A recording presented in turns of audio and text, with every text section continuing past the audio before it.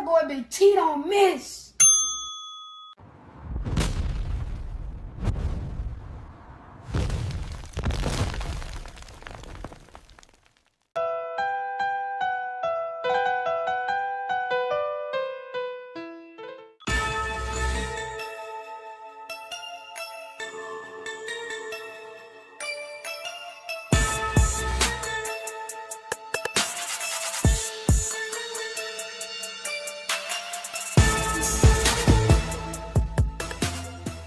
Bang, bang, bang, boy, shit break. On a hard thing, out of Alabama, you can add next say.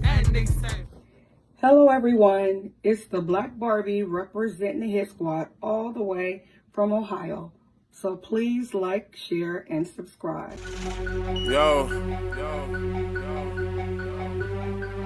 I done met a lot of niggas in my lifetime. You can't keep it real with everybody, my nigga. Everybody ain't solid, everybody ain't 100. For real. Stick to your motherfucking self. These niggas ain't what they say they is. Know that? Look. I do this shit for my brothers and everybody that done died for us. Niggas say they gon' ride. When the time came, they ain't ride for us. Hitting licks on some hot shit with the same click, you a 5 us. Niggas switched up like a bitch, say they'll die for you, but they lied to us. Make room for the real. All that other shit ain't got time for it. Mama still paying bills. Till I get a meal, I'ma grind for it. Record labels all fake and gay, I won't sell my soul, I won't sign for it. Really cut from a different cloth, and new niggas only piss me off. Come around like they really down, but they only rhyme if they mooching off it. Niggas pussy beat the coochie off it. Listen up when the truth is talking. Real niggas got morals, and the lame niggas don't hate. Rob, who take what? Bitch, I'm riding around with that cake. Riding around with that long K, fuck a Draco, yeah, it's wartime. We ain't doing no drive-bys, if you try mine, we knocking doors down. I ain't saying I'm the biggest nothing, but if we got a problem, I'ma handle that. Loud talk gon' get crunny smacked. Turn this fat ass to a punching bag. Niggas saying it's on go when they see a nigga. Well, bitch, I'm a luncheon pad. Hot shit for you fuck niggas. All love for the real niggas. Even if a nigga went blind and got paralyzed, I wouldn't feel niggas. See the pain in my city eyes that they traumatized and they still getting it. Forever smoke on Mac bands. Long live smoking bean. But most of all, the one that hurt the most, goddamn nigga took the king. Wake me up, I know it's all a dream, but this real life and I'm stating facts. If I said it, nigga, then I meant it, nigga. If it's out my mouth, I won't take it back. Rap niggas know what's going on. I'm the hottest shit since Tupac. I'm in Tupac and I'm too hot. Nigga, you not, I'm a fuse box. Yeah, nigga, I control shit. Y'all ain't better than my old shit. Tell them folks on no shit, on oh shit, this bullshit. I done kept it too real, but never got it in return. It's fucked up how we live. Well, I guess it's what I gotta learn. And they ain't saying that I'm perfect, cause everybody got flaws. And they say the real in the graveyard or they locked up behind walls. Your closest homie can be your biggest hater and I ain't trusting shit, not at all. They laugh at you when you fall, get mad at you when you ball. They come around like they really down with them niggas sour cut them off. Stand alone on your own team, be a grown man, that's a boss. I'm only here to get it real. If I ain't done it, I ain't speaking on it. Wake 'em up cause it's real. You can't learn shit cause you sleeping on me. Old homie tried to steal from me. The same one that said he killed for me. I never trust another soul going down that road, I be done kill something. Taking food out my kids' mouth will be the quickest way I catch a bid for something. Understand you gotta live for something, or you gon' die trying to live for nothing. Every dollar ain't meant to be chased, my nigga. Be patient, it's really coming. You don't work, you don't eat. I'm grinding hard, losing sleep. I'm taking drugs to take the pain away, but somehow this shit getting weak. And the fact that niggas so quick to try you in these streets and thinking shit sweet. Niggas fast, they gon' fleet. In the meantime, I found my own grind, I got my own shiny, I spend my money on my own time. Bitch! I done kept it too real, but never got it in return. It's fucked up how we live, well I guess it's what I gotta learn. And they ain't saying that I'm perfect, cause everybody got flaws. And they say the real in the graveyard or they locked up behind walls. Your closest homie can be your biggest hater, they ain't trusting shit, not at all. They laugh at you when you fall, get mad at you when you ball. They come around like they really down with them niggas sour cut them off. Stand alone on your own team, be a grown man, that's a boss.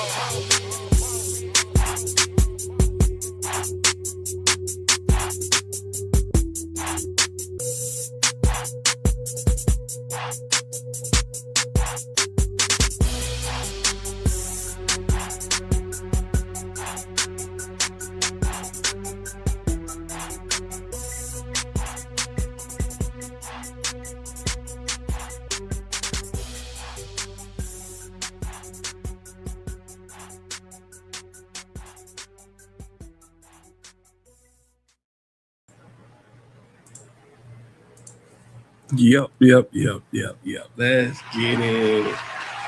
Ah.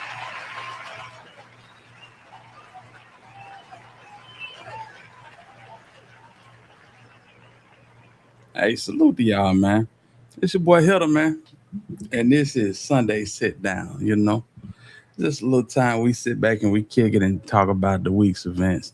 I want to say salute to Black Barbie and M Rose in the building early. Salute to everybody in the bushes too. Listen, it's 92 degrees in Birmingham, Alabama, and I swear to God, it is it's making that AC work. Boy, I'm telling you, that AC working hard, fam. Real talk. But we got some stuff to talk about, man. Uh man, this situation with Big Tigger, man, I don't know. Just to be honest with you, I don't know. I woke up to one blogger saying that Big Tigger lied and Big Tigger, despicable. And then he showed the video. Well, man, listen, bro. I ain't see no swinging. I ain't see no stomping. I ain't see no jabbing, no slapping. You know what I'm saying? I seen a man try to remove a woman from a room, and she basically fell while being removed and hit her head.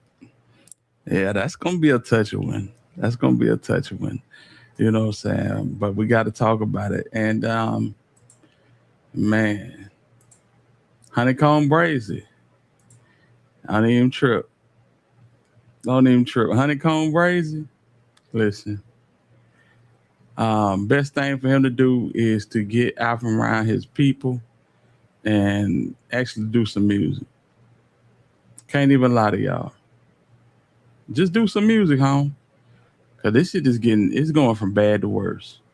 It's going from bad to worse. And we're gonna talk about it.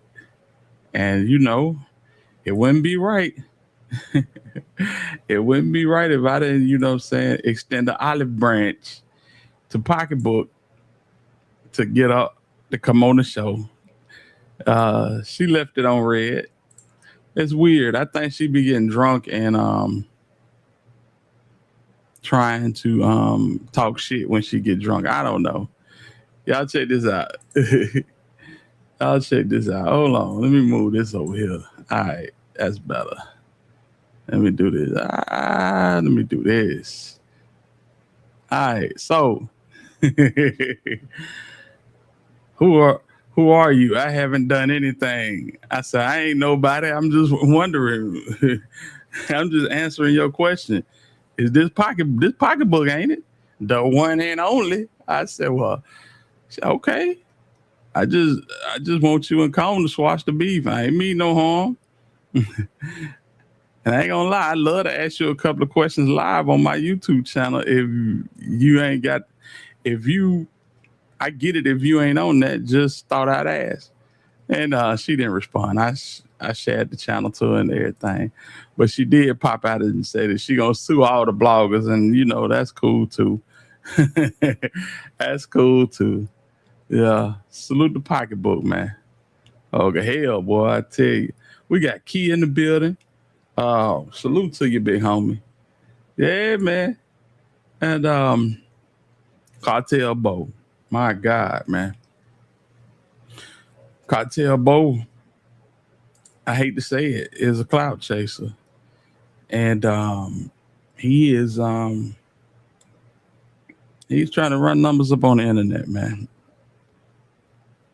Using a real situation to do so, which is crazy. And I just don't understand that. You know what I'm saying? It's children involved in some more shit. And y'all out here playing. But we're gonna get down to all of that. You are not allowed to physically remove anyone from an area unless you are the police. Well, I mean, that's his house, though. You gotta understand that. We ain't talking about a tent. We talking about $1 million house this man paid for. And just know that we gonna we gonna go down through there. We're gonna go down through there, and it's crazy. It ain't as cut and dry as what people seeing on that camera.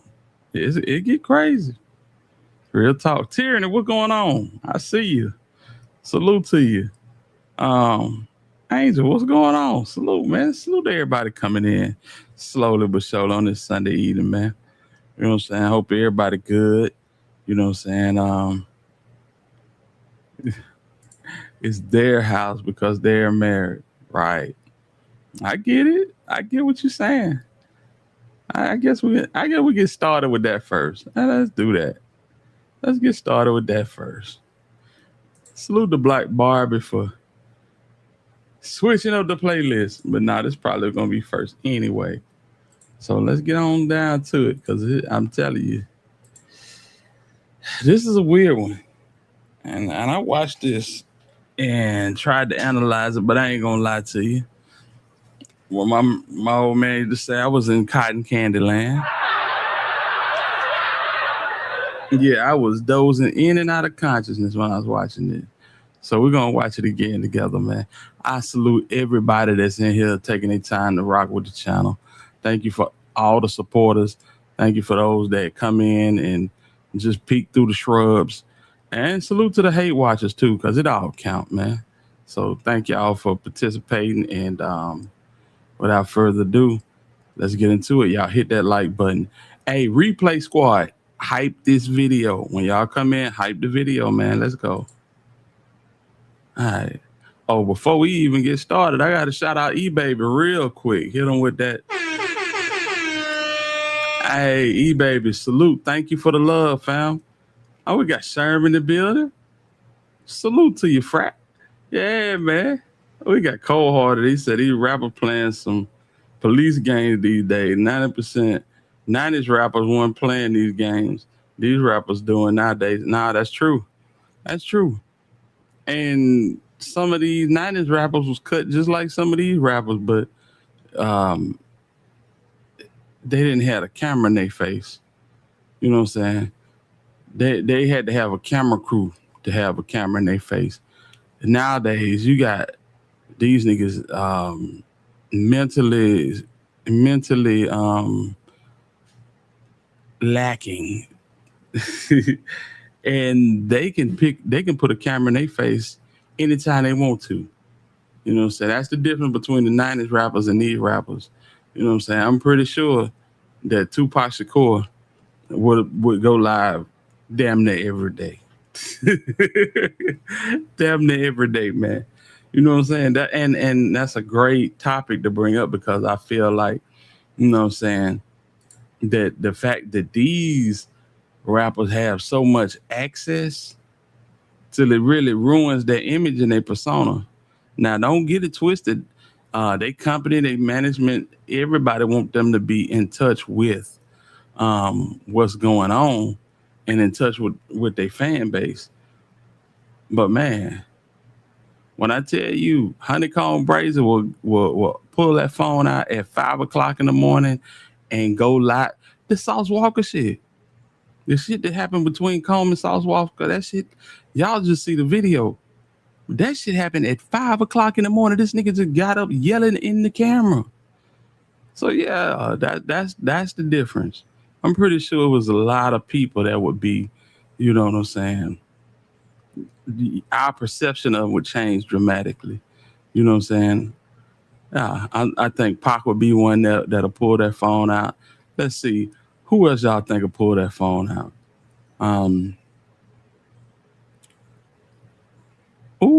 Just imagine Pimp C being able to go live, bro. Oh my God. M Rose, I see you. Man, happy Sunday to you too. Thank you for the donation and the support, man. Thank y'all for sharing the love so early this afternoon. Yeah, man. But yeah, that would be a good one. Can y'all imagine a Pimp C live? Not crazy that'll be. Oh my goodness. Bye Cap in the building. Salute to you. I hope that ain't hurting y'all ears. Y'all tell me it's hurting y'all ears, I'll stop it. Oh my God. Yeah, man, I appreciate you. And much love by Cap. Thank you so much, family. Yeah, it said imagine DMX with that camera. Golly. So I got a little small tidbit of information about DMX. So I had a homeboy, may God rest his soul. He passed last year. He was a big time D-boy. And he stopped selling dope. He started rapping and he got saved. He go by the name of Big Prophet. Yeah, my homeboy Big Prophet linked up with DMX during his latter years, and he was actually his spiritual advisor. Yeah, so shout out to Big Prophet and Earl Simmons, man. Two real stand-up guys, bro. Real stand. I'm telling you what I know now, what I heard. Two real stand-up guys. Shout out to Big Prophet and shout out to the dog, Earl Simmons, man. Real talk. Memphis native, what going on with it, homie? And what's cracking, my guy? Much love to the chat. Yeah, absolutely. Absolutely. Y'all smash that like button, man. Real talk. Cold Hearted says clown ass different from other Mobile rappers for real, for real. Well, I'm gonna tell you something. And I don't know, a lot of y'all know this. Mobile is like a hotbed. It's a hotbed for music, and it always have been. Like if you wanted to get, you know what I'm saying, a real push in your career coming up, you going to you gonna go down through Mobile. You're gonna hit New Orleans and you're gonna hit Mobile. Yeah. Two real live hot spots for up and coming rappers. So yeah. There's a lot of people in Mobile that ain't from Mobile. I know that sounds crazy, but like artist wise, a lot of people move to Mobile. I don't know. When it comes to mine, I'm thinking of MGM Let, MGM Snipe, cats like that. You know what I'm saying? And Cone. You know, Cone was born in Mobile. He born in Mobile. They moved to Mississippi, came back. You know what I'm saying? But yeah. Blast Mr. Big, Rich Boy. Man, I know I'm forgetting some people. PBE Pluto. A lot of niggas, man, out of Mobile. Shout out to Mobile. Shout out to the Gump, too. Dirty Boys, Dope B, the new niggas. Shout out to Fat Mac. My boy keep Fat Mac in rotation. It's two Fat Macs. You know what I'm saying? You got one from Birmingham, one from Mobile and one from the Gump. But yeah. There's one more that I'm forgetting, and we're going to get into this video. Baby Mill. My goodness. How could I forget? Yeah, shout out to all them young niggas, man. Doing their thing, boy. Real talk. And our Birmingham delegation. You know what I'm saying? We got TLE Cinco just came home from a prison bid. No 1017 chain, just like everybody else. Then we got Big Yavo. So yeah, Yavo doing his thing. Shout out to Yavin. Man. See now. Come on, man. Let's go. They did. They absolutely did. Oh, boy. Where's Aaliyah? Do you think she unalive her baby because she named the new little girl the same thing? I'm not sure who you talking about. I ain't sure you talking about, man. What happened to Rich Boy? He's still around. He's still around. Yeah, he's still around. He did hit a few bumps in the road, but yeah, he's still around. Yeah, man. Say Honeykomb will crash out. Yeah, no doubt about it. No doubt about it. Yeah, I forget. I don't mention these cats for some reason. No Cat, Rilo, and Blue. I don't really like Blue. But while we at it, before we get into the video, shout out to Big Tigger's wife. Okay. I don't know, man. We finna get into it by Cap. Shout out to the LeBaron Fallon, bro. The Baron Fallon, first round draft pick, 21 overall, Philadelphia 76ers, straight out of Mob Town. You gotta love it, man. So happy for that young man. Shout out to LeBaron Fallon. Changing his family trajectory forever. Beautiful thing, man. Y'all, let's get into this, man. Big Tigger, he on the clock. Dude kept a sterling reputation his whole career, and now this. That's one thing you got to take into account too. You know, now other folks start coming out the woodwork and say, "Yeah, he knocked me upside the head too, and he did this to me."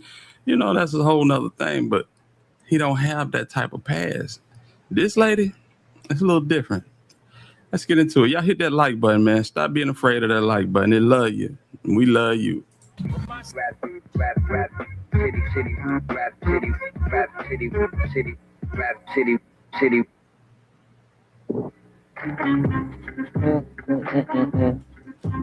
Big Tig doing big things. Welcome to Rap City, the basement. You know, the spot where the latest and greatest in hip hop jumps off right underneath Mama's house.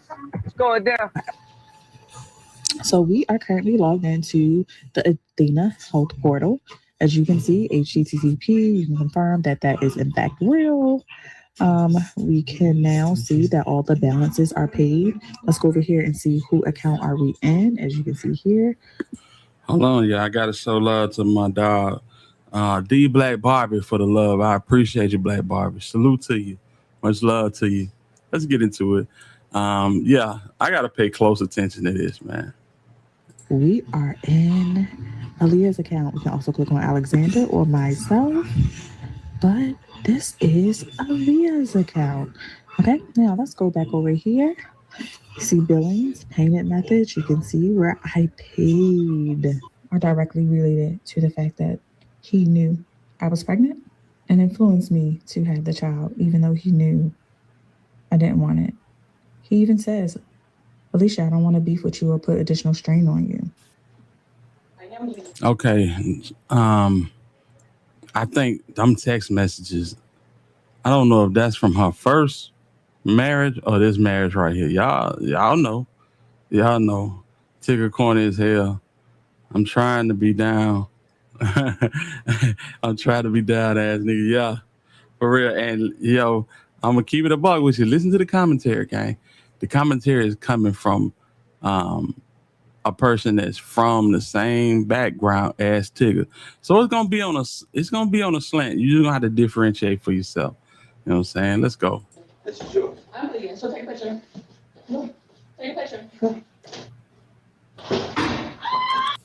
Welcome back. Tonight, Atlanta radio host Big Tigger is speaking out after his arrest over the weekend. Sandy Springs police charging him, whose real name is Darian Morgan, on aggravated assault and child cruelty charges.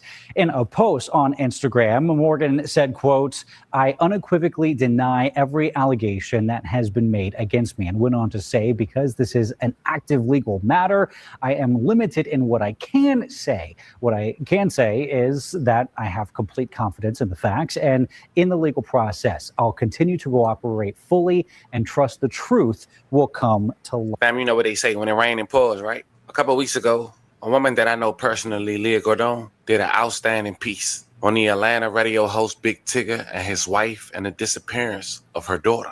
Now, since that piece been out, it's been a lot of things going on surrounding the radio host Big Tigger and or his wife. Allegations of physical abuse, more claims of child neglect. And within the last 24 hours, a video has surfaced of him allegedly putting his, I can't even say allegedly, TMZ got it, putting his hands on his wife. And this comes after he was arrested, made bond, and made a statement that the claims that his wife made, which we'll later check out, was false. But then I looked at the charges on why he was arrested, right? Domestic. And now they saying child cruelty. Now, fam, I don't know what's going on when it comes to children. Okay, so let me just, and I found out that the child cruelty is basically if something like this goes on in the presence of a child and they see it, that's automatically a charge. So that's where the child cruelty comes from. Yeah.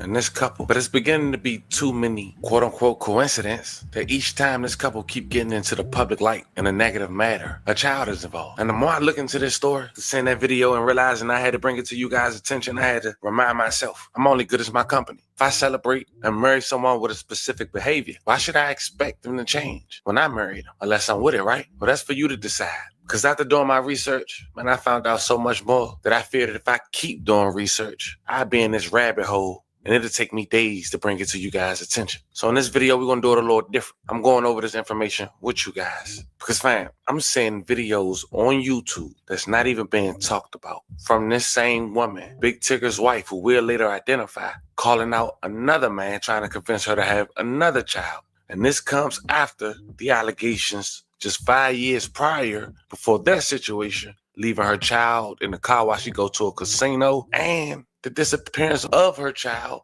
after she lost the custody battle with her baby father from that casino. This young girl haven't been seen since. And not to mention, this woman had another kid and named her after that child. Huh? Before any closure, before a body, before even a proper funeral. I know that was a lot for an intro. This is what we got here today. And if you thought that was confusing, don't worry, that's what I'm here for. We're going to break this down in chronological order. Go over the details at hand today and see where this case stands today. Before we go. That's what I'm saying, fam. This should give him wacko vibes. Now, just being honest, this shit is giving wacko vibes. She was arrested for going in a casino all day, a whole 8-hour shift, playing games, sipping liquor, smoking cigarettes, Lord knows what, while this baby is in the car, fam. Yes. Then the baby come up missing. And then you have another baby and name it the same thing as your previous baby. What's going on, man? That's why I was saying what I was saying, Black Barbie. Just off the rip, this shit. Look in the eyes. It's all in the eyes. When you see her eyes, you see brownish tint with just a pinch of crazy than a motherfucker. It's something wrong with this one, gang. Over this one, I want you guys to remember, I won't give you no angle. I just give you the story. So with that being said, make sure you like, comment, and subscribe. We'll jump right. I needed to make another PSA. Listen, if you ever wish payday came sooner, this might actually help. It's a banking app called Current with a bunch of useful tools. And one of the main tools lets you access up to... Take a picture. Alicia, stop. Take a picture. Alicia, stop. Get off the picture. Get off of me. Get off of me.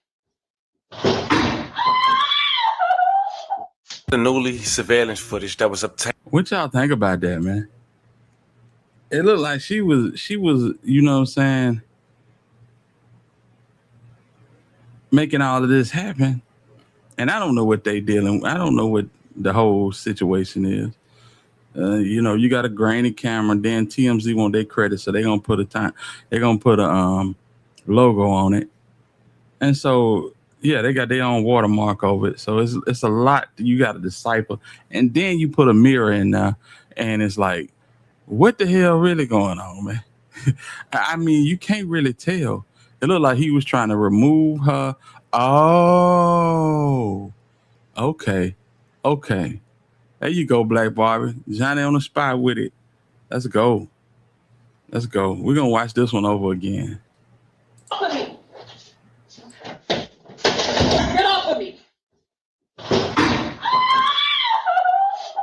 The newly surveillance footage that was obtained by TMZ within the last 24 hours and released to the public in regards to the Atlanta radio host Big Tigger and his wife, an altercation that allegedly took place just weeks prior. But in order for us to understand how it got to this situation, I want us to talk about who is Big Tigger and how at the age of 51 years old, he got married and had his first child. Born December 22nd, 1972, was Darian Big Tigger Morgan, also known as Big Tig. He grew up in the DMV area. For those who don't know, DC, Maryland, and Virginia. Big Tig was born to a Jamaican immigrant mother and an African-American father. He grew up in Co-op City and played basketball at Wheaton High School. While growing up in Co-op City, he began rap and scratched under a local DJ job called Rob Lask, aka DJ All Might Scratch. Later, he started working as a DJ at the radio station WERQ 92Q in Baltimore, Maryland. But his road to success began a few years earlier. While attending the University of Maryland College Park, he interned at Washington, D.C. radio station WPGC 95.5.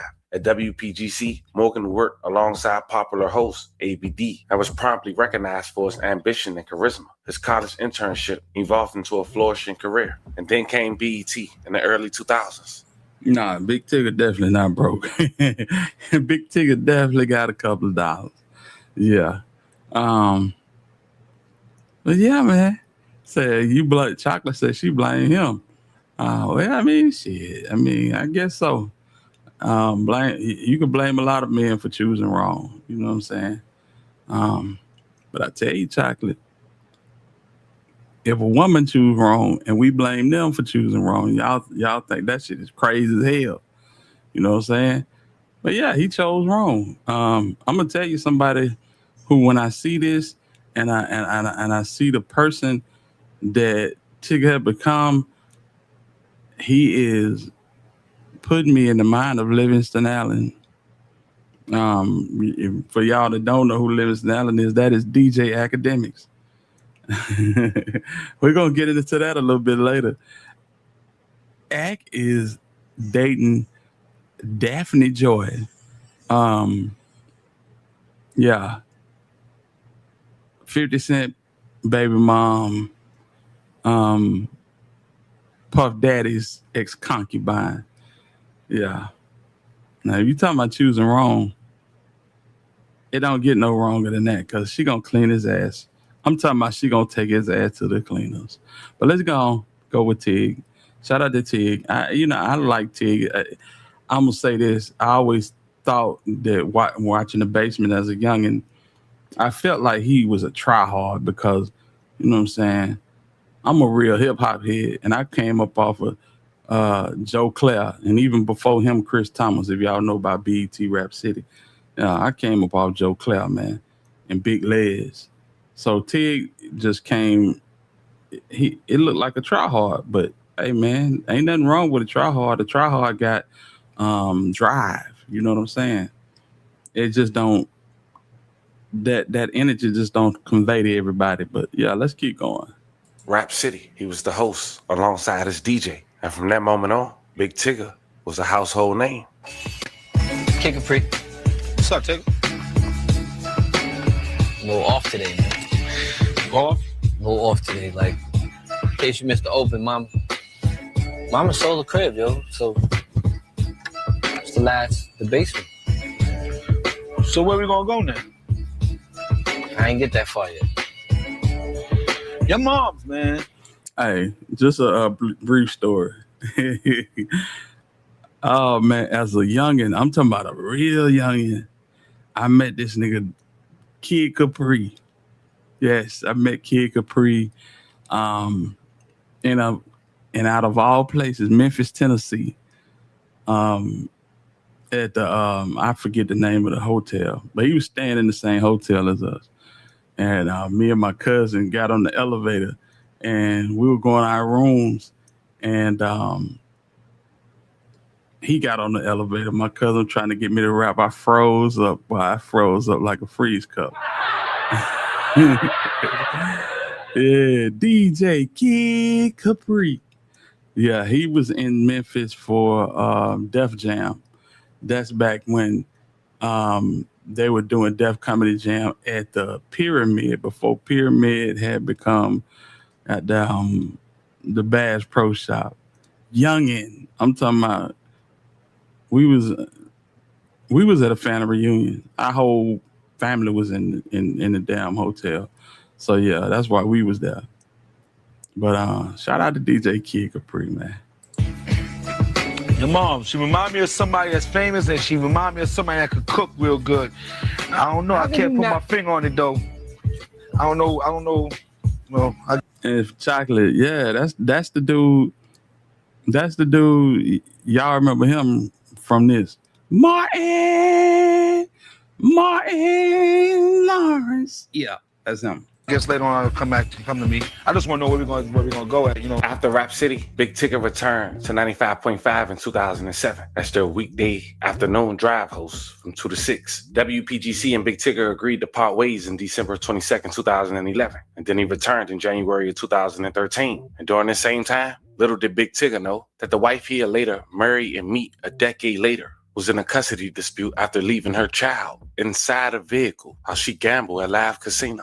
About 45 minutes from where Big Tigger was working at 95.5 was a brand new casino called Live Casino in Hanover, Maryland, near Baltimore and Towson, in the same parking lot of a famous mall in the DMV area called the Arundel Mills. Alicia Brown from Baltimore, Maryland. She was 24 years old and she decided to go. She had her 4-year-old child, Alicia Brown, with her in the car. While inside the casino on a Tuesday afternoon, police discovered a kid in her car for over 8 hours while she was inside. At around 6:30 p.m., the Anne Arundel County officers were called to level 4 of the parking garage. The police said Merlin Live security personnel were on a routine patrol of the parking garage when they said they noticed a young child crying and unattended inside a parking car. Y'all know this happened way more than it happened way more than we think. Y'all remember last year I covered a story where they had a whole family sleeping. I think it was like 4 kids, the mother and the mother's mother sleeping in a minivan in Detroit in a casino. And that's just sad, bro. And the baby, the youngest one, ended up freezing to death. Y'all remember that? Yeah, we covered that last year sometime on Hit Squad TV. Level 4. Investigators say they learned the vehicle arrived at around 10 a.m., where a woman left the car and went into the casino area of Merlin Live. Authorities say based on the investigation, the low temperature, the child age, and the obvious distress, medics were called to the scene to check for the child for injuries. The child was taken to Baltimore Washington Medical Center for an examination. Just before transportation, Alicia ran out. Alicia Denise Brown said she was the mother. She was arrested on the scene and charged with second-degree child abuse, confined unattended child under the age 8 years old, and neglect of a minor. Police who rescued the girl said she wet herself during the time and was so cold that they afraid another hour could have been her life. Officials said the girl didn't have access to food or water, and there was nothing left for her to keep warm except blankets that had been used to cover the rear windows of the vehicle so no one could see inside. Detectives said initially, Brown told them that her 17-year-old cousin was supposed to be watching the girl, but she recanted the statement after officials told her the security footage shows she was the only one with the girl. Police said Child Protective Services was contacted in reference to the incident, and a safety plan was developed before the child was released to a relative as part of that plan. And there, fam, you have a motive. Brown was held at the Jennifer Road Detention Center with a bail of $150,000. Now I want you guys to meet Aaliyah's dad. His name is Darrell Williams, and after years of a custody battle, he was set to get custody of his child. But just 4 years after that incident in 2019, while trying to obtain custody, his child will go missing. And authorities claim they don't believe anyone who didn't know that young girl had assisted in her abduction. But why?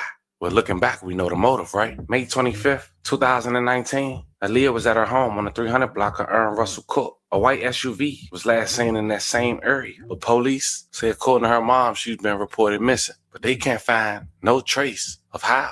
And then people started to go on social media asking for help. And one of them was Darrell's girlfriend. She went to Facebook and said the following: "It hurts my heart to write this, but I need everybody's help with finding my boyfriend's 10-year-old daughter, Aaliyah. She's been missing for 6 days now, and she's believed to be abducted by her mother, Alicia Brown, known notoriously as the Casino Mom. Lost all rights to this child earlier in the year, and once sole custody was granted to Darrell, she has continued to lie, abuse the legal system, and cause severe mental damage to Aaliyah. There is also a protective order against her, stating that she is to have no communication with their daughter." See, this is where you kind of look at Tigger like, boy, what the hell? Man. But I guess I would have to do a little research. We get in relationships all the time. Don't know we dealing with crazy motherfuckers, you know what I'm saying? But wow, this is one for the record books right here. It really looks like she abducted this young girl because she didn't want her to be in the father's custody. Mainly because it looked like the father that moved on. But that's just me though.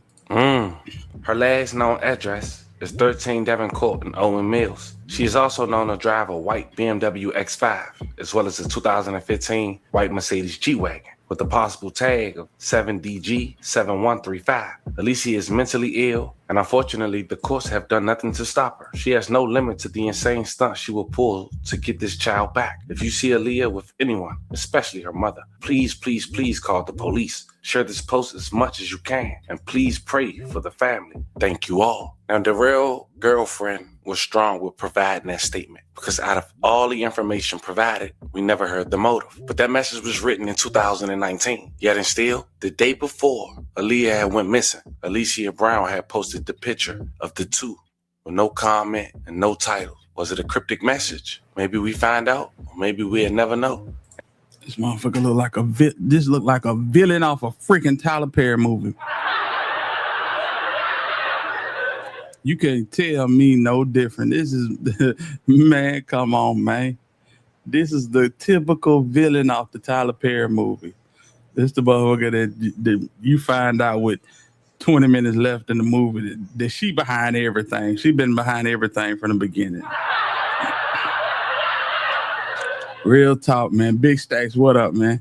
Hey, y'all hit that like button. And here's the thing, fam. Sometimes it's rare, but both can be true. This woman can be mentally ill and smart at the same time. I mean, think about it. Before I even tell you guys her career and how she met up with Big Tigger, who was 4 years prior in 2015, accused of leaving her child inside a casino car to fast forward 4 years later known to drive a X6 and a G-Wagon while living in BMO. Put that in perspective. And I'm slowing down because I want us to all make sure we on track. She served 5 days in jail for that casino incident. She had a felony on her record because of that. She lost custody of her child. 5 days? Let's put this in proper perspective. You left a child in a vehicle for 8 hours in the winter with no food, no water, nothing to keep herself warm. I mean, to me, that is attempted murder. To me. Because you know what you're doing. She don't know when you coming back. But you know what you're doing. 5 days, huh? Boy, I tell you, this is sad. Still managed to make financial decisions based on her career to support her without relying on another man's job and possibly her daughter, where she may be still living to this day. But we family, right? I noticed one more thing during this 2019 time frame that sealed the fate for me that I want to bring to you guys' attention. Why is only Darrell and his side speaking up on social media and live it? Why didn't the mom make any posts searching for a child? We know now a mother will go as far as going to national searches to look for their kid. You see, what most don't know, in high school, Aaliyah went to Phillips Academy on a full scholarship, studied advanced academics, learned Russian, and developed interest in technology and global policy. After high school, she attended the University of Maryland in College Park. She got her bachelor's and she earned a BS in criminal justice. During college, she was a Maryland Army National Guard. She served 4 years. She used Russian language skills while serving in the Guard. Before early college, she was connected to the mayor's office in Baltimore City as a staff member. That was her first exposure to technology and government and public policy. In her early career, she worked at Oracle as cybersecurity professional. She began a career in enterprise technology and cybersecurity. Man, this is a damn G.I. Jane. You mean to tell me that she went to a prestigious high school, a major university, became a soldier, worked at Oracle? Oh, this motherfucker crazy. These are the type of people. See, me and my son were just talking about this a couple of hours ago. We was talking about, what up, son? We was talking about street smarts versus book smarts. And he said, it really ain't street smarts, it's common sense. We just call it street. And I salute to him for pointing that out. It ain't really street smarts. It is common sense.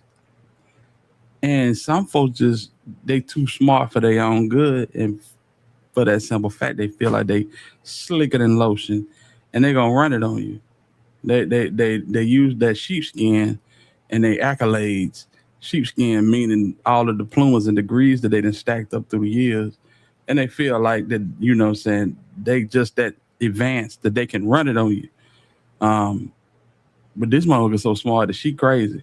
Y'all know the type. I know y'all done came across the type. While at Oracle, she went to American University, earned her master's degree in public policy. Prior to 2018, she worked at VHA, Veterans Health Administration. She worked on modernization and federal technology initiatives. By the end of 2018, she was a founder and CEO of TMG Consulting Service, founding cybersecurity, cloud computing, and operations consulting firm. This happens to be 1 year prior to her daughter going missing. She was advanced, fam. She had the resources. But in 2023, which seems to be around the same year she was dealing with Big Tigger, she was having online disputes that she managed to put up for safety on YouTube. It was her own YouTube channel. And at this point, she had another daughter named Aaliyah Brown, naming her after her missing daughter. I wonder why, right? We all know public records will possibly show up for the daughter that's alive in hopes, not for the daughter that's missing. But that made Darrell pissed. He went to Facebook saying, who does such? But apparently, James Reddick, the father of the new Aaliyah,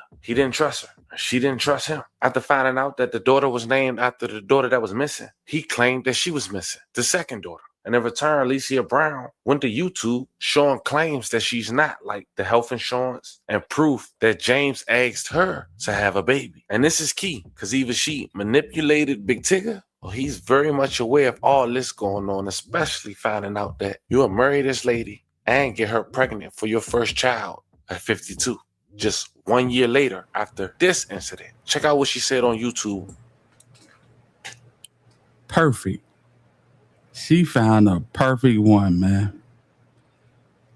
Tigger is 51 going on 52 with no kids. That's a little bit odd. Not gonna hold you. That's just a tad bit odd, you know. He's not an unattractive person. He's a celebrity. That's just a tad bit odd. Don't y'all think? Come on now. Talk back. Talk to me. I talk back. 51 years old with no kids. That's crazy, man. And then you run into this one and you just happen to get pregnant. About the previous baby father. So we are currently logged into the Athena Health Portal. As you can see, HTTP, you can confirm that that is in fact real. We can now see that all the balances are paid. Let's go over here and see who account are we in. As you can see here, we are in Aaliyah's account. We can also click on Alexander or myself, but this is Aaliyah's account. Okay, now let's go back over here. See billings, payment methods. You can see where I paid. I've been paying all of her hospital bills, at least at this particular location, on my own. Now, James claimed he had no idea we were pregnant. However, he also stated we found out in February. So both statements very contradictory, but I want to confirm not only did he know I was pregnant, not only did he convince me to have the baby, but he insinuated he would help. Right here is one of the marks from the incident that occurred. He even talks about how he apologized several times because of this. As you continue. So the previous baby daddy got a run-in with her too. Wow. That's crazy. That's crazy. I'm trying to see what the whole motive is, man. I'm not seeing it right away. You know what I'm saying? But she got some shit with her, man. And it ain't good. Like my dog Steve said, killer kung fu wolf chick from the Boondocks. Yeah, do your homework on that. And I will show where he apologized. We'll show we even got shirts made for the baby that said Baby Riddick. He says, I know I want to be a father to my child. This is March 21st, 2021. He says, my whole family knows. All of my friends know. as his friends took him out to celebrate. He broke up with me because he accused me of cheating on him and said, because I let him get out the car, I said, F his feelings. All of these conversations are directly related to the fact that he knew I was pregnant and influenced me to have the child, even though he knew I didn't want it. He even says, Alicia, I don't want to beef with you or put additional strain on you. Here's the shirt we had made that said Baby Riddick. These are all messages that James has as well. Excuse me for the line. But you can see 757-617-6028. And we'll go back so we can assure there's no discrepancy on this being his number. I'm sorry if I wronged you in any way, honestly. Because keep in mind, the incident caused me to have a high-risk pregnancy. And not only that, James paid for the doctor's bill, or at least paid for half of it that day. As you can see, we even talked about how far I was pregnant. This is March the 19th. Again, I'm going to scroll it really quick to February, but here's the shirt again that we talked about. This is where he's teasing me. I say I'm side-eyeing the baby already because of how nauseous I was. He said, you better love me with my baby. He says, you know I want to be with you. You know I want you to have my baby. You know I want to spoil you with you. You know I want to wake up next to you every day. You know I want to love on you every day. You know I want to build a life with you. March 14th, 2021. And I say because I had so many issues, I just did not want to have another child. I said, you got to be sure that we're in this together. And he made it clear that a baby was not a part of his worries. Can we handle this? Can we handle the ride? I am about to be stuck with a baby and have to move home. Chocolate, you're exactly right. It's like she is stuck with the fascination of having a baby. Not so much on raising a child. It's all of the cuddly shit, all of the attention that you get when you're going through your trimesters and everything and preparing to bring a new life into the world and everybody loving on you and giving you all this good attention. You know what I'm saying? But guess what? After you had that baby, that attention goes to the baby. All of that attention goes straight to the baby.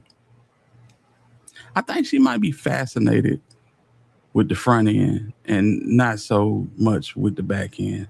That's what it's looking like to me, fam. It's like this is, you know what I'm saying, a real situation with this one. As I said, I don't know.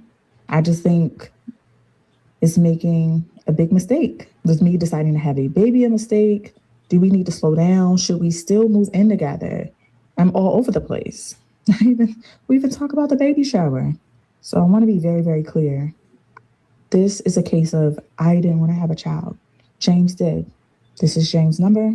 These are all the conversations that we've had. Here's his Daddy Shark shirt that got married. That we got done. The We're Pregnant card, the to Dad from Us That Gets On Your Nerves. James took me to my very first doctor's appointment. And I'm just going to scroll through so we can get to February. I can show. But as you can see, throughout our pregnancy, here's a video. Let's play it. Of when I'm like, oh my gosh.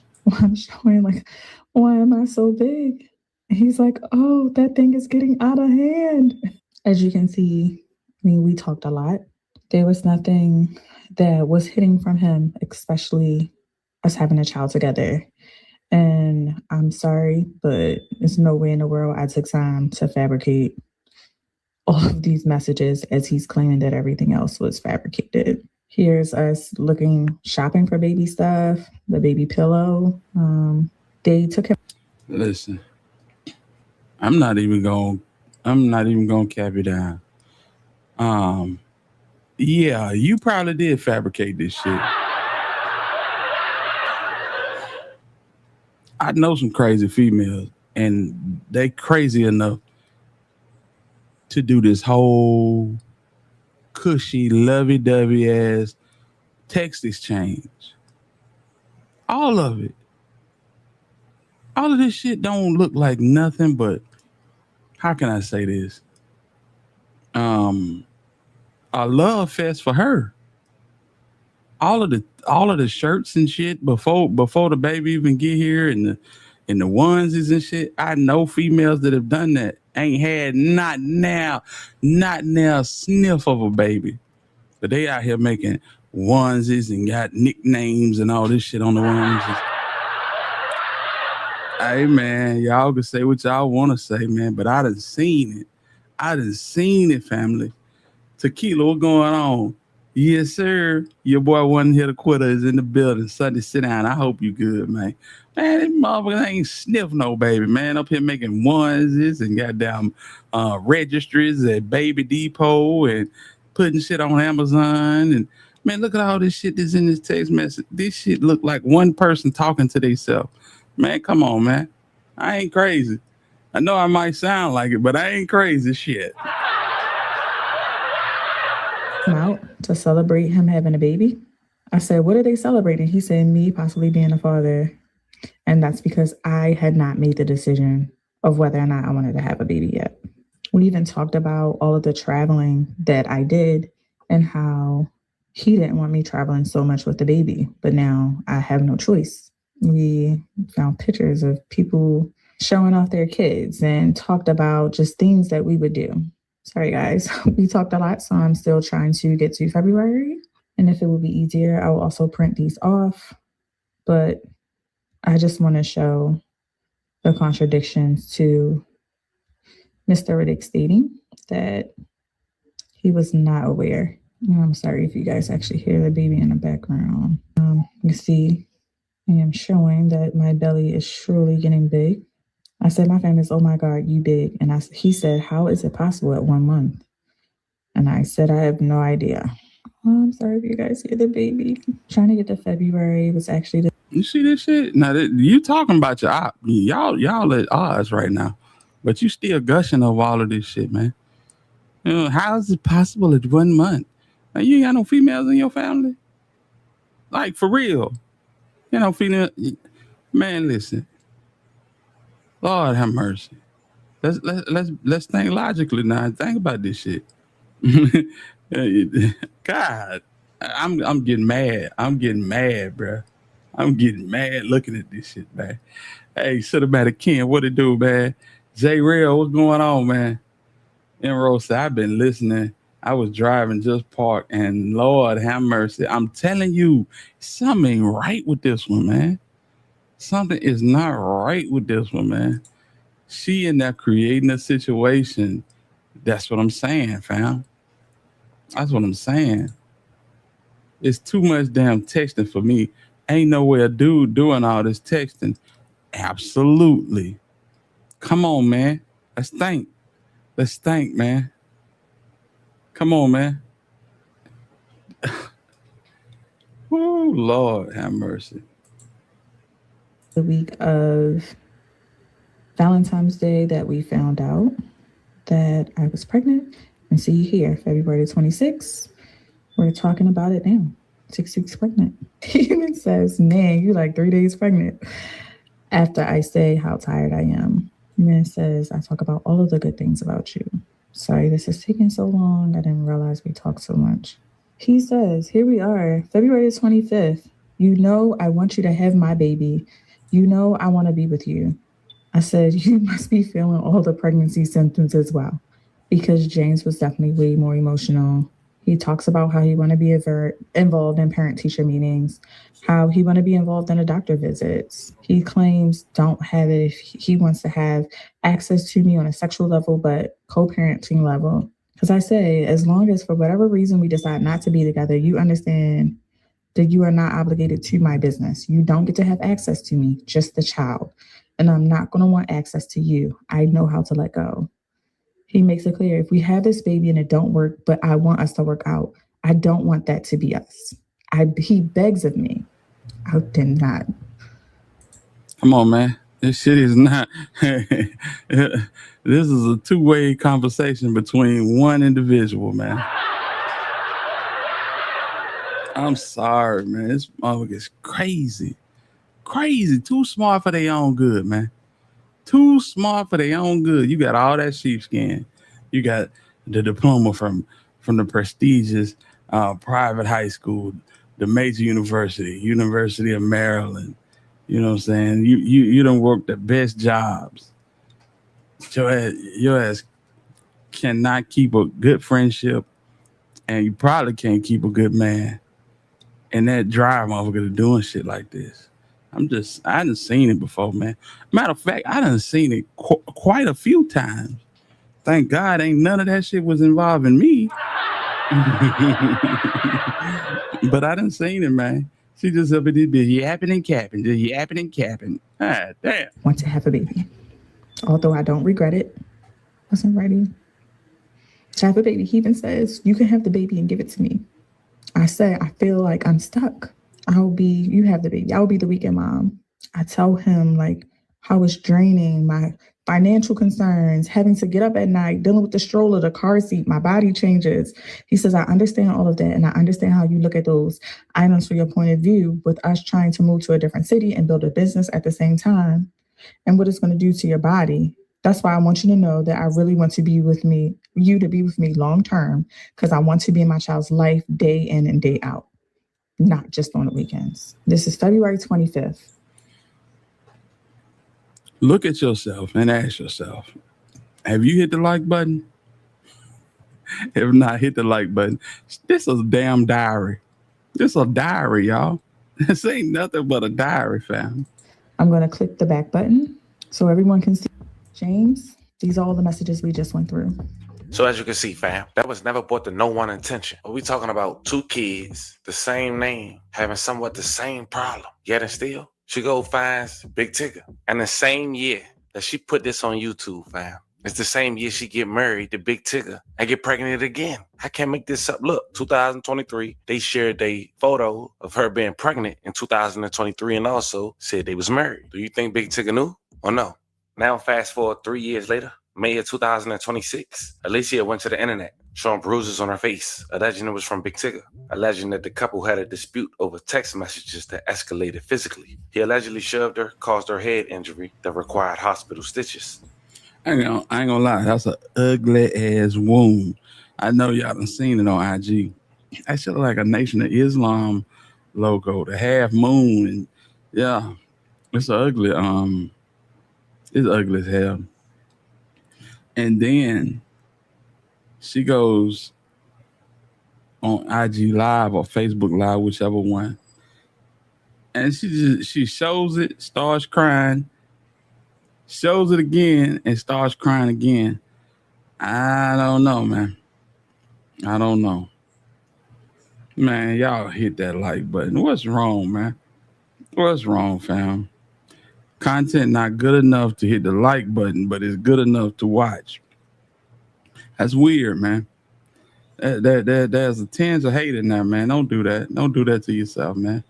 We spread love. That's the Hit Squad way, man. Don't hit that like button.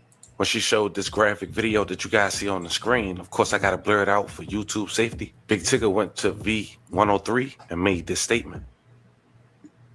I'm extremely privileged. Good morning, Atlanta. I'm extremely privileged to be here this morning, back at work. Over the past several days, there's been significant public discussion and speculation regarding my personal life. I understand this can happen being a public person.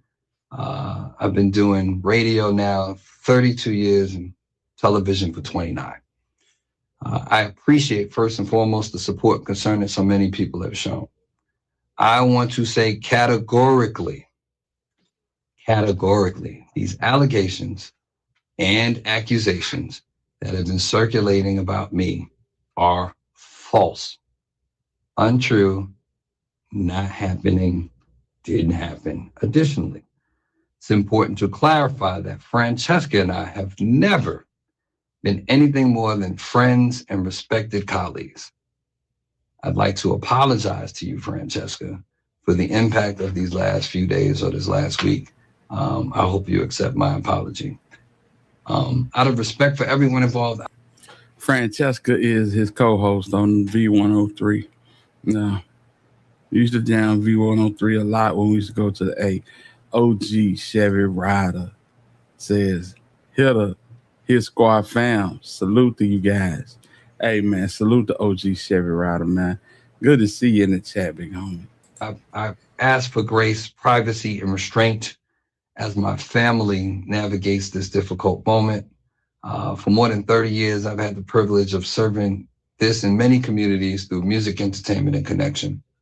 I remain grateful for the trust so many of you have placed in me throughout that journey, and I intend to continue living and leading in that manner, worthy of that trust. And to all the people who have either quietly or loudly stood up and stood 10 toes for me, I appreciate it. For the people who have reached out to check on me, I appreciate you. No name dropping necessary. You know who you are. So the reason he mentioned that other name during that speech was because that was the girl he was allegedly texting, according to rumors circulating online, which led to his wife allegedly going off. That woman was his co-host, still is, I believe, if they still work together. But the saga didn't stop there. Big Tigger can't even come near 200 feet of their home in Atlanta, Georgia. That's in his name. A judge issued a temporary protective order requiring him to stay 200 yards away from their home. And that. So this nigga got to live in a B&B. He got to pay his house note. He got to pay his mortgage and a B&B note because he dealing with a psycho. And I'm just saying, man, you could tell when a motherfucker live their life just documenting. You know what I'm saying? They ain't living their life, you know what I'm saying, loving and trying to make the situation better. They just document every goddamn thing. And that's what this shit looks like. I mean, from the outside looking in, from the inside, I don't know. But from the outside looking in, this is a drama queen. She document everything. You know, when you typically are in love with somebody, they say love is blind. And, you know, that may be how can I say, negative statement, love is blind, but that's the truth. Love don't document.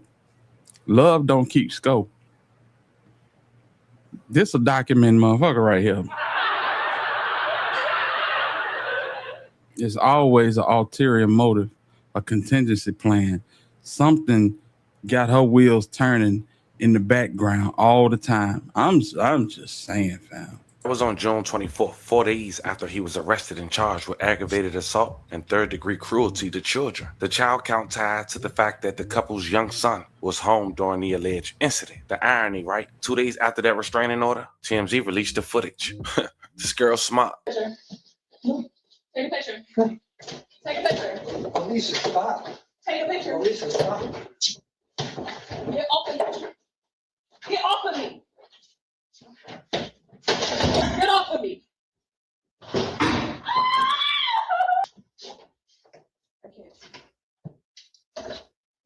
There you go. Never plug it back up. This is yours. I am bleeding. This is yours. I'm bleeding, so take a picture. Take a picture. Take a picture. Alicia, stop. Take a picture. Alicia, stop. Get off of me. Get off of me. Get off of me. Now at this point, fam, I know you. Tigger, she running shit, bro. I'm sorry. Alicia, stop. Alicia, stop. Man, come on, man. That woman ain't big as a minute, fam. You struggling with that? I ain't saying you got to put no power game down, but you shouldn't be struggling with that. You know what I'm saying? I don't know. But I do know one thing. She definitely set him up. This is their house, fam. You don't think she don't know it's a camera right there? Come on, man. You gotta listen. You and Francesca need to hit a Planet Fitness or something, homie. He said, what if y'all Francesca did look up the crazy chicken toad? Hey, that's true. That's true. It could all factor in. Real talk. She definitely set him up. That melee was definitely staged by exactly. Come on, man. Carlos, what it do? I mean, Cornelius, what it do? What's going on with you, man? Salute Hilda in this chat. She ready for half his assets and ready for the streets. Absolutely. it ain't gonna do nothing but get worse because there's a pattern here. The only way that she don't, you know what I'm saying, go out like what Emerald just said is that she stay by herself. Toxic individual, man. You asking yourself, how would Big Tigger make that statement? No, he was on camera. I mean, your guess good as mine, right? But if what I'm reading is correct, fam, a lot more about to get exposed. Some people say, if he lied about that, what else he'll lie about, right? But check this out. Imagine buying a home in Atlanta for 1.something million. Now it's worth 2.4 million. You have $1 million in the equity. You have your first baby in your 50s. And for this matter, he go to court on the 2nd week of July. You no longer allowed in your house. Tell me this motherfucker don't look like Medusa gang. It's up with her, man. It's up with her. She looks so crazy that she got him looking crazy. Like, damn, boy. That's a horrible picture. That shit ain't giving wedding. That shit giving satanic sacrifice. That shit giving satanic sacrifice. Like, you motherfucker been to do a ritual. That's what this shit is giving. This shit is giving ritualistic sacrifice. God damn. After just 2 going on 3 years of marriage, you got allegations that can cost you your career. Oh yeah, you got a 2-year-old in the house. Fam, if a man lose all that due to one woman in such short time, which took decades to get to that point, you know that's not the last of that. It's more developed. I'm gonna keep you guys updated. But when it comes to Aaliyah, I pray she's still living. If she do see this, I pray she give her family closure by speaking to her dad. I strongly believe she's still out there and have the assistance of someone she know best, allegedly. Fam, let me know how you guys feel about this one. This was the update and the story of an influencer, media personality, a man who been in the game for decades in the culture, who suddenly is at the crossroads where he'll either be remembered or dismantled over a 2.5-year marriage. Talk to me in the comments. Don't forget to like and subscribe. Until then, I'll catch you guys on the next one. So, Black Bobby said he's living in an Airbnb or wherever he chooses because he had something in the phone he wanted to hide, and it turned out wrong for him. He chose his consequences. I don't know, man. I don't know.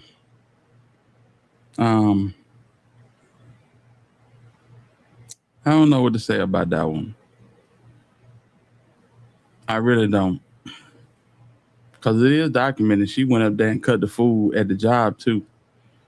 I don't know, man. All I know is that woman is crazy. That woman's crazy. So if he had something in his phone, maybe he did. But her ass is crazy. Super crazy. And I don't believe that he was going to leave her. I believe a motherfucker came and seen somebody that Tigger was being friendly toward that looked like her, just better. And when you see shit like that, your mind can sow seeds of discord. You know what I'm saying? Take it out. You know. And perfect example. We spend more time with the people on our jobs than we do with our family. If you really think about it, you know what I'm saying? Leave a little room for doubt to sink in and negative thoughts, you know. But I don't think what he did was, how can I say, intentional. I think what she did was more intentional than what he did. I'm gonna leave it there. My dog is in the house. What's up with it, Antonio? Salute to you, homie. Man, I hope y'all hitting that like button, man. OG Chevy Rider said, it goes back to what our parents and grandparents said. Be careful who you lay down with. Absolutely. You know what I'm saying? I know you didn't heard that one. You lay down with dogs, you get up with fleas. You know what I'm saying? That's an old country slogan right there. That's real. I'm shocked he didn't do his homework with the other baby father, cause hell, I'm gonna ask questions. I agree. I agree. Especially if I got something to lose. You know, half of us ain't got nothing to lose. Hell, we need a roommate. You know what I'm saying? Back in the day, y'all know how it was. Shit, hey, man, I like you. And you know what I'm saying? When we get together, it's good. It's damn good. You know what I'm saying? Let's move in together and, you know what I'm saying, foot this bill type shit. You know what I'm saying? Yeah. We done seen this shit over and over again. You know what I'm saying? But when you have something to lose, you can't go through this bitch all willy-nilly. You can't. Oh, I'm so in love. Hell no, you better get Chat GPT at a damn law firm to do their homework on this motherfucker. Cause you got something to lose, right? It's like, damn. Althea said I watched that Netflix polygamy till 5 a.m. I'm gonna have to check it out. Polygamy. Oh my God. It was sad. I finally finished last night, 22 episodes. I'm gonna let y'all have that. Y'all got it? Tell me about it, Jack. I don't think I want to commit. I'm a YouTube baby now. If this shit is over 30 minutes, I might be out of there. 30 minutes, 22 times. Yeah, I'm probably gonna, you know what I'm saying, pass on that. I want to watch Raging Canaan and all that shit, man. You know what I'm saying? It wasn't always like that, but it's like that now for some reason. One thing about your real family, they gonna say good luck with her on or exactly. Your family can be your biggest gem droppers by what they say or what they don't say. You have to pay attention to what motherfuckers that really love you don't say when you bring folk around that's questionable. Listen where I'm going. Don't let this go over your head. You know what I'm saying? I'm talking to you way better than you talking back to me. You have to listen to what a motherfucker don't say. Cause what a motherfucker just, you know what I'm saying, twitch their mouth like they've been snorting powder all night. Every time your gal come around, you might want to pull them to the side and like, hey man, so what you think? What you think about them? You know what I'm saying? You like them? You know what I'm saying? I think they're good people. Oh no. Well, what you see? Cause that's how my family is. That's how my family is. They ain't gonna down my choices, you know what I'm saying, or the people that I bring in. But shit, if they don't compliment and they don't say nothing, boy, you better look out. I swear to God, you better look out. You know what I'm saying? Early on, I ignored the signs, and I'm like, you motherfuckers ain't never said, no, that's you. That's you. Only person that gonna say something is mama. Hey, you better watch that one. You better watch that one. Yes, Lord.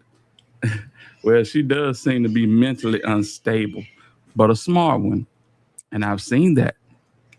I've seen that so many times.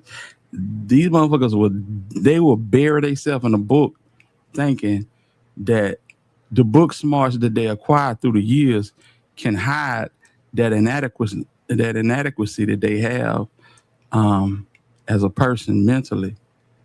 You know, they mental illness don't come from not being able to learn. They some learning motherfuckers. And so what they do is they will learn a boatload of knowledge. They will get all of these accolades to make themselves feel proud of themselves. And it's only sugarcoating the fact that, you know what I'm saying, I might just be off just a tad bit. You know what I'm saying? It's like the short guy buying the goddamn big ass monster truck on 30s with all the beat in the damn back, 20-inch speakers in the back. You know what I'm saying? You know, you're making up for something. You know what I'm saying? Real talk. Hit of mines too. My cousins and aunties always on point. I'm telling you, you gotta listen. You gotta listen. They love you enough not to spoil your good thing. You know what I'm saying? But pay attention to the signs for real. Black Barbie, that's a fact. But you know Tigger seen something way before they got married and that baby. Well, I'll tell you this. Genealogical studies usually show a motherfucker that's crazy as hell got that snatch back. I'm just saying. Them crazy motherfuckers got that snatch back. Hear me out. Ooh-wee. Hey, that snatch back might, you know what I'm saying, make you overlook some things. I'm just saying. My last was from Georgia. When I finally got him out my house, I threw away the bed, peaches, anything with peaches. I ran an Airbnb before anybody got in my door. Lord have mercy. You had to have Pastor John come in there and put that holy water on the baseboards and the seals and bless the highs. I know what it is. Boy, get this demon out here. We got to come in here and consecrate this thing. Because this motherfucker bought so many demons, so many movements of the devil in the house. Oh, Lord, have mercy. It's something crazy about that. It's something about that crazy cat. Hey, man, that crazy cat will keep you coming back. That crazy cat will keep you coming back. That's what, people say, toxic relationships. It ain't shit toxic. It's the box. It's the box. Man. Motherfuckers around here. Man, I remember I woke up one morning, this is years ago, getting ready to go to work. My boy wasn't even born yet. I walk out the house, go to the driveway, getting ready to pull out, and this motherfucker coming down the street, I want to say 50 miles an hour, which was awful fast in the neighborhood. And right behind him, it was another motherfucker running 50 miles an hour. And all of a sudden, the car in the front, the car that was leading the pack, just and turned the car around, and started chasing that motherfucker. And they did this for about 10 minutes straight. You know what I'm saying? They went in somebody's yard. They were circling each other in the yard. And I said, boy, that box strikes again. That's that snatchback. That snatchback will make you do crazy things. It'll make you do crazy things, I promise you. Yeah, man. But I salute the Tigger, and I hope he get his shit together and, you know what I'm saying, can continue being a radio DJ at V103. You know what I'm saying? Salute to my dog Neo in the building. Man, come on, man. That when I bought my first house over there in Green Acres, Sharon. Man, them over going, man, running, chasing each other, pulling in for driveway. They pulled in the driveway and circled in the lawn and ran out the front of the curb. They just chasing each other around the damn neighborhood. Ain't nobody got out, threw no punches, did no yelling or cussing. They just goddamn pointing at each other and driving. Real talk. I said, Lord have mercy. This shit is crazy work. I didn't want to leave home at that point. You know what I'm saying? That was before the ring cam era. That was like, you know what I'm saying? Yeah, that was mid 2000s. I didn't even want to leave home at that point. I'm like, man, these motherfuckers got to get up out of here before I leave. The motherfucker crash up in the front of my house. But my only saving grace, my house was on a hill.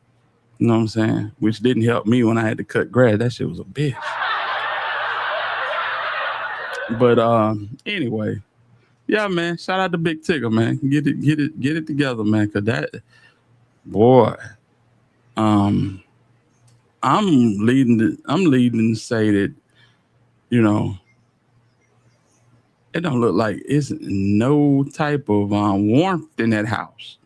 Just through the little camera right there, it don't look like there's no warmth in that house. You know what I'm saying? Come on, man. You be around here with a stress patch. Oh, I got a goddamn stress patch. And dealing with somebody you're supposed to love, your hair falling out. You better go get you some help. Oh my God, man. Speaking of crazy motherfuckers. Let's go straight into it. Pocketbook. I ain't never Duke Wild. I ain't never touched no Duke Wild. Since Honeykomb Brazy accused his mom and Duke Wild of sleeping together, Mama Brazy been online constantly telling people it's not true. In fact, she explained what happened. But before we get into that, last night, she made some shocking allegations. Make sure y'all smash that like button. Subscribe to the channel. It's your boy Music 101, Street Report, and I'm back with another video. Let's get into it. Mama Brazy posted on Facebook last night and said, "Don't nobody know how I feel to be called B's and O's by your own son. Then watch your children being beat on and abused for no reason. Anthony got did so bad, and Maya, and me. And I'm going to just say Ty and Tony. God, give me the strength. Make me stronger. God, I've been talked about, pushed down, on the floor, dragged all over the floor, arms swollen, out of place, thrown out in the rain. Damn. Talked to like an animal by my own son that got my house shot up, even my cars, children, parents even got murdered and killed. I lost everything because of my son, my child, and he mistreated me like I ain't his mama. Lord, I am so hurt, torn apart. Lord, I got to leave because I can't even breathe no more. I am done with this lifestyle." Let me make a public announcement, and people need to hear this because I think we really get it mixed up. God is omniscient. I mean, God is everywhere, right? He can take care of my wants and needs and cares, just like he can take care of yours at the same time. But what I will say, for all you ghetto, ratchet, bottom feeding, dirty foot catfish, God ain't on Facebook. Every time somebody die, every time somebody gets sick, every time somebody do bad by y'all, you motherfucker want to go straight to Facebook and talk to Jesus. Jesus ain't on Facebook. You ain't even tag him in this shit. But I digress. Cypress, what's up, man? I'm gonna drop a link for you. Hey, and salute to my dog Cypress. Cypress show love. He dropped some love in the mailbox early this morning, man. I just want to say thank you, man. That's love, love, love. Appreciate you, homie. She went on to say, "God, you know my story, my name, and all this stuff I went through for my son, me and my children. He dogged my kids out and me, and we love him for real. He got a new mama, new sister, new cousins, new friends, and I put this on everything. He taking care of grown men. They driving cars while his mama, brothers, and sisters walking. But my parents murdered and killed. My house shot up, hit my son Anthony in the head with a bottle, pool sticks, pool balls, treat his blood brothers like shit and real mama. That's why I left one house, stayed at parks and bus stops and everywhere else. They put money on me and my kids' head. Not stepmother or friends or RNFL, just the real mom and her kids. God, I got this. It's just me and you. God, why my son lying on me? He's tripping, God. God, why my son lying on me? I'm telling you. Oh, God. Come on, man. I hate when people do this. I hate it. Because you ain't talking to God. You dry snitching. See, this is what happened when the money stopped. When I would cut your water off, now you want to talk to God on Facebook. It's sad. It's so sad. And see, with Comb's situation in particular, you know what I'm saying? The way they used to run their little racket, motherfuckers be mad at Comb, be mad at motherfuckers, and motherfucker done did wrong by Comb, but they'll run it through Pocketbook. Yep, they'll run it through Pocketbook. So if they need something, they're gonna run it through her. So she asking for money for not just her, she asking money for everybody. And now that she knows she cut off, now she going on Facebook tagging God and Jesus on the post. Cypress, what up, man? What up, man? What going on, man? How everybody doing? How you doing, bro? What's going on with Poppy? Hey, man, ain't nothing to it, man. Hey, man, you were thinking just like I'm thinking, man. You shot that love and you said early donation for Sunday sit down. So you already knew what it was gonna be. Let go, baby. Yeah, man. I woke up feeling good. And don't nobody know to be up but me and Jesus anyway. I'm drinking my coffee. So, yeah, y'all let these niggas see what's going on. We get the popping today. Man, I'm glad you said that, man. What you got his Facebook page? You'll send me the link. Who that? You said with nobody else but you and Jesus this morning. Oh, well, but Jesus ain't on Facebook.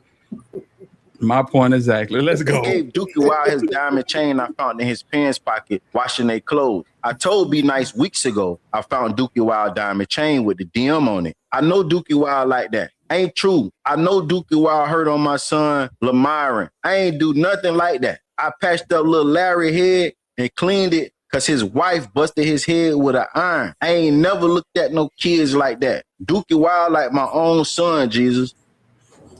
Let me tell you something. You bust my head with an iron, you might as well go to court right then and there.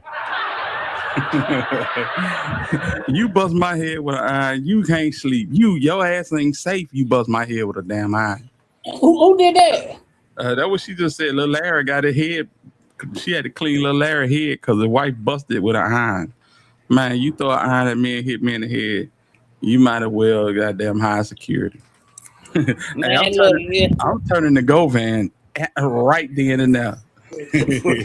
Right, we ain't even going collecting gold. Like but now, yeah, you got to go right now, not tomorrow. I'm talking about, and you better not been and sent me no butt naked. Loud the butt naked finna get exposed. Don't hit me no damn head with the iron. Well, I ain't gonna expose butt naked, but you got to go. Man, the butt naked's finna get fed. What go man say? I'm finna FedEx these motherfuckers to the internet. You don't hit me in the head with an iron. The only person that might even possibly remotely can hit me in the head with an iron is my grandma. My mama can't even hit me in the head with no damn iron. Hell, you talking about? So okay, grandma the only boy that get hit with the iron boy. My grandma swing everything. I'm talking about for real. You hit me in the head with an iron, my teeth automatically gonna get crooked. I'm finna goddamn metamorphosize Hernandez Govan. Shout out to that nigga. Don't free him, but shout out to that nigga, man. Salute to everybody in the chat, man. Ashley, I see you. Aaron, I see you, man. Y'all hit that Hold like on, man. Hold on. Maybe that we just shout out to him, but don't free him. No, shout out to that nigga, but don't free him. Hey, squeeze that nigga like some old crest. Get everything you can out his ass. Hell yeah. We need everything you can out his ass.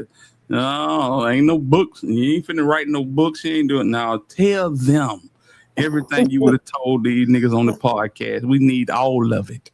For real. All right, let's go back to Pocketbook. She in her diary to Jesus. You know that's not true. I helped Dookie Wild because I appreciate him for being there for my son in Birmingham on his deathbed. That means a lot to me. Even Jeffro know I wouldn't do nothing like that. On my dead mama, long as Jesus know, I never done that. I know Dookie Wild hurt. That's the saddest shit I ever heard in my life. First, I upped the manager, Mike. That's what the girlfriend lied on me first. Maybe they need each other. Two people making up stories. Stay off the bullshit. Now, Mama Brazy explained what happened the day Honeykomb Brazy walked in and alleged that he seen Dookie Wild and his mama doing some sexual activity. Check it out. Wait, this video is sponsored by Free Cash, the app that's literally paying people to play games. All you got to do is scan the QR code on the screen right now. Cash. I ain't never fucked no Dookie Wild. I ain't never touched no Dookie Wild. I don't even get down like that. For all y'all podcasts who said something like that, I'm gonna take all y'all big for it. I'm gonna pray. All right. We stopping right there. We stopping right there. And we coming back. But you know, it's mighty crazy. You understand me? That you know, you come to me. Let me just get that straight. You come to me asking me questions. You know what I'm saying? And I asked you to come on the channel. You know what? You ain't got to come on the channel. I promise you though, 'cause I swear to God, All this talking you doing, we just gonna clip it. We just gonna clip it. Yeah, that's it. Anyway, Who that? that's Common Mama, man. She came in my DM one night talking crazy. I said, Oh, you wanna come on the show? And she just left it on red. Mm-hmm. And then she come on here saying this weird stuff right here.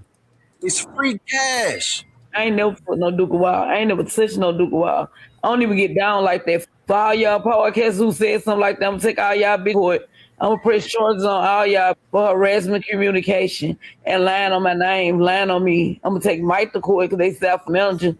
I'm gonna take the podcast man to court because he said Duke Wild and is talking about Duke Wild like that when he know I ain't for long as God know and Jesus know it ain't true. I ain't worrying about it. I don't even gotta explain myself. Man, can't nobody talk about me because it ain't true. So if you ain't gotta explain yourself, what's this? I mean, seriously, what is this? if you ain't got to explain yourself, because God know and Jesus know, we just seen you talk to him on Facebook. Tell the truth and shame the devil. If it ain't true, it ain't true. Ever since that lady got out, it's been hell. Candace Jones, Gina Moore, and for everybody else, everybody can. And for you podcasters with them lies, I'm gonna sue all y'all. Like everything that y'all ran down, I'm gonna just call the police, put in the police report, and your jaw's finna be gone. Cause ain't nobody finna keep lying on me. I don't gotta let y'all keep lying on me. I don't gotta let y'all keep using my name for fame. None of that. Y'all just making money off me and my son, and he too dumb to see. Knowing dang on well I ain't no Duke Wild. I ain't never touched that man. The only thing I did was get that man his necklace that I found in the mother washer. His Dookie Wild necklace with diamonds on. I could have kept it if I wanted to, but I don't steal. I gave it to him. I don't got to steal no diamond necklace. That's what I passed him when I was on side of him, his necklace that was in the washer. Be nice, know that shit ain't true. Everybody know that shit ain't true. Whatever kind of drugs y'all on or whatever y'all on, y'all need to get off them. Because guess what? They make you see shit ain't even there. I ain't worried about that. One thing about pocketbook, I don't do no shit like that. I ain't never my son friends. Now one of them. Ain't now one of them never see. I don't even know what Duke Wild look like. I don't know nothing about his at all. It's like a son to me. That's why you should not get on the internet with this shit. What y'all think? At what year did she just say fuck it? 7th grade, 8th grade, 6th grade. Y'all let me know. Cause I don't hear 12th grade, 11th grade, 10th grade, none of that. The 3rd grade maybe. I ain't even finna explain myself to nobody. If y'all say I fin. We made love. I said I did it all. Since y'all said that, whatever y'all say I did it then. But at the end of the day, long as God know and I know, and on my mama grave, my daddy grave, and on Lamara grave, I ain't never did no shit like that. I don't even know why Honeykomb and get on his knees and lie on my son's grave. Why would you lie on your brother's grave? Like my son said before he died, diamonds and I'm dying. My brother could have got me a doctor like little Booster did. Man, some diamonds and my son did. What y'all talking about? I ain't even finna argue with no nigga my mama and daddy did behind my son. You think I give about anybody, what anybody say about me? My mama house still over there, burnt up, burnt down, ain't shit on her lot, not even a troller. He getting everybody else money. Them ain't his mother friends. Them people don't even like him, don't even love him. Them people ain't study him. Them people is users. People that come and still taking the straw. Like I said, I'm a child of God. I ain't got to worry. Still taking the straw. Man, listen, bro. I gotta keep it a buck, man. Anybody with the name Pocketbook should never be trusted ever, nowhere. I swear, bro. Please.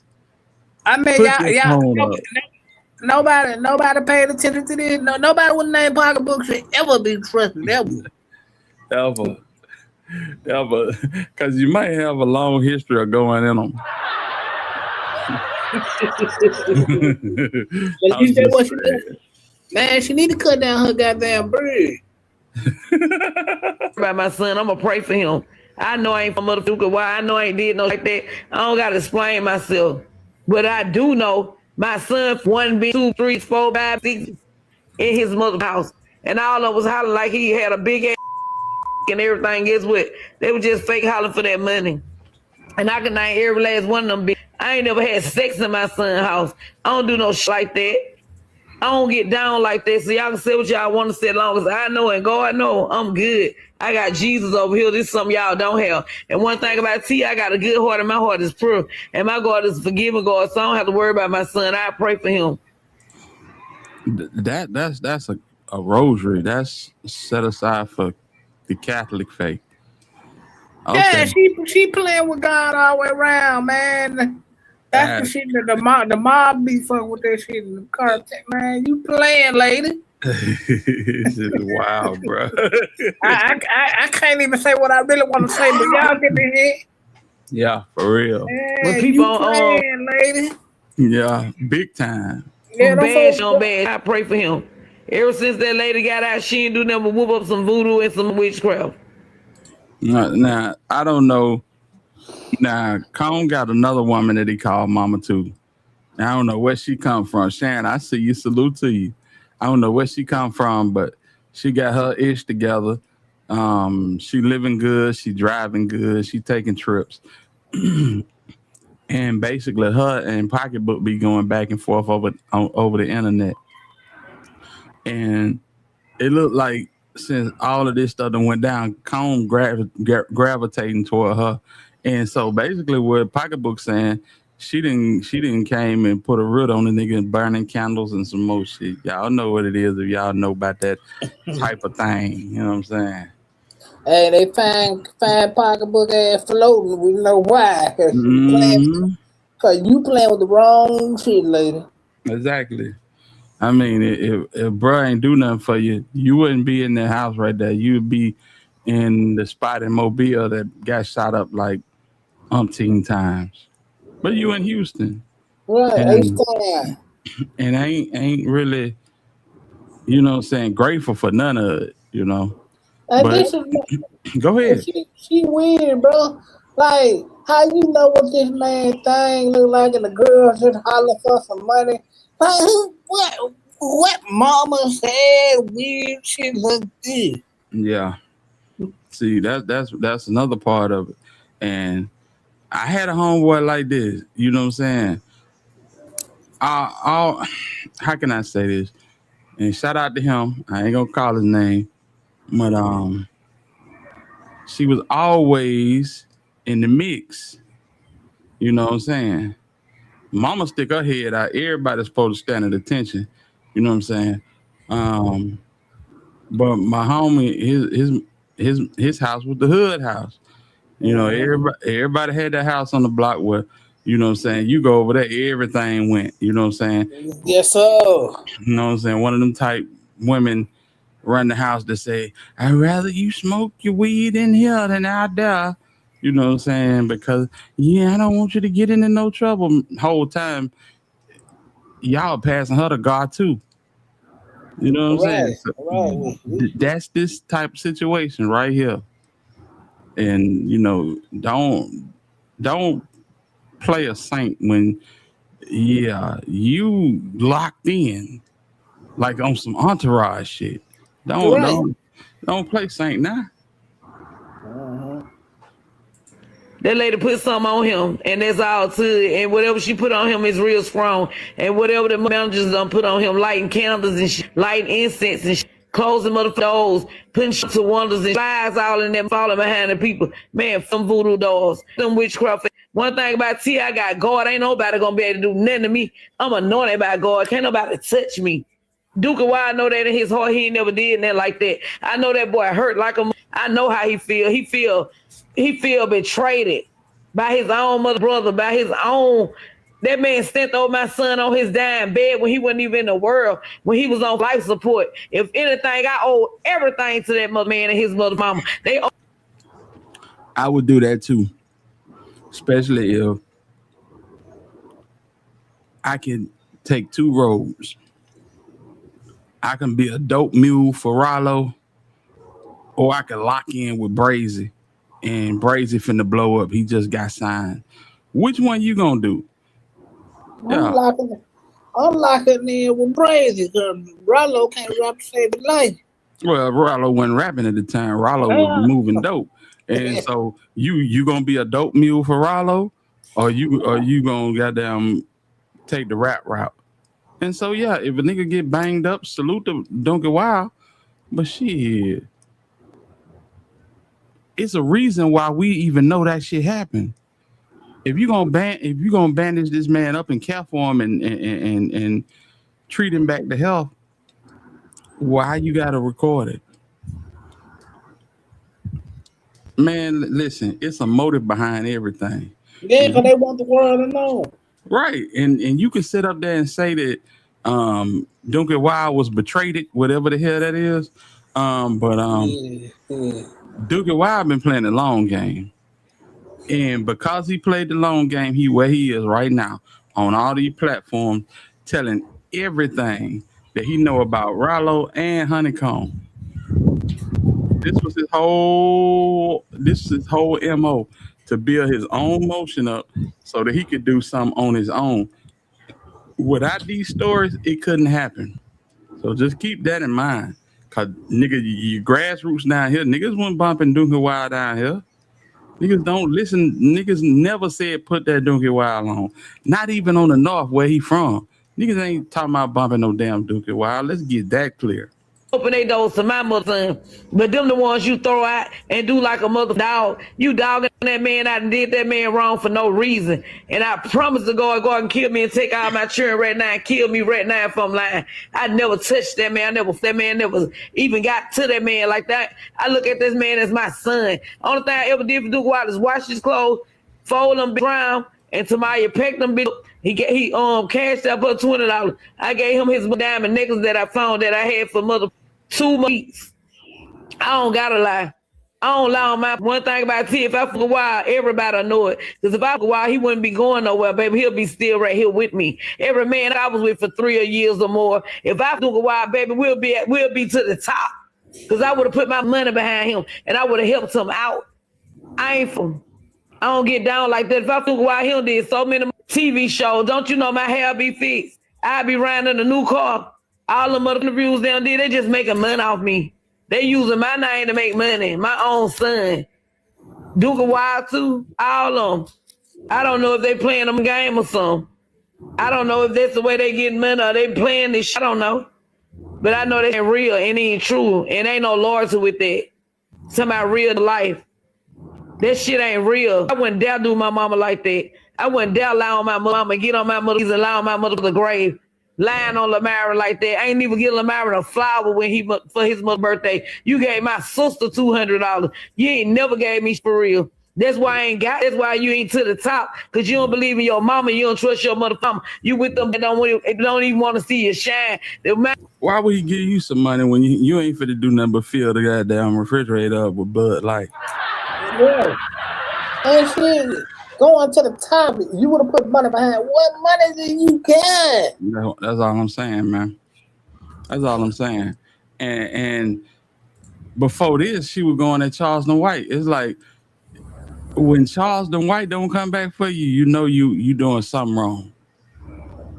When he don't spin the block and come back for you, you doing something wrong. Yeah, you ain't even worth coming back at. So that's the whole thing, man. I wish she wouldn't go live and do this weird shit, but she does. And every time she does it, whether she likes it or not, it's content. Right. Weird. That shit weird, man. Ain't ones in your mother face. Them your downfalls. Them ain't your mother friends. Them don't give a fuck about you. They don't even care if you making them jealous of you. You got all them jealous around you thinking they your friends. When you finna do them 15 years, ain't now one of them show up. The only person did something for you is T. And I had to talk to her out of town named Trump Boy Brazy to even help you. Gina left your ass. Everybody left you. Your mama the only one love you for real, boy. And I'm still ain't gonna go against you because I'm a real parent. I'm gonna pray for you know not what you do. And for that podcast with them dreads, my bad, I'm real fine. Your mama ain't fine, mama ain't bad. Trying to Yeah, I think he talking about I think she talking about Seti Nash, either Seti Nash or the Game Spitter, cause both of Yeah, them did content. right. You right, lady. You bad. You very bad motherfucker looking. Let's go. I'm a real parent. I'm going to pray for you know not what you do. And for that podcast with them dreads, my bad, being I'm real fine. Your man ain't fine, man ain't bad. Trying to make $1 off somebody else, mama. Why would I pick my son, mother friend? Somebody who's standing over him when he dying on his dying bed. He don't even know he in the world, his mother herself. Why the fuck I do some shit like that? That man stand over my son when he was on his dying bed. He need to apologize to that man and do right by that man for real. And Duke need to apologize to him for saying all that said about him too. Both of them wrong. You can't make two wrongs right. Both of them wrong. He talking about him on talk shows and he talking about him. But how would you feel if somebody lied like you, mama, just to get rid of you? That's what it was. Must ain't want to know where you live at or where you stay. They don't blame that shit on me. Don't even put my name in no category like that. I never do no like that. I ain't never been no freak, no whore. I went with him for years and years and years and years and years. For years and years and years and years and years. For years and years and years and years and years. I went with him for 10 whole mother years. Everybody want clout off my name, Honeykomb, Brazy Mama, off Pocketbook. Everybody want clout off my son, and he too dumb to mother see. All of them flip in the head. Now I'm fucking after Mountain Jamaica. That ain't true. Then now I'm fucking with the girlfriend side flight. That went true. She fight. That's what it is. Then tell me I do why I ain't from mother. Why that's my motherfucking son. And I'ma always treat him right and I always treat him good because he motherfuckers there for my son on his damn mother head. And I'ma always look out for his mama too because his mama opened her doors for my son. My son is tripping. Done lost his mother mind. Need to get off mother K2. On Mojo. Need to get off mother Mojo because you done lost your mind and that's that K2. It do people like that. It have them hallucinate and seeing the whole world turn you smoke that shit. Get off them drugs. That's what they need to do. And the managers need to get off drugs too. Now, Dookie Wild spoke about this situation, and at first, he was denying it. But this time, it looked like he trolling the Honeykomb Brazy. Nah, tell me something. You listen to all these stories Dookie Wild telling about him going back and forth on a plane to California, bringing bundles of elbows back, him getting robbed by Colombians. A Colombian woman came to him and tried to seduce him and robbed him for $50,000. All of this old crazy shit. He had beef with the Colombians. Do this look like the type of nigga that they got that type of traction? I'm just asking. No, it's not. It's not. Now, was he a mule? Absolutely. He was. When Rollo got his time, he got his time too. But yeah, this nigga done put a whole bunch of sauce on it, man. He done put a whole bunch of sauce on it. And this is where he wanted to be. Where he can hit up Wicked and get an interview where he got Sean Cotton direct line. You know what I'm saying? And if he could get on Vlad, he would definitely get on Vlad. But I think that Honeykomb fucked that up so bad with that interview that he did with Vlad. I don't think Vlad want nothing to do with none of this. That was the absolute worst interview I ever seen in the history of Vlad TV. This nigga getting interviewed, Vlad asking him questions. He like, hold on, let me call my homeboy in the feds. And stopping the interview, calling niggas and asking them questions to validate what the hell he's saying to Vlad. And it's like, boy, horrible interview. Horrible interview. That nigga said that niggas in Birmingham was getting full of that heroin, doing drive-bys, spending on niggas full of that heroin. Man, listen, I got one of my day ones in the chat, and he know like hell. Niggas down here, they might be full of that powder, or they might be off them yerks, but niggas ain't around this bitch shooting up no heroin. Nigga, you think this the wire or something, no? Nah, Birmingham don't get down like that, bro. We don't do no spiking. We don't do no spiking. We don't heat up no spoons. None of that shit. You know what I'm saying? If you doing that shit, you already off the grid. Yes, and goddamn a trailer park in Jasper, you know what I'm saying, with a white woman or something. Niggas in Birmingham don't be on that type of time, fam.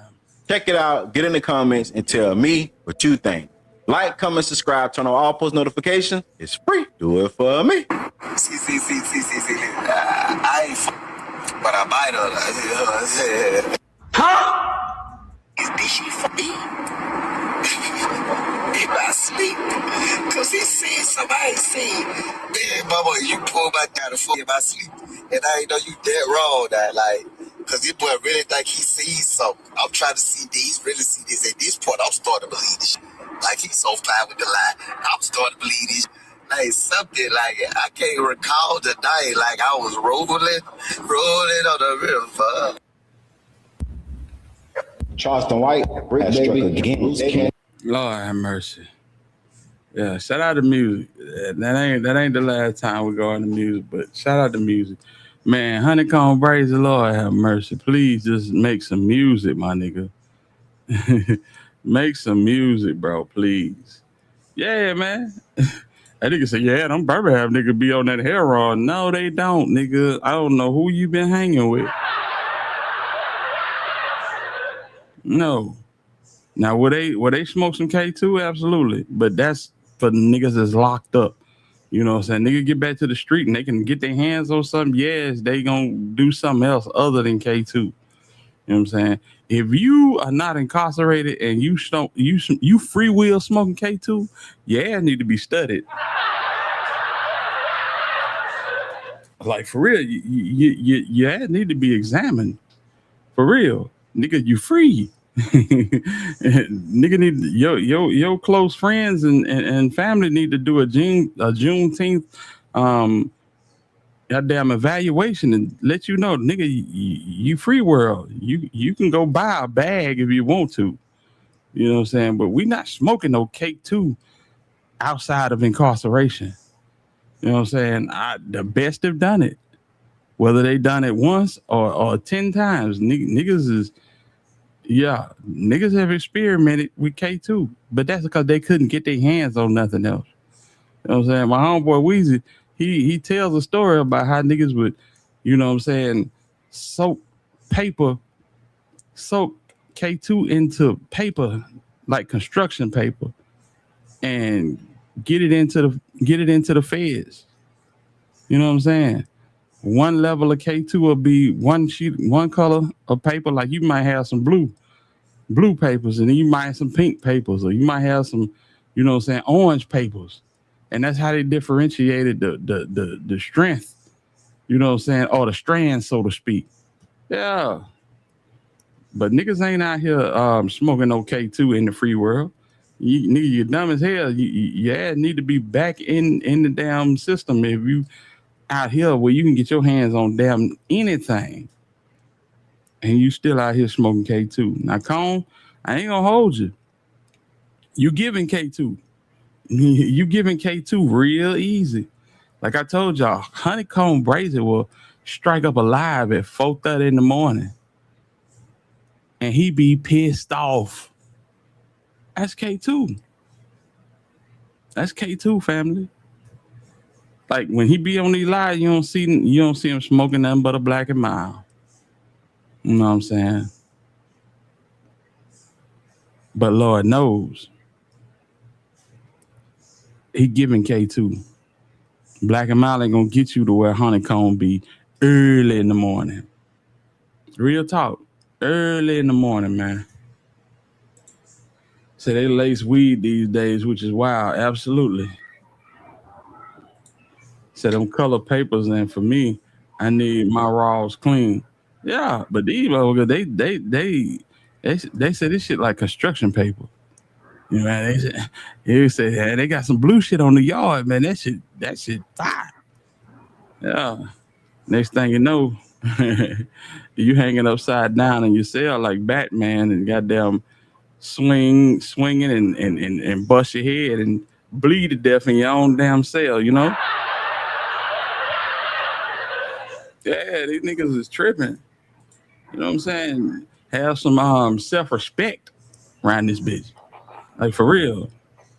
If I can't get my hands on no weed or no mint julep or, you know what I'm saying, whatever the hell, you know what I'm saying, as close to free world as possible, I ain't doing it. Hell no. Man, we done seen niggas all that K2 run full speed and just hit a concrete wall and fall out. There ain't nowhere in the hell I'd be playing with myself doing that shit. But that's all you're doing. You shooting dice with your life when you smoking that shit. You don't know what's in that shit. Bug spray, goddamn formaldehyde, you name it. That shit filthy. That shit filthy. Anything to get you out your mind. You know what I'm saying? Get you elevated. I thank God that I ain't come up in that generation, my nigga. we were right there on the tail end of that generation. You know what I'm saying? None of my homeboys in prison smoke that shit. You know what I'm saying? If anything, they'll drink a little mint julep, and it might be a joint circulating in the goddamn dorm. You know what I'm saying? But yeah, that was before K2. Cause I swear to God, if a nigga pull up on me, one of my homeboys pull up on me on that K2 shit. Oh yeah, that shit is gonna be like the zombie apocalypse. I gotta do you. Everything in my power to do you. Cause them niggas ain't functioning up top. They not functional up top, fam. And that shit make them niggas irate. Say I see K2 heads every day. It's definitely sad to see. It is, man. It is. Niggas just be glitching. Just glitching. That's the best way I can explain it, man. Yeah. But anyway, after that, I want to go to the one and only Cartel Bo. And you know, Bo got a name out there where you at, psych, and he doing his best to ruin that shit. That's all I can say. He doing his best to ruin that shit, and you know, with the help of his baby mama, yeah, he finna be exposed as a super simp.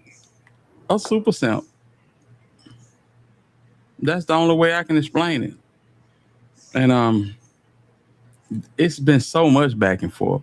You know, at first Cartel Bo was going back and forth with his baby mama. I mean, with his biological mama. You know what I'm saying? She complaining that he ain't never did nothing for her. You know what I'm saying? He complaining that she done always put men over him and let men come in and discipline him, beat him with extension cords, all this type stuff. You know what I'm saying? All of a sudden she got quiet. She hadn't said nothing else. Maybe she got a couple dollars. I don't know. But somebody probably do something like that. You think that's what it is? It's possible. Shit, that's usually the only reason you hear from these folks is they ain't got a couple dollars. The only person, the cleanest person I done seen do it is Brorilla. Yeah, she did it the right way. You know what I'm saying? Don't come out with all this outside clutter talking about what you mad at a nigga for.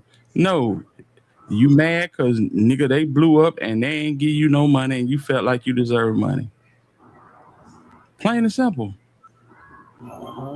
And so because you said that, guess what? Niggas put some money in your hand. Your life changed. Your life changed. You know what I'm saying? You come out with, he ain't never did nothing for me. And I'm his mother. And my motherfucker's just gonna look at it. But if you say, damn, nigga, you got a bag and then break us off nothing. We want something. She said 2,500. I think Brorilla done got that times 10. You know what I'm saying? She doing music now. You just parlay that shit, man. She just parlayed it. And salute to him. But let's go to this, man. Cartel Bo. He gonna mess around, and I swear to God. Did I holler at my dog bad ways? What's going on, homie? Salute to you. Yeah, man. Yeah, bro gonna keep playing, and this girl gonna have him in some real deal trouble. Let's get to it. I tell him I won't hit me, baby mom. Somebody tell Cartel Bo I won't hit me, baby mom. So you guys, today I can't stand this motherfucker right here. Like, for real. One thing I will say, when Cartel Bo said this motherfucker be in McDonald's and airports and shit, just hanging out using the Wi-Fi, and that's absolute truth. But it's something about this big head motherfucker to keep him coming back. Keep him coming back. Now, if y'all don't follow this story, over the past week, he's had enough to lock her ass up. But he won't do it. He said, I ain't on no snitch shit.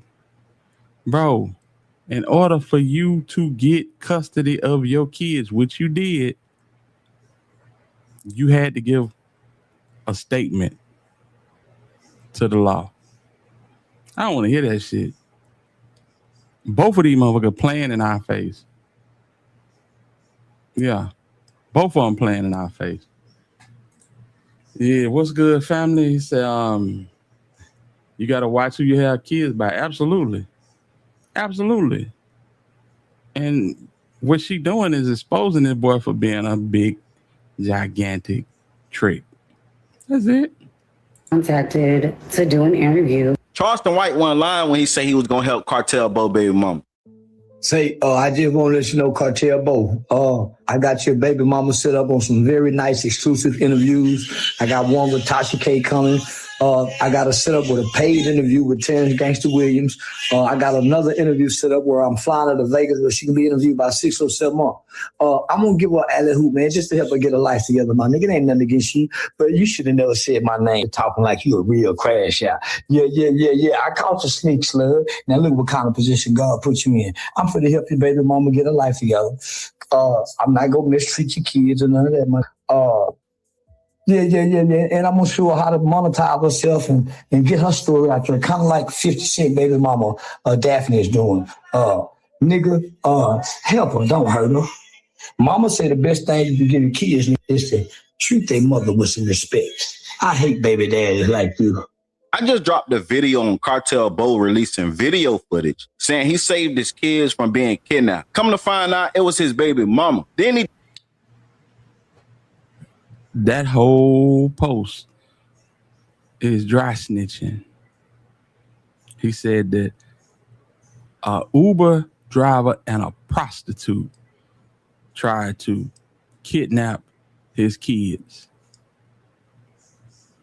Before then, he made a list and put it on Instagram of all the people that his baby mama slept with. But now these folk want you to come downtown and confirm something. And now you want to stick to the G code. Yeah, man. Shit is horrible. Bo tried to housewife her. Absolutely. See, you can't point at your partner's shortcomings without shining a light on you. Because if that's your partner and y'all done laid down and procreated, and then you come back and talk shit about them, man, listen, you stink too, nigga. Whatever shit you heap up on her, it's on you as well. Like, think about it. You ain't making her look bad without making yourself look bad at the same time. Let's keep it a stack. Keep this shit a whole bundle, man. Dropped the video saying that the police wanted him to come in and make a detailed statement against his baby mom. But he was contemplating should he do it or not, because to the streets, that would be like snitching. But he said if he don't do it, then his family gonna cut him off because he's not doing the right thing for the kids. Charleston White responded, you already know, he got very disrespectful. But he did say he was gonna help Cartel Bo, baby mama. And it looked like he did exactly that, because she said she got an interview with Tasha K and some more people. So you guys, today I was contacted to do an interview with the Tasha K. The interview went well. Yeah. And I heard that.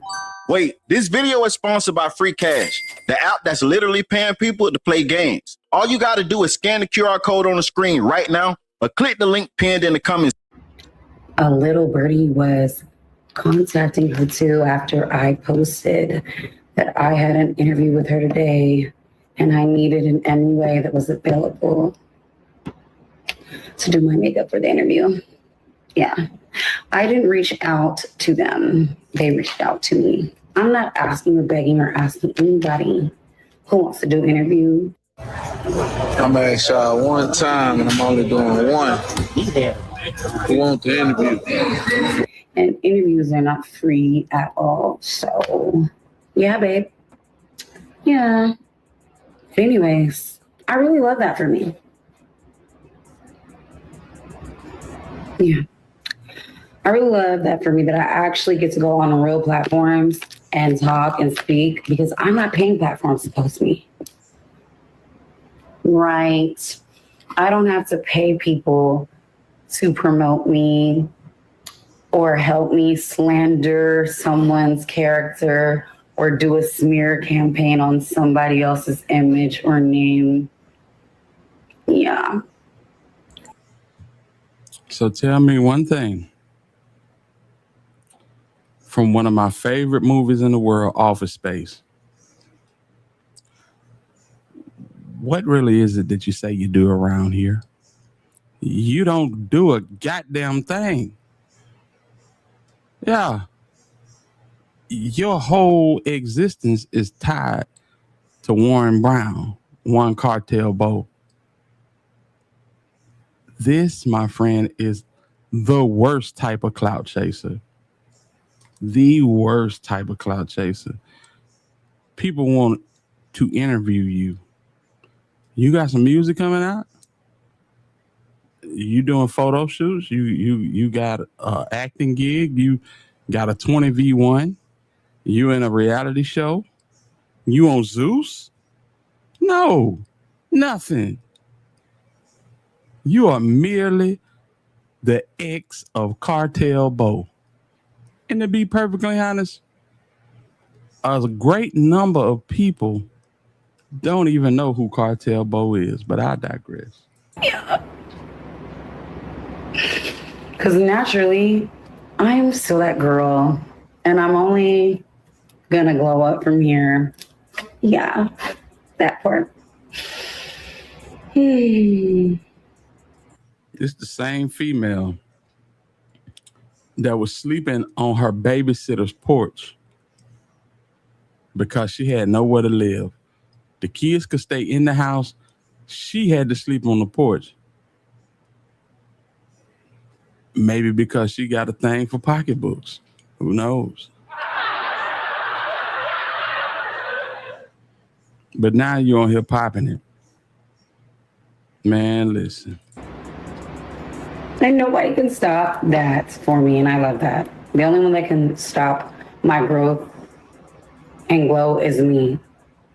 If I don't choose for myself what's best for me, if I don't take full control, right? It's all about me now. It's all about moi.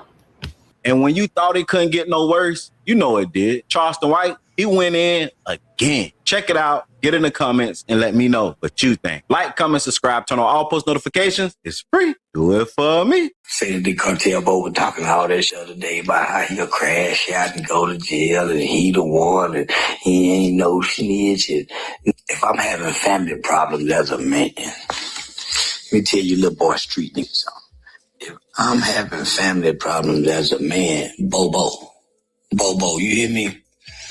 If I'm having family problems as a man, I'm not coming to the internet because I picked the fucked up big kids by. I'm not bashing my baby mama on the internet. I'm not bashing my wife on the internet. I'm not bashing none of my on the internet. And I done put that in raw. You been going to prison at them boys live. This jumped on the Uber driver, brought it to the internet like it's some street shit. And man, I ain't gonna talk to the police. Why we even need to know the police want to talk to you? You niggas just want some fame and some money, but you ain't got no game. You niggas putting your life as your content. She a nasty one though. How she nasty, my nigga? He nasty for having 2 babies, Bob. How she nasty? Whatever you say about your baby mama, look at your kids. Whatever you say about your baby mama, whatever you say about your baby daddy, look at your kids, nigga. Half of that is them. So how she nasty? He put her in a raw. How you speaking on another baby mama cause you watching some shit from the sideline? How she nasty? How?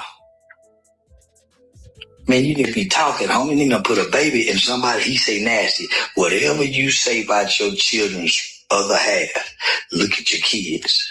Cause the apple don't fall too far from the tree. The roots and the fruit is one and the same. If she nasty, his kid's nasty. He nasty, and they made of each other. The roots and the fruit are one and the same. You'd never heard me put my baby mama down. You never heard me talk down on my... You never heard me say nothing. But now I'm talking. We don't be about to say nothing bad about my wife, my baby mama, nothing, nigga. Not to me. And I ain't finna talk to you about my bill. I don't know what kind of weakness you are. That's me right there, by the way. I wake up to me sitting over my head. Just the other day, Bobo was saying, man, I don't buy, I wish you would. I'm saying your name. Come crash. I swear. Them comedy bookings must have came to a screeching halt. That's the only time this nigga get in other folk business like this and just basically insert himself to the middle of it. You know, I'm gonna help you, baby mama. That's this nigga MO. Always to get in somebody else's business because they hide in the algorithm. I just wonder when this shit gonna get old. Like for real. When is this shit gonna get old enough to where people see the play in its infantile stages? Cause that's all this nigga doing, man. Shout out to K this all, man. I see you. Yeah, about me. So me and your baby mama can raise them boys together. Come crash out by me, Bobo. I've been looking for some new street think they bad to fuck it. Come crash out by me, Bobo. Cause I can take them boys in that gal life and change their mother world, man. Be Mr. Stepdaddy to them boys and be clear. Yeah, they be looking up to me. Yeah. Mama always said, son, the best thing you can give your children is to show their mother respect. Mothers, I got a spot in Dallas and a spot in here. I'm back in this spot right here with the Louis Vuitton with me right there, baby. Charleston White. Once again, salute the music, man. That shit, boy, I tell you. Cartel Bo is a dumbass. I mean, that's the only way you can stretch it, bro. Bro's a dumbass, man. For letting this shit get so far out of hand. You know what I'm saying? To the point where, you know, we always say, and you have bloggers that come at other bloggers, and the strategy is, if you are the bigger blogger, why would you even mention the smaller blogger? You use that situation right here. Cartel Bo, if you know this woman trying to get out there and she trying to get exposure and she doing all this wild shit, why would you keep calling her name? You ain't did nothing but blew her up, gave her alley-oop. That's all you did. You just gave her ass a massive alley-oop, man. And now she got a platform to go and spew all your dirty laundry because you a simp. And you keep going back. We talked about this earlier. That crazy box with that Supreme snatchback. You know what I'm saying? It keep nigga coming back every time. Hey, what it do? You know what I'm saying? Keith said CW a joke. Yeah, he absolutely is a joke. There ain't nothing we ain't known before. Ain't nothing we ain't known before. Just know it. These folks weird, man, and they gonna continue to be weird. And you know, ain't nothing about it gonna change. Nothing at all. Let me see if my Instagram will work right quick. I'm gonna show y'all something. Let's see here. Man, ain't no more relationships. We doing deals. No, we doing deals. Here's the motherfucking deal. Baby, I'm gonna buy you whatever the fuck you want. I'm gonna put you whatever the fuck you want. I'm gonna get you whatever the fuck you want. You going to the dealership. We going shopping. We going looking for houses. We're gonna get rent houses, but we're gonna go buy houses too. We're gonna see what house you looking for getting forever. We're gonna look what houses you want to be in right now. We're gonna get you comfortable. We're gonna rub your feet. We're gonna get your feet rubbed. It's time to fly out. What that bag, show me that bag you want to get. Send that bag to my motherfucking phone. You know what I'm saying? And this is what I need you to do. This is the deal though. This is a deal. There's only one way. Shut the fuck up. You get everything. If you can shut the fuck up, you get whatever you want, baby. All you got to do is be quiet. Just shut the fuck up. If you can shut the fuck up and let a king be a king, you can get whatever the fuck you want, baby. I swear to God on everything I love. We ain't no more relationship. This the deal. Just shut the fuck up. We ain't doing no more relationships. This is a deal. And it's going to be contractual. You going to sign, bitch. You run your mouth, it's over with. You lose everything. But if you could just manage to shut the fuck up, you can get whatever you want, baby. You think you ready for this shit? You think you ready for this bags and this lifestyle? You think you ready? Bro, go get that money out that bag, Lee. You think you ready for this motherfucking shit? You think you think you can handle this shit, baby? It's something serious. You know what I'm saying? For real. All over the world. You going to tours. We finna blow you up. You need calendars. We need to be setting calendars and Prince Island. Bring me that money, bitch. For real. You can get whatever you want. Whatever the fuck you want, baby. I'm tired. This is a goofy. This is the most superior, top tier, high level simp. What? Simp. I'm talking about super simp with the cape and the X-ray vision. Yeah. And nigga, please, for the love of God, stop letting your barber do you that. That chin strap beard is horrible. That shit is horrible, man. My God. My boy said, crazy box with that gorilla grip snatch bag has destroyed a many empires, but ain't nothing like it. Yeah. And that's what this man's saying. He will buy it.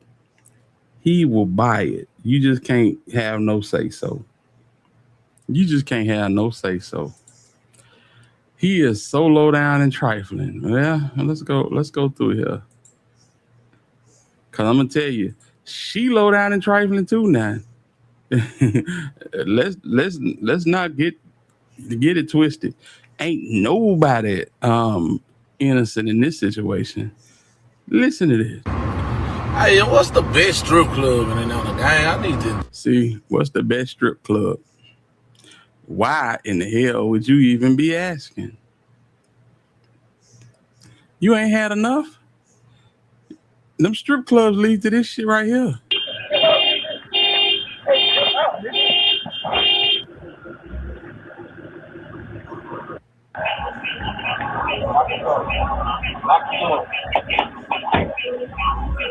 Nah. This man, and let me listen. Hello? So he gets out the car, goes in the studio, talking on the phone. Listen, man. I know a lot of people in here from Memphis. A lot of people I'm from Birmingham. In Birmingham, You better not leave no kids in the car. Leaving the kid in the car is a cardinal sin. Real talk. And for a nigga to get up and leave, I want to say he had 2 babies, arm babies, in that car and walked in the studio. Is a shame and a disgrace. Let's let it play.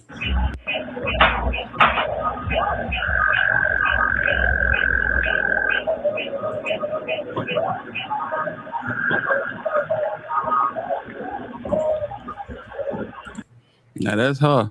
She done been tracking this nigga, following him around the city. Soon as he get out the whip, she go in there and getting the children. Now he got full custody. But she said, the hell with that.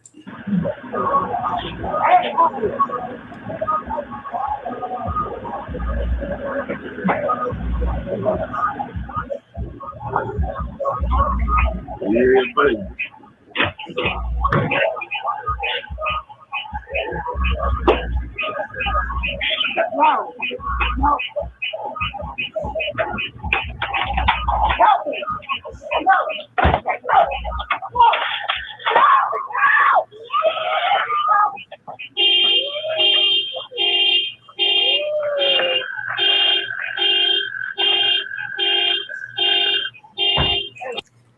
Now she done sold a random Uber driver a bag of goods, and this motherfucker over here being the ultimate patriot, getting his ass kicked by Bo.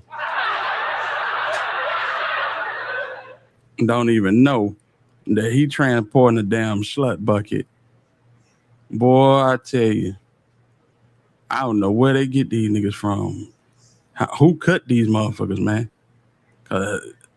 Ain't nowhere in the hell nobody I know would have got out and fought this big ass nigga for somebody that I don't know. Police said that they don't have no type of connection.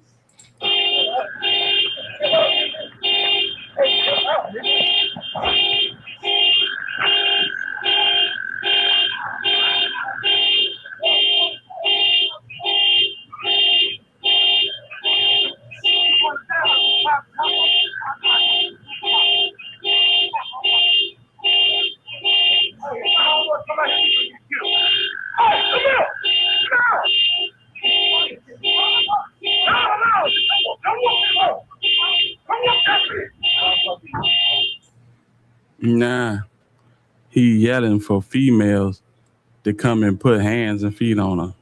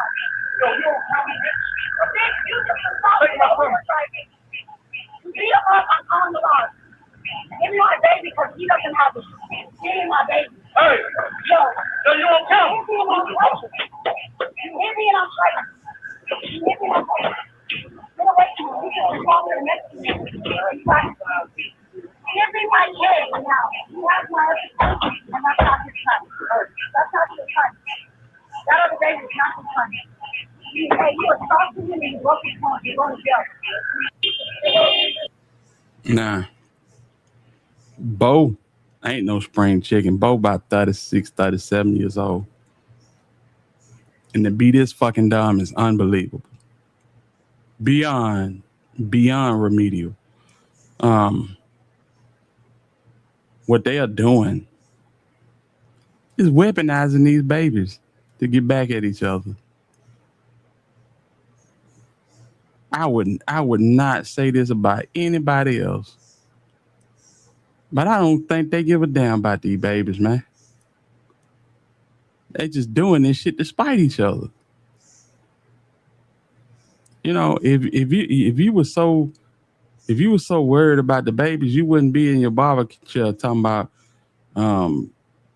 taking no female shopping, buying bags, and looking at houses and shit. You know, the majority of your focus will be on all them damn kids, man.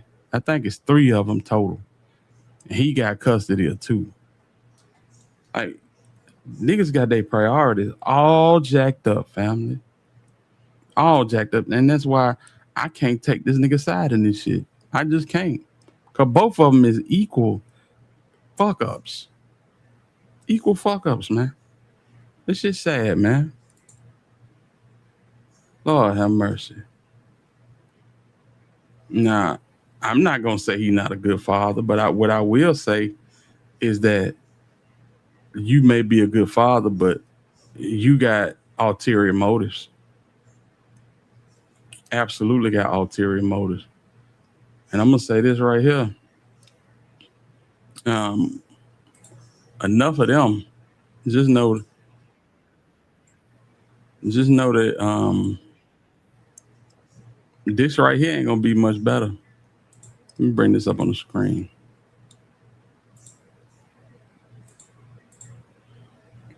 Family. This shit right here. Lord have mercy. This ain't nobody but Big Tigger 2.0. This is a foreigner cloaked in hip hop culture. And he know all the lingo. He know all the slang. He studied it for years. But what he doing right now with that woman right here is treading waters and territory that he knows nothing about. This woman is vicious. And if you know about Act, y'all know Act ain't had nothing but bad relationships. One woman accused him and his 2 homeboys of running a train on her. You know what I'm saying? He done had blow-ups in the public where he done, you know what I'm saying, snapped on a female and told her that he was the prize, you know? Yeah. And some way, somehow, you get entangled with this one, a real live witch. Ever seen a first date, niggas? I pulled out like playing with y'all. So, first date, he pulled out a honey pack. She don't care. She down for all that type action. And that's the short game for the long game. Yeah. This woman just sent a nigga to prison that was paying $10,000 a month for her to have somewhere to stay. Wicked. 10 bands a month. And the nigga that was paying it knew for a year before he went to prison that she was finna sit on the stand and rat his ass out. Crazy work. Yeah, man. Salute to Big Mo. I see you in here. Man, y'all hit that like button. And if you can support the channel, support the channel. But yeah, this here is crazy. Gangsta. So for the dinner, nigga, the dinner cost me $3,000. Was it $3,000 or $4,000 for me? Nigga, we didn't even eat. We just filmed the fucking episode. It just shows, huh? Try what? The Wagyu, like carpaccio thing. Bro, I want a chicken tender, bro. I don't know what that is. But Really good. It's actually really good. look at Chloe. She loves this shit. Look at her. Look at her. Yo, we're trying to get out of here. It's really good though. You're gonna love it. Just tell them to box it. We out of here. You paid it for it? Yeah. All right. The fuck are we doing? What the fuck is Wagyu, nigga? Like the fuck? Type of beef from Japan. Yo, I looked at the menu. I looked at the menu twice. She looked at me, and I was trying to say chicken I'm nuggets. surprised you didn't make a joke about chicken tenders or something. Like, Yo, when you ever seen a first date, niggas? I pulled out like playing with y'all. Gangsta. Way out this nigga league, fam. Way out his league. Yeah. This one right here, I hate to say it, ladies. This one right here don't want nothing but to be objectified and compensated. Let me repeat that.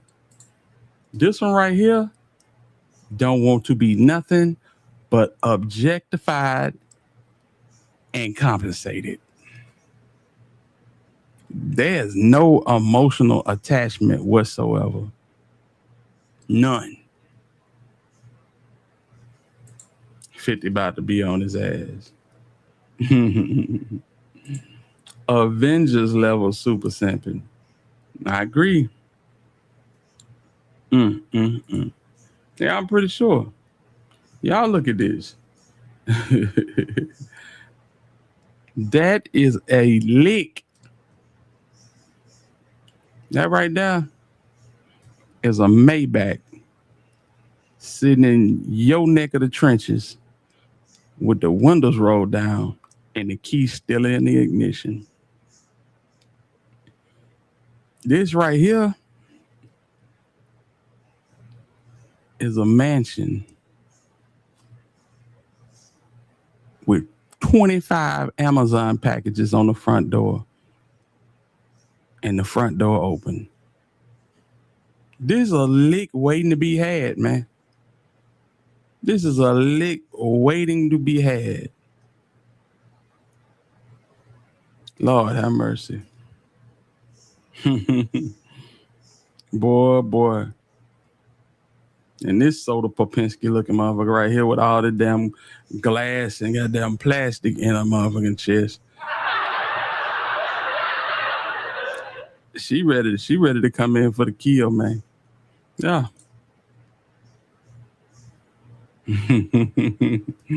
Yeah, buddy. See, this one started out. She started out with Floyd Mayweather. And that's how 50 got win. You know what I'm saying? I love to associate the PIMP culture with black folks. But this one right here, she came out of Canada and was under a harem of a white dude that brought them all to Las Vegas. And that's where they got their start. I forget the white dude's name. I used to know it right off the top of my head. But yeah. You know what I'm saying? So academics have them types. He loves Selena Powell. Yeah, Selena Powell. Oh my God. Dead men's bones. If you know, you know. Dead men's bones, family. It ain't no way in the world. I don't care what the twerk videos looking like. I don't care what the bathing suit with the oils looking like.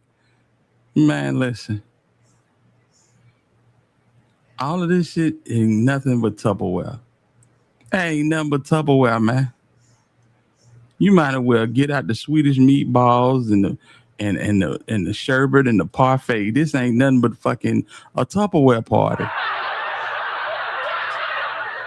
Come on, man. You can have this shit. You can have this shit, man. I want something natural, man. Something homegrown, man. Yeah. And you get to this type of level, then you deal with these type of people, I guess. But yeah, I ain't got no use for that. Ain't got no use for it. Good to look at. Yeah, I wouldn't want to be nowhere in the vicinity of a motherfucker like this, man. Cause they ass is programmed to get it. Whether it's by draining you, exposing you, you know what I'm saying? Nah, I don't want nothing to do with it, man. Shout out to Agdo. Sit up there looking like a goddamn deer with a 30-aught 6 pointed at him. Yeah, man. These niggas is what my grandma used to call a glutton for punishment, man. A glutton for punishment. Real talk. Remember back when I told you that he was a goof-ass dude? Here we have Exhibit A. Man, listen, this is probably Exhibit. I say this is about Exhibit R. Nigga been goofy a long time, bro. A long time. Petty sense is about to be all over his ass. Absolutely. Absolutely, man. Oh, man. Have at it. Enjoy it. Enjoy. Somebody got to. Yeah. I wouldn't be excited about it. If I'm being honest with you, I wouldn't be excited about it. You done set up and read all of these damn documents about motherfuckers, you know what I'm saying? This motherfucker didn't have parties and real live Royal Rumbles, man. Lose a lead town match. You want to go to Italy? Yeah, it's just me and you, right? Yeah, it's just me and you. Get your ass in the air and say, yeah, we got Calvin, Carlos, and Tyrone at the hotel tonight. Drinking some Gatorade. Don't worry, I got Susie. She gonna give you an IV when y'all done. You just make sure you keep that shit hot and bring it and rub it on my chest when it's over with. You know what I'm saying? You fucking with a nigga like that? Yeah. You fucking with a person like that's willing to do some damn near satanic shit. You know what I'm saying? Our bodies were made with pressure points and points for how can I say, euphoria and ecstasy. But a motherfucker done just perverted this shit, man. At this point, this nigga got a whole starting five, and these motherfucker having a whole dunk contest on their broad. And your dumb ass is puckering up and posing for pictures and shit, taking her ass to $3,000 dinner dates and shit. Yeah. It ain't even affected her. It's like, yeah, I'm dating a broad to Diddy and 50 Cent. I'm dating 50 Cent baby mama. You know, okay. Enjoy that. Enjoy that. Charge the car with act all night, then call Horseman from the videos for nightcap. The game, man. I'm trying to tell you. That shit like quicksand. Help! Mama, help! Help! You gonna get that motherfucker be screaming for the only person that can say you scream for mama. When you crying for mama, you know that shit deep. When you in it that deep that you can't cry for nobody but mama, boy, you better cancel Christmas, boy. I swear to God. Shout out to Act. Shout out to Act. Lord have mercy. Y'all hit that like button, man. Man, listen. I guess we're gonna end this one. I ain't gonna lie, y'all. It's a little low note, but we gotta keep our eyes on this situation and see how it materializes. Real talk. Let's go. Thank you so much, Wendy. 6:02 years of time and our continuing coverage, protests, and boycott calls tied to the shooting death of Cohen Wiley, that 1-year-old. That was all put on hold yesterday as a family and a community came together to do something no one should ever have to do: lay a 1-year-old to rest. The child was shot and killed by a Senatobia police officer nearly 2 weeks ago during a response to a shoplifting call involving baby Cohen's family. Again, Fox 13, we have repeatedly asked for body cam, dash cam, and Walmart security footage, but none of those things have been released. Fox 13's Martin Staunton, he's been boots on the ground since the tragic shooting happened, and this morning he takes us back there as baby Cohen is laid to rest in Pope, Mississippi. There were hundreds. Man, this was you don't want to say beautiful funeral because it kind it's an oxymoron, but man, I'm just let y'all see. And yeah, E-Babe, I seen it, but I didn't see it. So like I seen the thumbnail, I seen the quote, but I don't know what the hell going on. I might have to check it out. Hundreds of cars, trucks, even motorcycles packing this parking lot for a life that lasted just over a year. Inside the Hosanna Family Worship Center here in Pope, Mississippi, a community grieving together, and there was a feeling that couldn't be ignored. A tiny casket in front of the sanctuary, a shocking sunset to a life in its dawn. I came here because a baby is dead. He was executed by the state. Straight out of infancy. He's gone.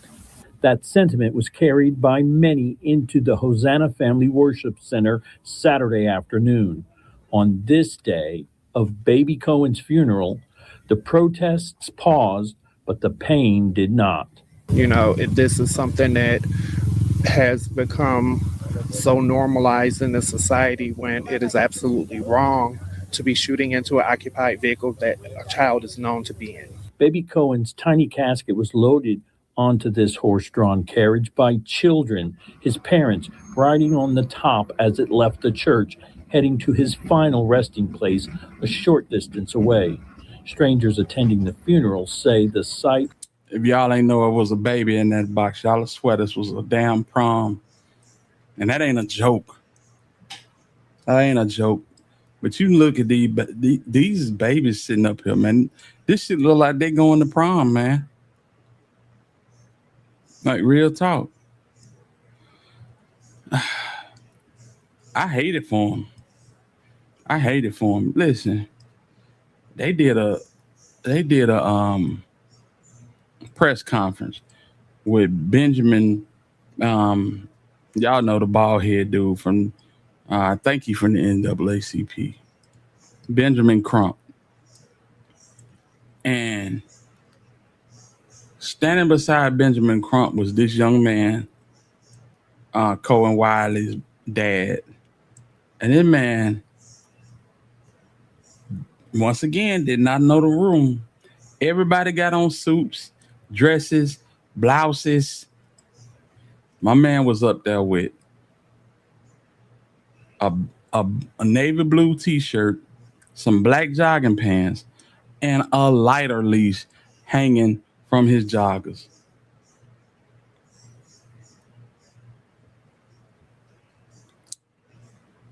Thank God for Miss Doris. Because she would have never sent me out the door like that. She would have never sent me out the door like that. I hate that for him. He don't even know. You don't even know. A short distance away. Strangers attending the funeral say the sight was heartbreaking. Hunter Foster is going to have to pay for having our community have to watch children carry the casket of another baby. He's going to have to answer to that. He's not going to sleep well at night, and we won't let him. We will be here. That is not okay, and we won't tolerate it.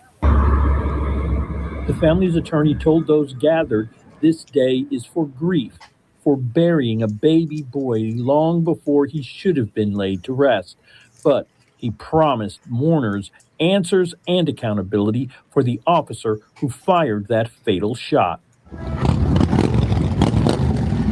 On the evening of the funeral, supporters demanded to know how a 1-year-old ended up dead after a Senatobia police response to a reported shoplifting call at Walmart involving diapers.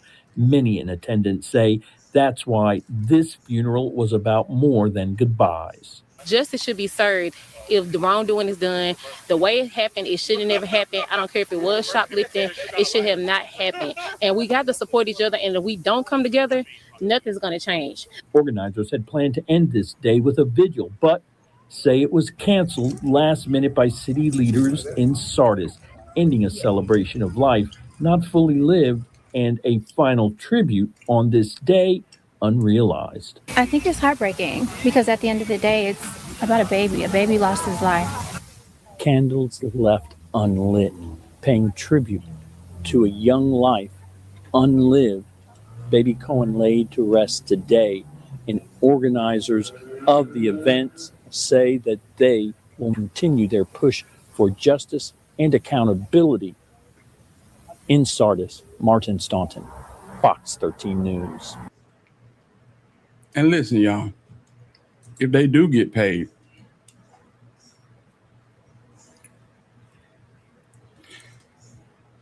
let me just start here. Both of these kids had on, she had on a white blouse. He had on a white dress shirt. You know, just from, you know what I'm saying, raising my son and dealing with the schools and stuff, when they have programs, you know, certain kids, they have financial constraints. So they'll tell you, or they'll even have a white button-down shirt at the school.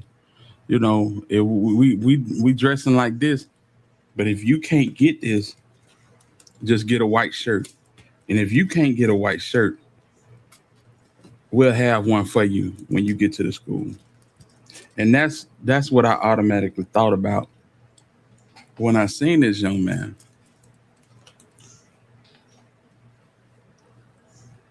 It's sad. It's sad. It's beyond sad. Let me take a look at here right quick.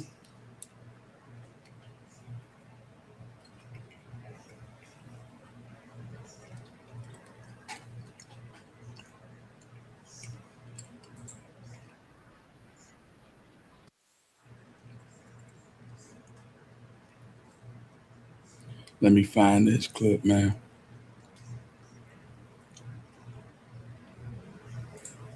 Hold on.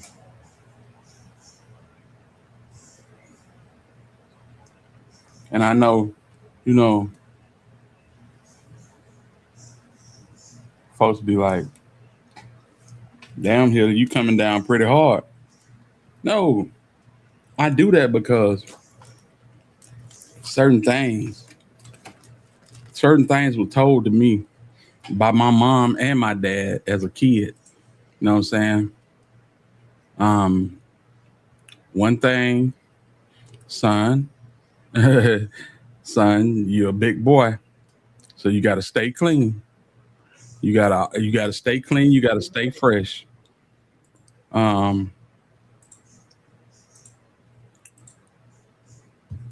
dad said, "Boy, that's a lot to look at. You better make it look good." You know what I'm saying? These are gems that you get growing up. Mama said, "You know, son, you go out the house, you never know who you gonna see. So don't never go out the house no any kind of way, because you never know who you gonna see." She prided herself on that. You know, after they divorced, you know, she prided herself on making my appearance look better than her appearance. You know what I'm saying? Thank God for my mom. These are the things that get embedded in you as you grow. You know what I'm saying? Say it's not coming down hard. We have to be held accountable. That's it. That's it. But I'm going to tell you, if you don't know, then you just don't know. You know? And I'm not coming down on him. I'm saying this is from generations. Somebody didn't get the memo way before him. You know? You standing in front of a news camera, several news cameras, on the side of a world-renowned civil rights activist. And this is how you coming. White tee, blue joggers, and a damn lighter leash.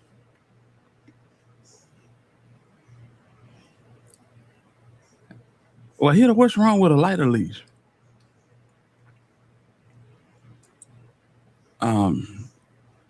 Just your average cigarette smoker don't wear a lighter leash. Your average black and mild smoker don't wear a lighter leash. Lighter leashes is for the weed smokers. Why?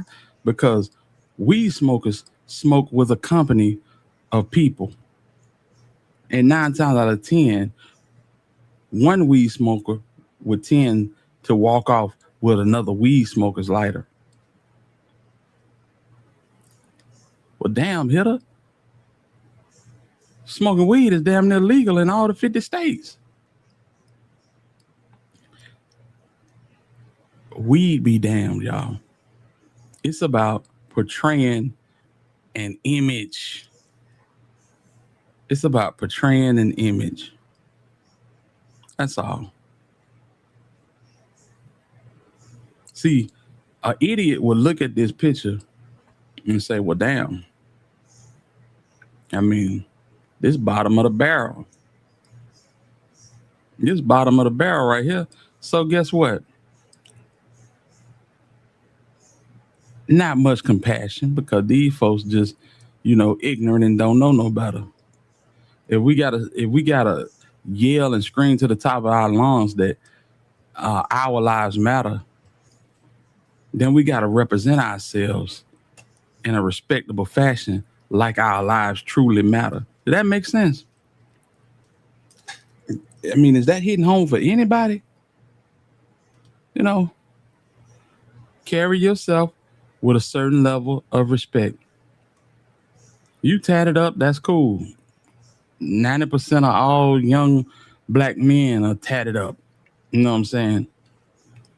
You look athletic, you look like you might have hooped in high school or whatever, or you might have just been a YN. But fam, your baby just died. Your baby mama, she got on a nice pair of pants. She got on a nice blouse. The family wearing the same. Everybody is in accord. Bro, you came up here with some Nike Techs on, a white tee at the gas station, and a lighter leash. That's all I'm saying. That's all I'm saying.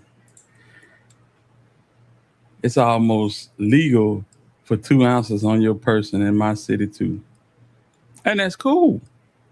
See, the weed ain't even, it's not even the objective. It's the fact that, goddamn, what you projecting right here is, it is what it is. This is a heavy moment right here.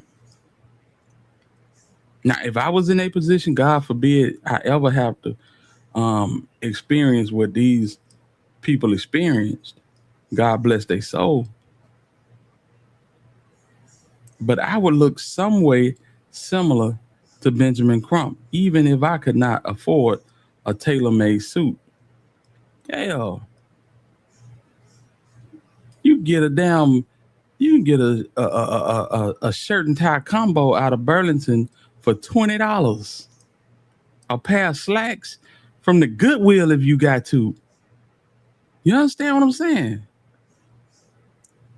If you got enough to purchase what you're going to use that lighter for, you can dress yourself. Hell, Nike Techs is $150. What we talking about? But it's going to be seen by the world.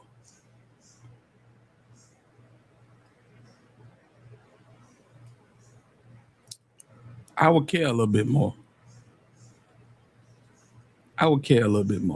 That's just me, though. That's just me. Lord have mercy. Yeah, man. But salute to this family. I'm not gonna lie. I hate when this stuff happens, because you get, you know how people of our generation used to say that we get tired of hearing "we shall overcome." Well, I mean, it's the same thing with this generation. Say his name. Say his name. I get so tired of that. I wish we could elevate to the point where we can rightfully operate on one accord to where we could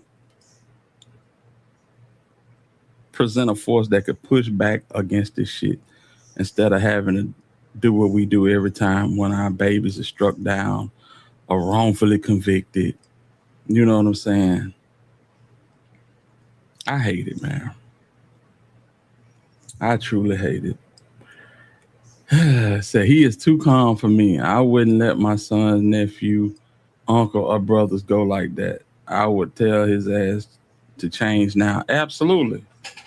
Absolutely. You know what I'm saying? This is unacceptable. Unacceptable. The community, the activists, and a lot of the civil rights organizations understand that they are going to try to make it seem as that they had to shoot, that this was a life or death situation, because God forgive them if they shot into a moving vehicle that did not put them in harm's way over an alleged shoplifting of a box of diapers. My Lord. Justice for baby Coy. I mean, if they would equate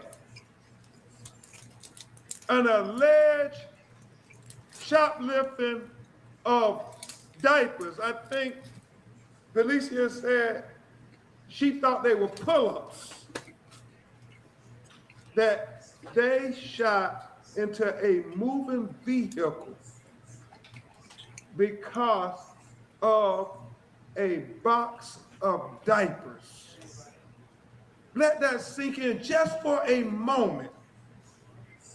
The fact that we have these tragedies where we see Black children being shot over an allegation of stolen bottled water. We see Black children being shot over allegation of stolen diapers. We want the message to be clear here in Saratoga, in the state of Mississippi, and all throughout the United States of America, that we value the lives of our Black children just like you value the lives of your children. And if it is not justifiable for them to shoot at your baby over a bottle of water, that it is not justified for them to shoot at your baby over a box of diapers, then it is not justified for you to shoot at our Black babies over a box of diapers. It is not justified for you to shoot at our Black babies over a bottle of water.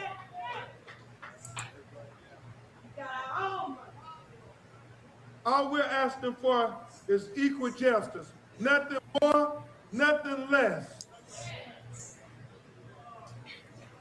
This autopsy is going to be an important part of what happened to baby Coy. But you know what's going to be more important? The video. Yeah, you don't need to say no more. Just show the video. You don't need to say no more. Just release the video. You don't need to say no more. Just release the video. Yeah, them little chants right now. Say no more. Show the video. Show no. Yeah, I get tired of those, man. I get tired of everything that come with situations like this. You know? Rest in peace to baby Cohen. I hope they can get somewhere with this. I hope they can arrest this scumbag piece of shit with a past history of crooked policing, over policing, aggressive policing, however you want to say it, man. However you want to say it. He looked high as hell standing up there. I don't know, but he marked up pretty good. He marked up pretty good. I think he, you know, he might be one of them outstanding members in his neck of the woods. You know what I'm saying? Yep. Didn't have to shoot a moving vehicle. It's illegal in a lot of states. Yeah, absolutely. Yeah, but this is one of them super cops, one of them robo cops. You know, we went over video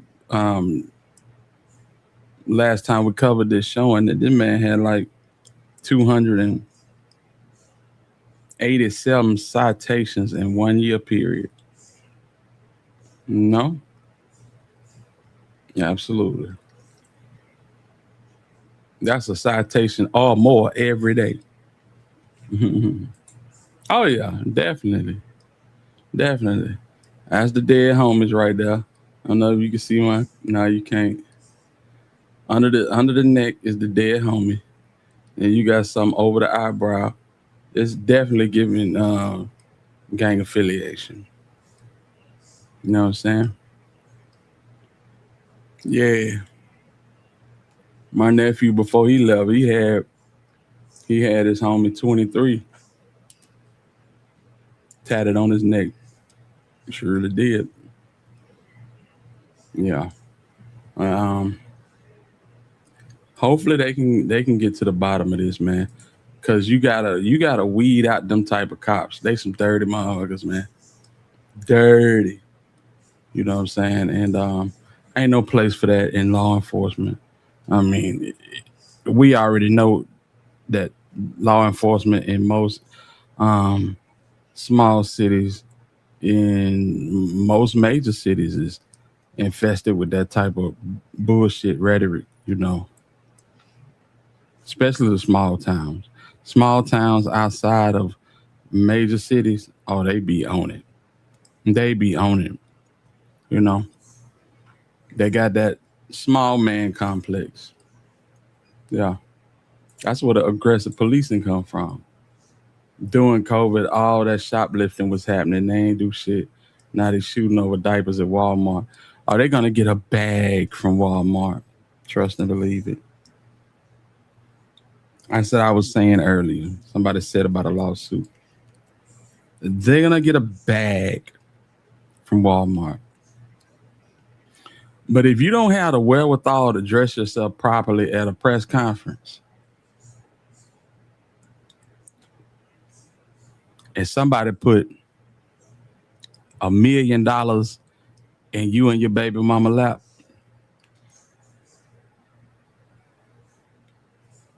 follow me now. You ain't got the wherewithal to put on a pair of slacks and a white button up or a baby blue button up or a burgundy button up or a cream colored button up and just stand there like you're doing right now with a collar to drown out some of them tats.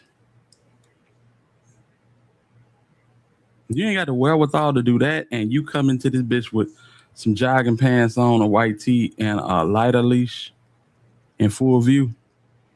What the hell you gonna do when you get $1 million? Like, for real? What you gonna do? You gonna shut Church's Chicken down for a whole weekend. You gonna buy all the dope boys in the city out of all the gas. You're going to block off the park. You're going to buy the whole meat department at the Piggly Wiggly. And you're going to feed the whole city. Niggas going to steal from you. You be broke in 6 months off $1 million bag.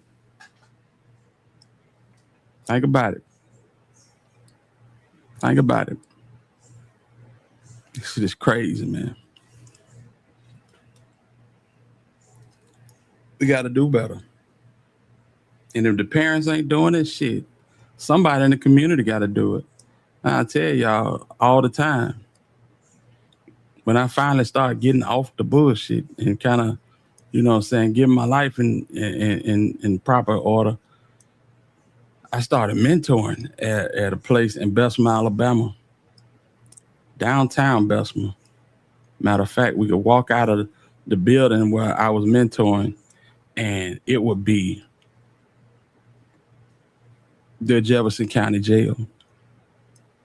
So we got 2 jails in Jefferson County. We got one in Birmingham. We got one in Bessemer. So we mentored to these kids, a place called Say to You. They would walk out, a lot of them girls, and I guarantee you, them inmates was up and swipe on them young girls. If y'all don't know what up and swipe is, I'm sorry. If y'all don't know what gunning you down mean, I'm sorry. You got to figure it out. But I'm pretty sure that they was in them windows gunning them little girls down. This is the environment. This is the trenches, man. When you hear Bessemer, don't think about nothing clean. Don't think about that damn leaving your front door open. Don't think about that damn hopping out your car to running the gas station and without locking it. Don't think about none of that. Little Korea, little Vietnam. You know what I'm saying? Yeah, ain't none of that happening. Matter of fact, if you come through Bessemer late enough, you better not stop at the red lights. Only reason you stop at a red light late night in Bessemer is you got a laws behind you. So these the type of people that I was, you know what I'm saying, mentoring to. And I hated it. Come on, man. You know exactly what I'm talking about. And that lady that you just said, that lady, boy, I swear she called me to this day. To this day, she called me. Yeah. Brother T. Brother T, how you doing? I said, I might misunderstand. How you doing? Blasting you. So you know what I'm talking about, right? Mm-hmm. Yeah. Yeah, man. So many kids came through there. Broken. Females. You know what I'm saying?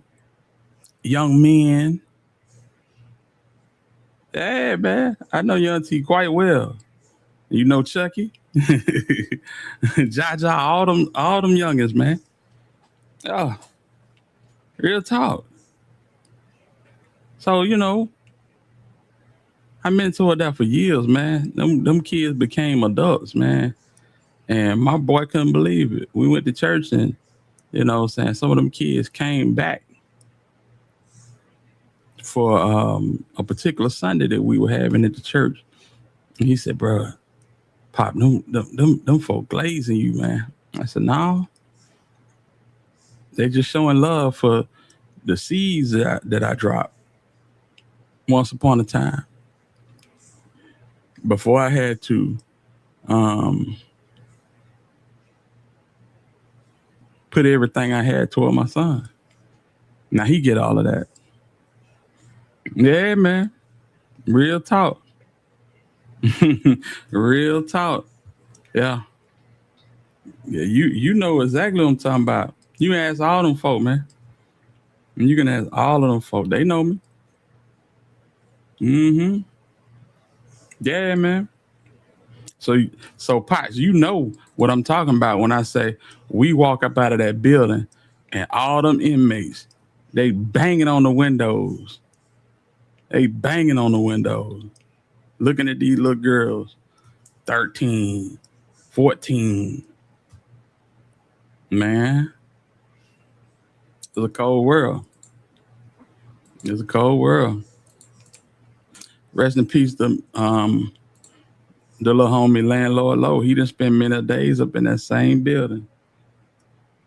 Yep. Real talk. I dropped it for you, Sight. Yeah, man, it's just crazy, bro. Nah, man. There ain't no cap in my rap, bro. I don't front about nothing that I put on this internet, bro. Real talk. Mm-hmm. Come on, man. Just know it. Just know what it is, okay, that's all. Yeah. Yeah. That shit is crazy, bro. Sight, what it do? Yeah, I'm back. My phone had that. I'm back.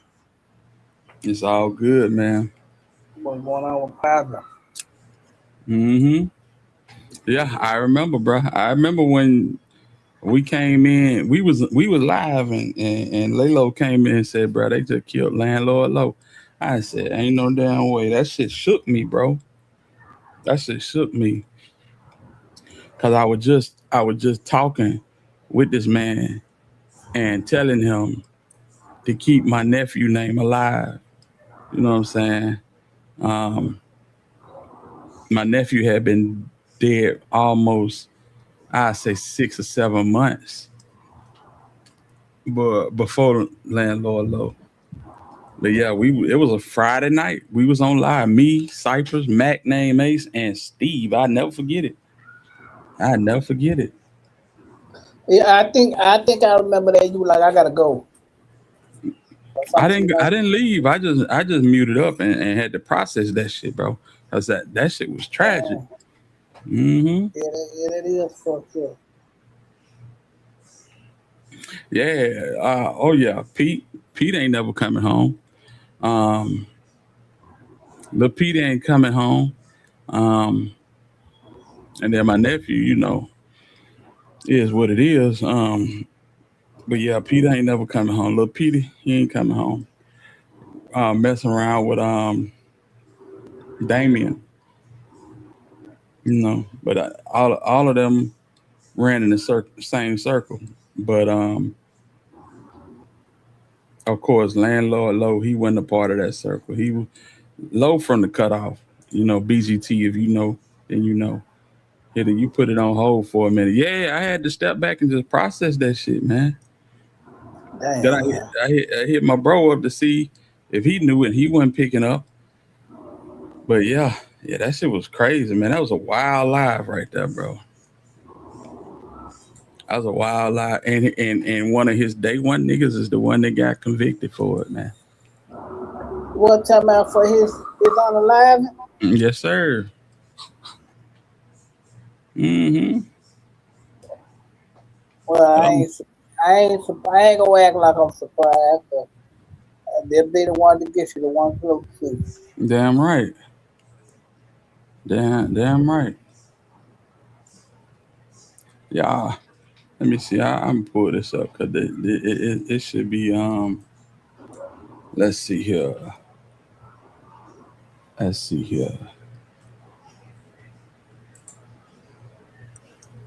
I do it like this because all right, we'll do it like this. Let me show y'all this.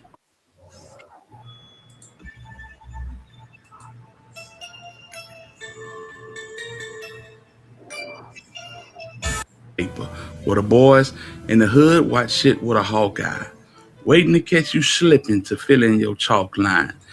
They snort lines and bust hot nines at one time, guaranteeing to hide the opposition from the sunshine. This is Dirty Dixie.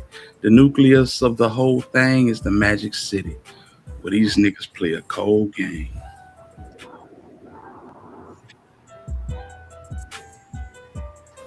What's up with the squad? This your boy, the Alabama Hitter, and today we are in Birmingham, Alabama. Yeah. And we're speaking on a subject that is kind of taking the city by fire. This is the story of D'Angelo Samuel, known to the city as Landlord Low. And there's been a lot of speculation behind what happened with Landlord Low and why it happened. You know, we were on live stream when I got the news, actually. The state, from what I know, they wanted to give him just 25. They want him to take that. He was like, no. So now they're going to get you, the life is 51. Conspiracy is 4. And the attempted is whatever. So now you probably going to get double that. They not playing with this dude. No, what? Hold on. Ed Potts, Low got hit today? Damn, landlord low. Oh, okay. I thought you were talking about Zed. That's low. Hey, Elwood. Low got hit today. At a repass, what? B. Oh, man, shout out to prayers for Birmingham, man. They get off, man. Them boys don't play. And so the accusations were true. You know what I'm saying?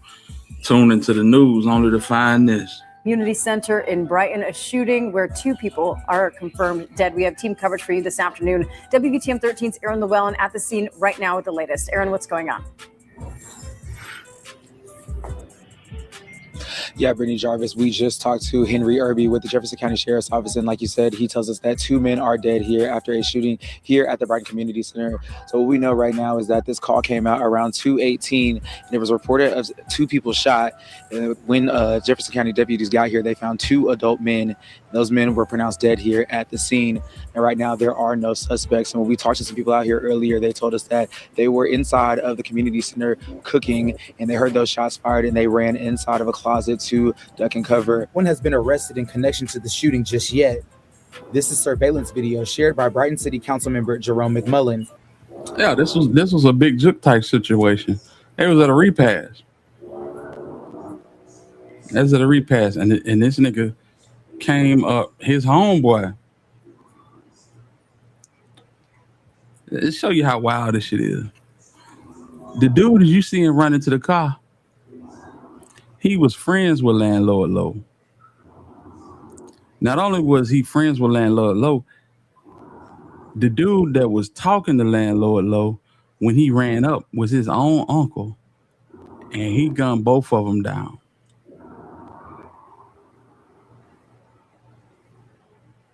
He gunned both of them down. He killed his own uncle and his partner. Real talk. And you saw it here first on WVTM 13. The video shows the last shots fired at least one of the victims, with the suspect running through the parking lot towards a car waiting for him and driving off. I was anxious to get up here to see what was going on, and sadly to see, it was 2 bodies laying out in the front. And those bodies, of course, were the bodies of D'Angelo Samuel and Roderick Hall, who were attending the repass. Sad, bro. When I say it's sad, it's sad. For these people to lose their life in front of a packed house of people that are already grieving, you know?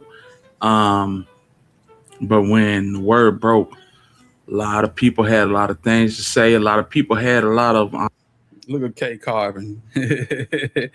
Oh, K Carbon, man. Narratives to paint. A lot of folks said that this may be revenge for this and revenge for that. One of the things that were pinned on D'Angelo was the murder of 2 young ladies in Birmingham at the Aria Lounge, where they said that D'Angelo was actually gunning for the young lady's driver, a man by the name of David Knight. And D'Angelo refused this. He refuted it all the way to his last days, y'all. You got somebody that go and get the song and pull the song and say some shit like, I know I can't be the only one that ain't reading between the lines, you get what I'm saying? And then, like I said, we down here at a place where the only thing you gotta do is say he did it and they come to get you. You know what I'm saying? Just so happened I was on house arrest, and they got in the house arrest that I was on, you got GPS on to tell you if you're outside, it's gonna tell you everything they need to know. If it wasn't for that, man, I'd probably be locked up for that. Is that the girl situation? Yeah, like I was on house arrest, you know what I'm saying? Like, let me give y'all a tidbit. Girl situation? Yeah. Y'all see this building right here? This is where the shooting happened. Y'all see that? Y'all see my cursor on the screen? Now, I veer this cursor all the way over here to the right. My nephew died 10 feet away from where my cursor is.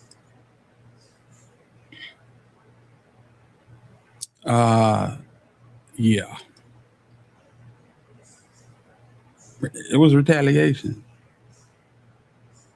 It was retaliation. I was on house arrest, you know what I'm saying? Like, so I'm gonna have any type ties in with it. Like, these folks got my every step, my every location. Like, you know what I'm saying? That song was already out before that situation happened. So you gotta look at it when it got the song and just on one big ass page, you know what I'm saying? When it got the song, I was like, oh, he talking about this situation. And the shit just blew up. Like, the shit just blew up all over the internet. Yeah, man. She just blew up all over the internet, man. And folks took it and ran with it. And the song in question is a song by Low and White Boy Spin, where they detail bumping down on the op. You know what I'm saying? Op had some females in the car and they took care of business anyway, you know? Why that nigga still going to the club? That's why we spray the Jeep. Caught on low and try to turn out the light. FST block the street. Why you rhyme with hoes? You know it's smoke. That's why we hit that freak. Yeah, ain't nobody get spared with me. I'm gonna tell y'all something. Tig, what they do, man? Salute to you. Tig, I be talking about attitude a lot on this channel. A lot of people don't know about Attitude, but Attitude probably the single most successful hip hop person out of our state. He probably didn't got more bread off of rap than anybody that did it.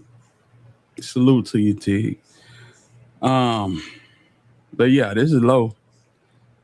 And that's my nephew in the backdrop. And when I seen this shit right here, like I seen this shit, when I seen this, both of them was alive and well. But I started putting this shit together. And Mr. Biggs ain't make a fraction of the money that Attitude made, bro. Just being respectful. Yeah. Attitude was a ghostwriter for Timbaland and Nelly Furtado. Promiscuous girl, you got what I want. My homeboy wrote that shit. Straight from Brighton, Alabama. Same place Low from, the Cutoff. Yeah. So he living like a lot of these rappers wish they could. He just ain't got the fame and the clout that a lot of these rappers got. But he on Miami. He in Miami. He rotate from Miami to Atlanta, but he wrote that song. A lot of the shit Bubba Sparks was rapping back in the day. He wrote that shit too. You know what I'm saying? Yeah. I know your cousin, man. Wow. Hey, salute to all the locals that's tapping in, bro. I appreciate y'all, man. But yeah, just to come back, when I started putting this shit together, cause like I told y'all, my nephew got his dead homeboy tatted on his neck. Well, his dead homeboy daddy is my partner. And I'm like, oh, these niggas was banging together. And so I go and listen to the music. You know what I'm saying? But it was too late. It was too late. It was way too late. Yeah. My nephew had a name, and he had a bad name. No, that's D'Angelo in the red shorts. My nephew was in the back. They called him White Boy. He just as black as us, but his mother was white. She's a white woman, and he came out bright complected, pretty eyes, curly hair, you know.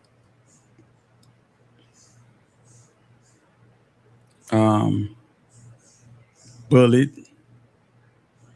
Always picked on because the girls liked him and the dudes hated him. And that bullying just turned into some totally different. I can tell this story. I can tell the story that can't nobody tell. All they can tell is about bodies and sliding and this story that I got on the screen. But I know I know where it come from. I know his dad did his best to raise him right. I know his dad did everything he could to keep him in church. When he first went to Parker, he was playing football. Like, real talk. Real talk. Yeah, man. Yeah.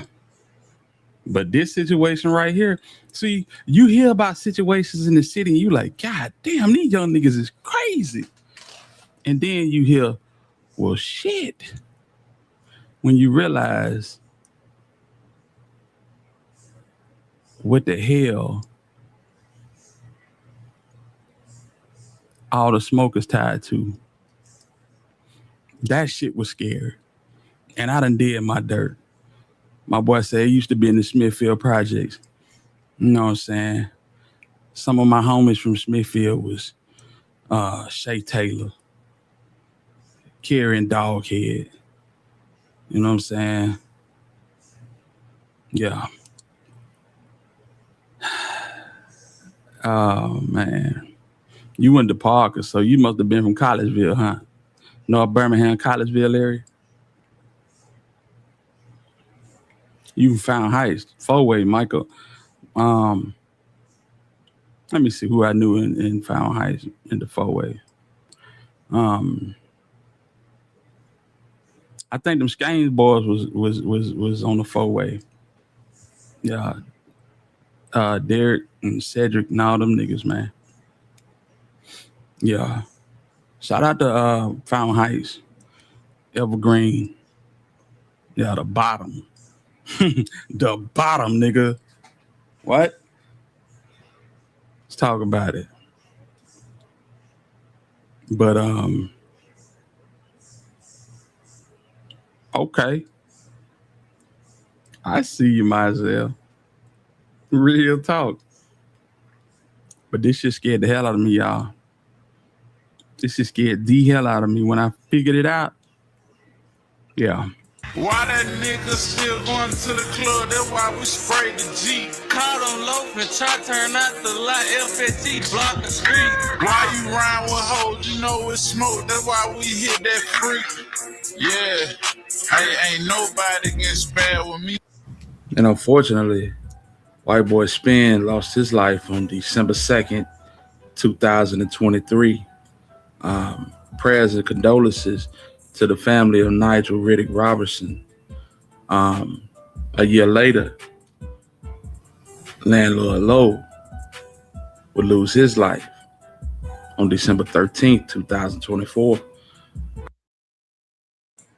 So, you got Lowe. You got Lil Petey in the back of my nephew. You know what I'm saying?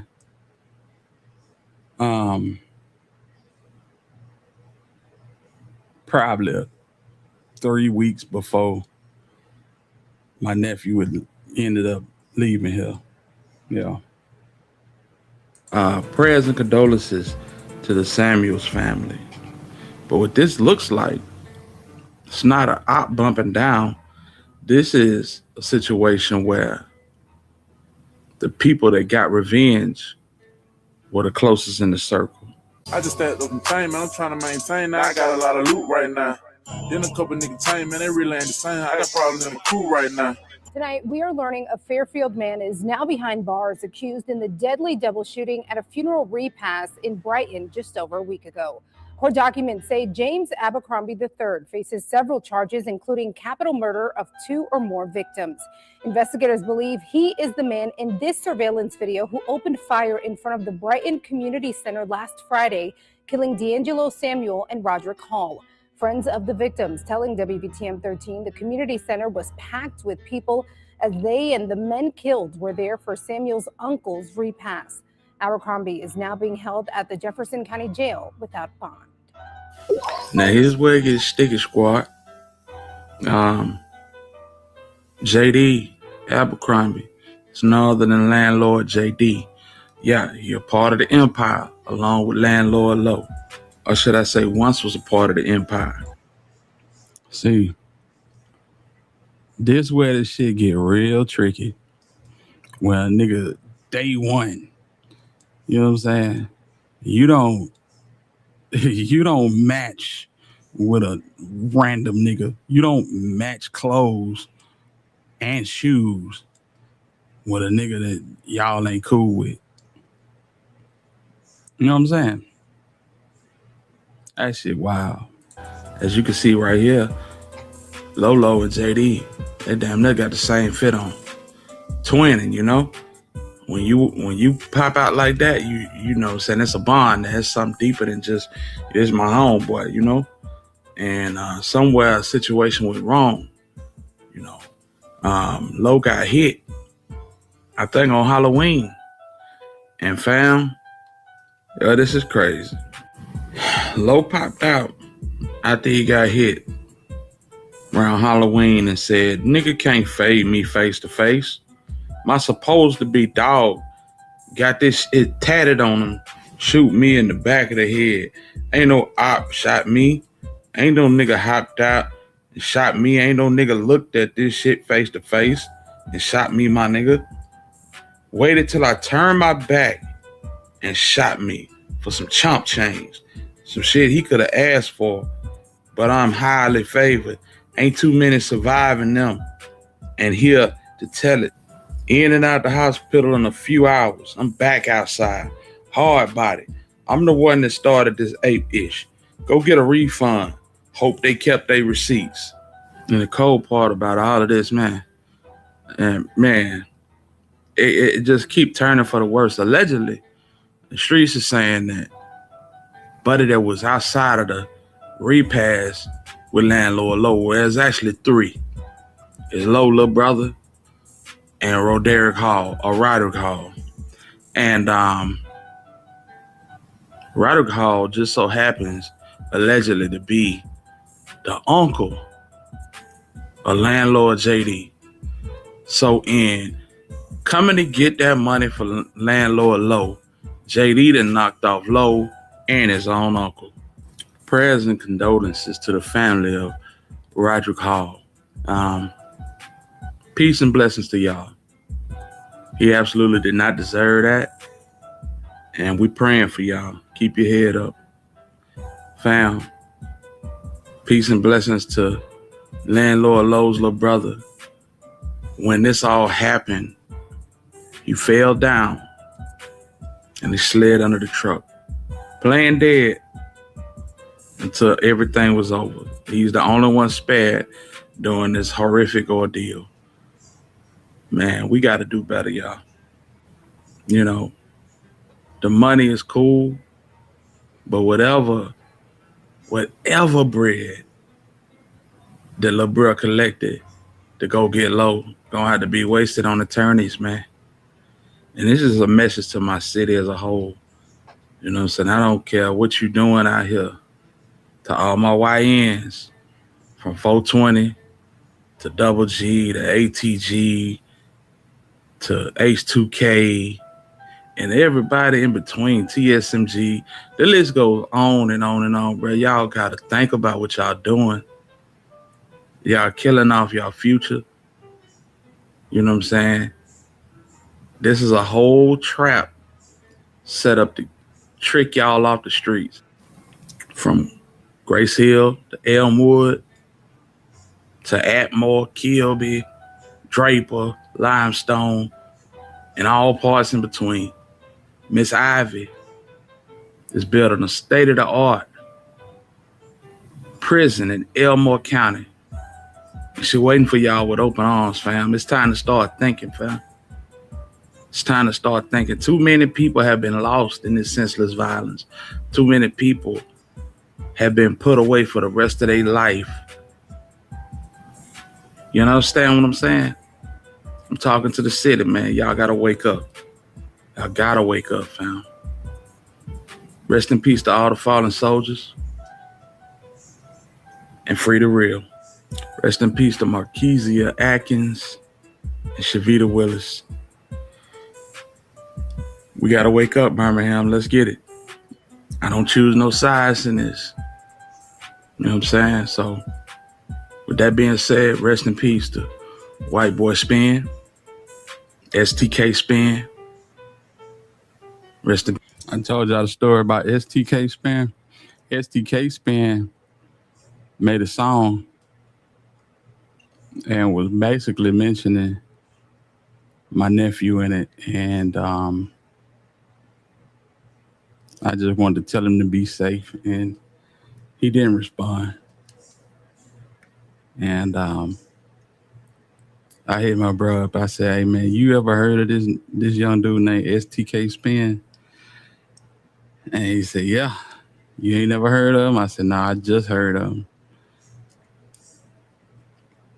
He said, "Check your text." He sent me a text message of this boy with his feet on the ground,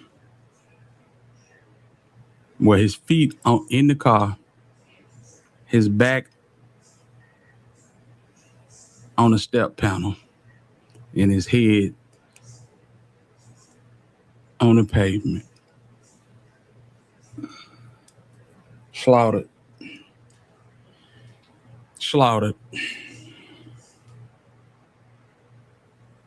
Yeah. Damn. Yeah. I'm trying to talk to him, and the boy just got killed like 3 days before I sent him a message. What you know about them ATL boys? Yeah, we fought them quite a bit.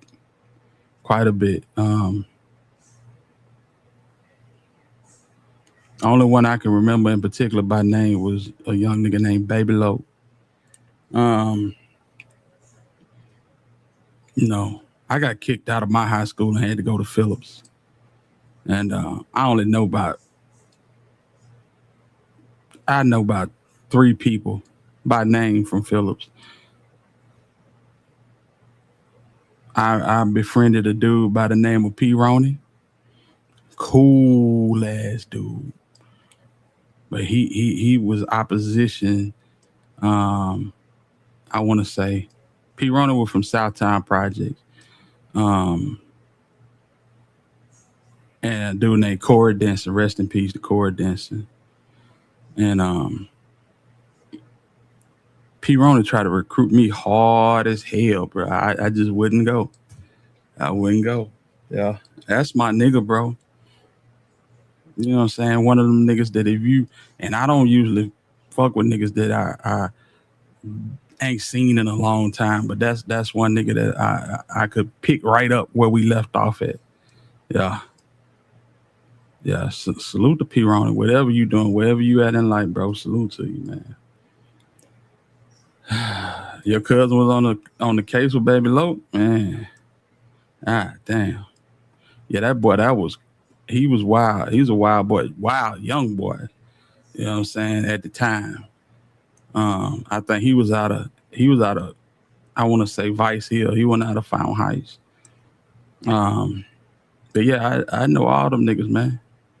I know all them niggas. Vito, Weezy, my nigga Corey Denson. That was my nigga. But yeah, this shit wild, bro. Let me get this over with. STK Spin, boy, rest in peace, man. Some of these drill rappers, it's just drill rappers. You know what I'm saying? STK Spin had talent. My nephew had talent. Peace to Slime. Rest in peace to 23. Rest in peace to Lil Heat. Rest in peace to Heat and Lil Alpha. God damn. Peace to 41st AJ. And rest in peace to Brezy, the cash cow. That goddamn Brezy, man. Laylo, you still in here? What you know about Brezy, man? Yeah, Brezy was hard. Breezy fell afoul of Laylo. Breezy fell afoul of Lolo, and it just went left, man. Rest in peace to him, though. That's one that they tend to put on my nephew. I'm not gonna even lie. As well as Landlord Low. These are just a few names out of many. I can go on for 30 minutes mentioning names, but that's my time, fam. It's your boy, the Alabama Hitter, and I'm gone. This has been your boy, the Alabama Hitter. Yeah, man. But yeah, Lalo got that started and went and got him a damn chili dog or some shit. But yeah, man. Rest in peace to all them young niggas, man, and them girls, man. Them girls ain't deserve that shit, bro. These boy was so wild and reckless. To the only fate that they could receive is what they got. I know that sound cold-blooded.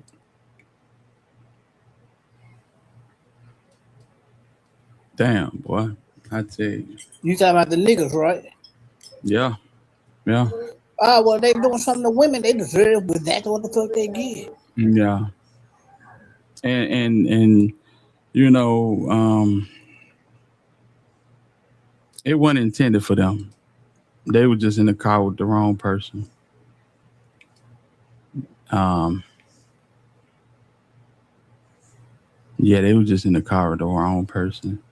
But them niggas went too far. You know, they left. They followed them to the hospital and shot up the hospital, shot up the police car. Yeah.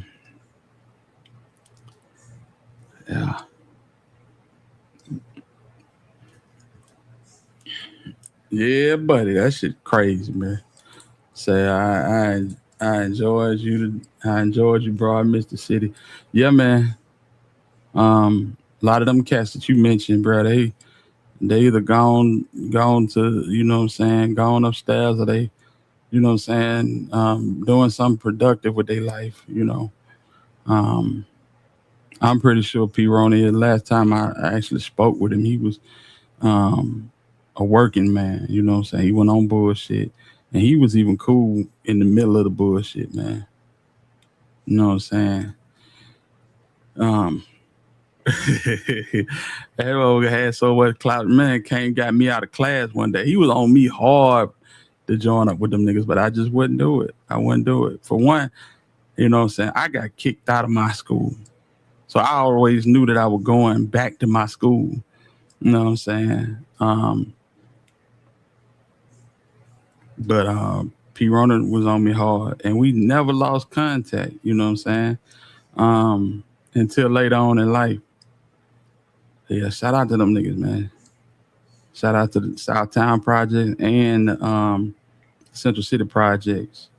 Yeah, Central City Project with New Jack City.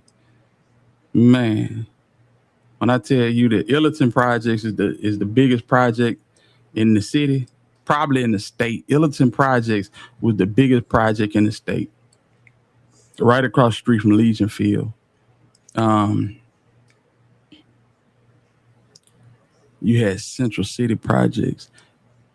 And I want to say it was like, I don't know how many stories. It had to be three or four flights up. You know what I'm saying? Some New York shit in the South. You know what I'm saying? We didn't have projects that went up in the air like Chicago and New York. That was the only project that we had that went floors, you know, levels. And that bitch was Afghanistan. Real talk. Yeah, man, they floored them projects and built new housing, kind of like what they did with the Cali Open New Orleans, what they did with Lemoyne Garden in Memphis. You know, how many levels was it to Central City? You say you grew up in Central City in 92 and 93. Yeah. I was at Phillips 93. Yeah. And I remember P. Ronan and them pulled up in a BMW. We were just getting out of school. And I said, what's up with it? What's up with it, P? He's like, not shit. Hey, you might want to get out from in front of the school, little homie. You know what I'm saying? And I said, say less. I struck out walking. You know what I'm saying? Before I can get down the street good, they sprayed the whole front of that goddamn school up, man. They sprayed the whole front of the school up. Phillips High School. Yeah. Lafayette Sanders, my cousin. I don't know if I remember. You know who else went to Phillips? George Pickens. I do remember George. You know what I'm saying? His boy ended up going to Georgia and ended up playing for the Steelers. I think he with the Cowboys now. But yeah. You know, George was balling back then. He played basketball. Yeah, shout out to Big George and Little George, man. George Pickens from Alabama? Yeah, of course. Of course, yeah. No, but free, I ain't know that. But that nigga won me some bread last fall. Hopefully he do the same this fall. We waiting on football, so let's go. Yeah, man. Shout out to George Pickens, man. And George Pickens Jr. Real talk. See, we had 20 to 50 flows. God dang. Ain't no way. I be seeing that shit, man. I'm gonna tell y'all about a movie I was watching. I watched an old movie Friday night, late night. I'm talking about y'all remember Cameron Killer Season? I was watching Killer Season. Oh yeah, I love that time. Yeah, man. Yeah, them projects, man. Hell no. I should have called them Friday night. Yeah, I don't know what the fuck I was thinking about. Yeah, man. I know the bullshit, man. You know what I'm saying? But yeah, man. That shit, hey, people don't know, bro. They think it's horses and cattle. And you might Where? go. Tell me Alabama? Yeah, in Birmingham. Oh, that shit ain't no joke, well. That ain't no playground, y'all. You might go about 100 miles either way and see some horses and cattle. Not in the city. Not in the city. Yeah, take that shit out the Enterprise. But no, it goes down there in Beham for sure. And always have. But see, here is the thing about it, y'all. A lot of y'all don't believe this shit. It wasn't talked about until they started putting shit on First 48. But us, from Alabama to the Panhandle of Florida, we all knew that shit was popping because everybody want to go there all the time. Exactly. You know, we ain't have a bunch of popular rappers to get the word out. Down here, you know what I'm saying? If you knew, you knew. Yeah, the only people that got horses in Birmingham is the police. Real talk. Yeah, real talk. And you don't see them until like parade season or whatever. But yeah, man, hell no. Birmingham been jumping since, I want to say, it always been jumping since the 70s. And Mobile is the worst. You don't want to get caught. They'll kill you quick. Yeah. Yeah, Mobile bad as hell. Montgomery started getting that way in the goddamn 90s, you know, all that gang shit. But yeah, and Huntsville always been clean. You know what I'm saying? Yeah. Huntsville a nice place. Like if you wanted to move and settle down, Huntsville, that's where you gonna go. Yeah, Huntsville or Panama City, somewhere like that, where it's like retirement, like that's it. Panama City, Orange Beach. There's a lot of places. Saraland. Let me see. Robertsdale. St. Pete. Pete. Oh. I'm just talking about in Alabama. Yeah, what else? Dalton nice. Yeah, Dothan is nice, but shit, that's military money, just like Huntsville. Yeah, because they got the arsenal out there in Huntsville. I love it. Yeah, absolutely. Yeah, Huntsville, all the good, man. Listen, they air clear, they air cleaner, they streets cleaner. Damn, they water tastes better. It's just better in Huntsville, my nigga. Yeah. You come down here, boy, yeah, buddy, you gonna get the potholes. You gonna get the rats. You gonna get goddamn dilapidated houses, all that shit. Sound like North Memphis. Yes, sir. Goddamn, they trying to goddamn what they trying to do? They trying to come out of America. They tired of motherfucker getting killed, but the man ain't putting bags on nigga heads. He trying to stop the shit. He trying to stop it, and they coming for his head. It was, I met Young. He resilient, and he gonna get it done. I got faith in him. Yeah. Real talk. Yeah, man. Hey, what you think about this Moneybag Yo situation? I mean, just Memphis as a whole, fam. And by the way, if y'all ain't hit that like button, hit the like button, and if you can, support the channel, man. $1 or $2, whatever you can do, is all good. But yeah, man. What I think about, you talking about like far like with the lawsuit situation? Man, you got Shiesty, you got 30, you got Bag. All of this shit has been just like negative shit, Well, it mainly coming from niggas who associate with these niggas. The reason why it's so bad, because let me just keep it a buck, because I'm a Memphis nigga, I can say this. A lot of them niggas today in cahoots, they don't even like each other. Right. I agree. So they don't even like each other. I seen one of them little AI documentaries on BI. It wasn't a documentary, but it was just documenting the history behind Dolph and Gotti and how BEO kind of took the mantle after Dolph and whatever. And folks was, man, motherfucker made the most asinine comment under that damn video I ever seen. It said, man, stop the cap. Gotti ain't beefing with no broke struggle rapper. Can't no broke struggle rapper do nothing with Gotti. I said, fam, Justin Johnson was a broke struggle rapper, nigga. You a fan. You talking from a fan perspective. Anybody can get touched. Yeah. And that's what people don't understand, bro. Anybody can get touched. Yeah, it don't take much to get touched. But but shit, they can pay a nigga in your circle to line you up. Come on, y'all. Real talk, man. It's and then Govan, bro. Oh my God. Govan, the worst of the worst. It's like, God damn.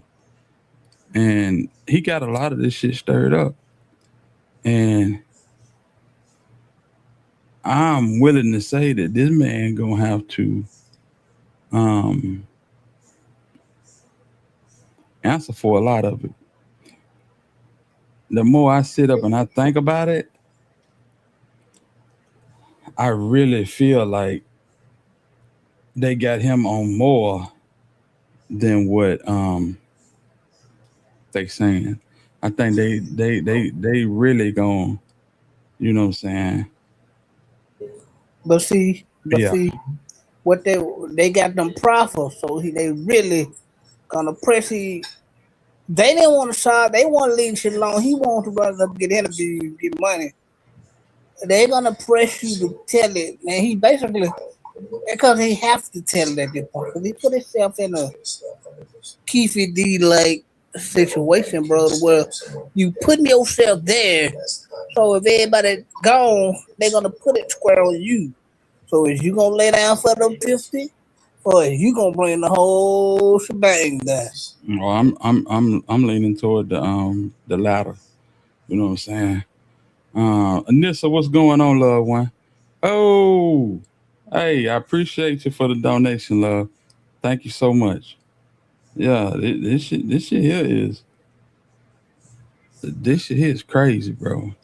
Hilda, do you remember he caught that charge while he was out on bond in Mississippi? Yeah, we covered all of it, man. And the Fed let him go. Yeah. There we go. Now. Yeah. Feds let him go. He skated a whole lot while he was on trial for that while he was waiting to go to trial for Dolph. And just to be perfectly honest with you, if some of this is for is pertaining to the dog, I'm not mad about it. I listen to niggas like Seth and Nash cry foul when, you know what I'm saying, they're like, this is 2 misdemeanors. Bro, it's more than that. It's more Right. than The feds ain't coming if it's more than. See, the feds weren't coming until he got on that interview and said, "Now I know who killed you. I knew the passenger, I knew the driver, I knew why you." So now when they get you down there, you can't say you ain't know. So what they did, feds come got him and made sure the judge denied it bond. That way he can't do nothing but what they tell him to do. right. And it's just getting worse and worse. These folks ain't stupid, man. They see all this shit just like we see, and they know that it's real smoke in the city, and niggas be talking, but they don't know what the hell they be talking about. Like, for real. As far as Govan, he gonna have to stand on all that shit he said. You know, you might be in for one thing, but I doubt they gonna just stick to that. That's what the superseding indictment made for. Yeah, they like, yeah, you don't know Gotti. You want to have a long conversation? Go, man. I doubt if Gotti have a conversation with you now. And if Duke got anything to do with anything in relation to Govan, get ready to do life. Yeah. If you ain't doing life now, get ready to do it, because he gonna roll. It sure will. He was trying to roll at his trial. That way, man, he kept talking about, what about dude? He's a serious unreliable. Hey, what they got to do with this case, man? Right. Gotti might get Govan gone.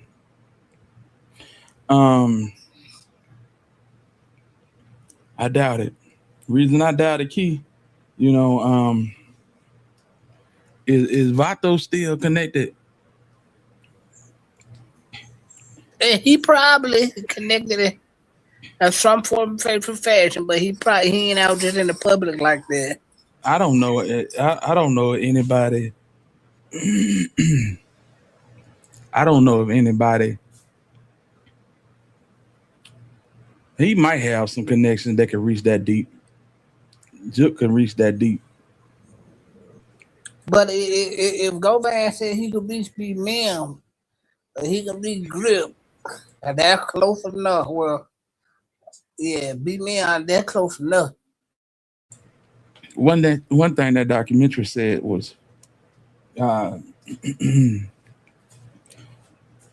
one thing that documentary said was that Juk was never charged. And they tried to make it seem like it was like him being involved was an old folktale. No, that shit was absolute fact. You know what I'm saying? Hold on. Yeah, that shit was absolute fact. He you blame that on Memphis. You blame that on Memphis in the state of Tennessee. Well, Govan admitted that the feds didn't want the state to pick him up. They wanted to go get him and Gotti. But I feel like either way it go, Juk was gonna get hit either way it go. I think you're gonna have to pay for building the conspiracy around that whole case. Basically saying that state of Tennessee was scared of guiding them and what they could bring to the table. I really believe he's gonna have to pay for that. You know, they didn't want to fight with them because they had money. They wanted to come at the poor black man. That was the whole narrative these niggas was trying to paint the whole time, you know? Uh-huh. Yeah, and that's only gonna backfire in the end. Right. Because poor black man can't get Manny Aurora. You know what I'm saying? Niggas said it was pro bono 1 minute. The next minute you say you pay 70 bands for his services. There's a lot of inconsistencies. You know, we watch this shit. We pay attention to this shit. So we know. And we ain't got a heaven or a hell goddamn holding tank or a cell to put you in. You know what I'm saying? But these folks do. But just know, we know your black ass is going to one of them. So you just ready. And one thing that they can't stand is having smut on them. They don't like smut on their face. And for the past year, he been rubbing this shit in their face. Hard. Not to mention what he said in the text messages to that female. You know what I'm saying? Said in there, said that wasn't his girlfriend. Well, I mean, okay. They had some type of relationship. If he got videos of her sucking this and licking that, they had some type of relationship. I know that's right. Mm-hmm. Nah, it's more than him speaking on the murder inroads. It's the fact that he committed a crime, and that gave them the inroads to pick him up because he spoke on the murder. Yeah, it was the perfect storm. Yeah, bring him in. Bring him in. See, Ambrose, this how they played it. He already had the crime. He already wasn't committed the crime. But by him speaking on that, and when they committed the crime, they got him. Said, okay, y'all, the state got him. We gonna go get him. Y'all violate this nigga. We got it. Right. Absolutely. That to keep us out to go spend money to go get him. State, y'all go get him on that little petty charge. So y'all get him in. We gonna get him. Bring him to y'all so y'all can deny the bond. Release him to custody of us. His ass hit. Let me ask y'all a question. E-Baby said, Sadie lying, Hitter. Every time I show content from Sadie, people saying they hate Sadie, and Sadie be lying, and Sadie this, that, and the third. I get it. But what I'm saying is, Sadie is one of the biggest platforms. Him, Poetic Flacco, they the type that they are big platforms, so they have to maintain some form of credibility, or we're gonna hold their feet to the fire. And y'all got to think about it. Sadie is the one that exposed this whole Gucci Mane Pooh Shiesty thing with the help of Hernandez Govan. So that's the reason when we have content, I will pull him up. He gonna have a lot of paperwork that I can't get. I can get a little bit of paperwork. Salute to the squad, but you know, that All-Star JR paperwork, I ain't got that. You know, and a bunch of other paperwork. Do I care for Sadie? Not necessarily. No. I think what I think of him don't matter, but yeah, I don't care for him as a person either. But I just need y'all to know I don't believe everything that he's saying. I'm just saying his platform is one of those that when you put that out, people gonna listen to it, and we can draw our own conclusions. But I get what you're saying. I just don't want y'all to think that I'm buying everything hook, line, and sinker. You know what I'm saying? Then he said National Guards can't help you. Them people got mad as hell. Absolutely. Yeah, they got feelings too. They got feelings too. You know what I'm saying? You're not finna say all that shit come through in the text messages, and they already looking for you. They already want you, and then you do this dumbass shit, and the city pick it up. Feds go to the state, say, give him a bond. We'll take it from here. Yeah, that's the way that go. Did he ever leak the images? Asking for a friend who lives about 5 minutes from the address and the affidavits. Lord have mercy. No, man, he never leaked them. He had them loaded, though. I'll take it. K. Dillon says that. In fact, he bought the Gucci Mane out first. Yeah, him and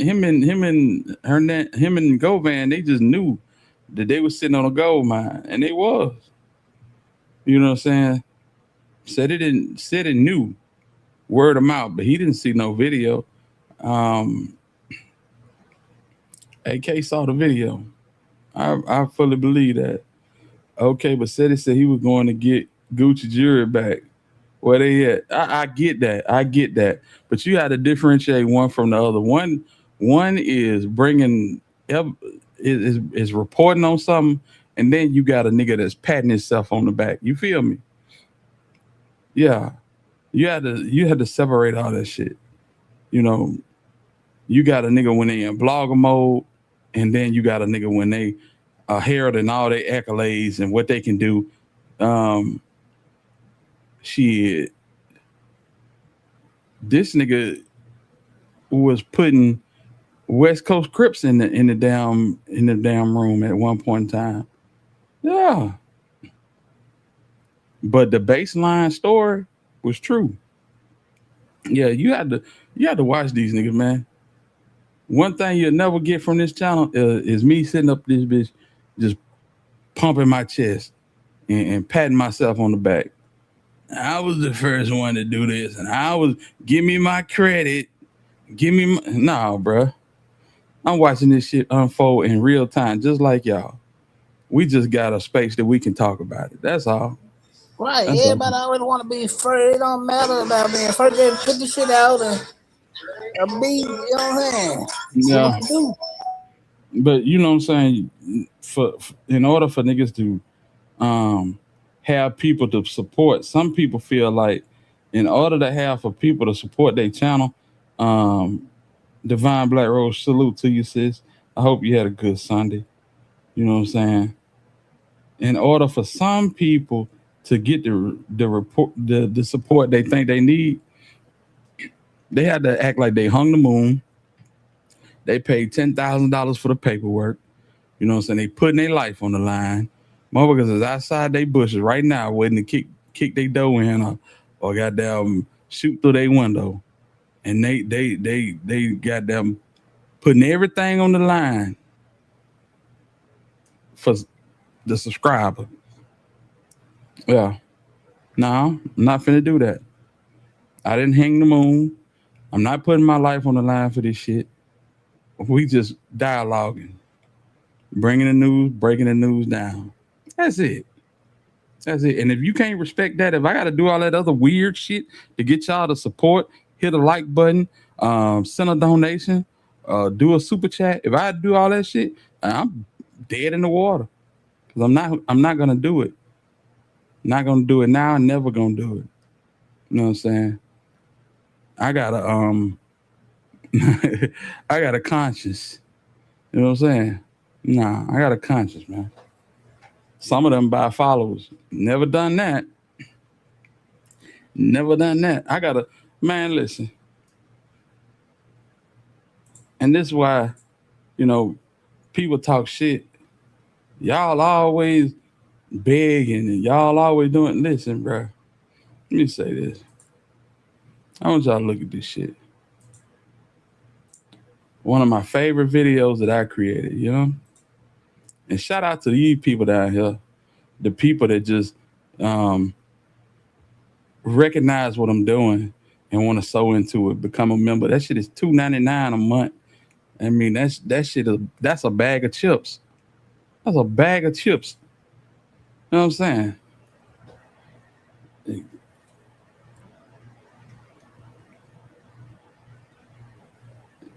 You see this video right here? Super proud of this video. Super proud of this video. This video got 93 views on it. Hot Boy West and the short-lived career of an artist doomed for failure. You think I'm just bullshitting when I did that? No. That's hard work that went into that. 68 views. 68 views. BG, the heart and soul of the Hot Boys and the foundation of Cash Money Records. Check the resume. You know what I'm saying? My video about my homie Bam Bam did more videos than these videos. did more views than these videos. So this, when you say that, oh man, you niggas don't do nothing but bet. No, we work too. We work too. Real talk. Real talk. And our content be just as good as the Poetic Flacos and the Seti Nashes at times. But because our platform ain't what they platform is, they get suppressed or just unnoticed. That's why we ask people to hit the like button. That's why we ask for donations and support, because it takes time to do this shit. Like, for real. It ain't as easy as people think it is. Y'all get a check at the end of the month. Yeah, we do. But how much money you think a video with 93 views or 68 views or 39 views gonna bring in? But it's all good because the ones that support, they support indeed, and I appreciate all of them. You know what I'm saying? The Black Barbies and M Roses, Divine Black Rose, E-Babes, everybody that sent a donation. My nigga Cypress sent a donation at 7 o'clock this morning, man.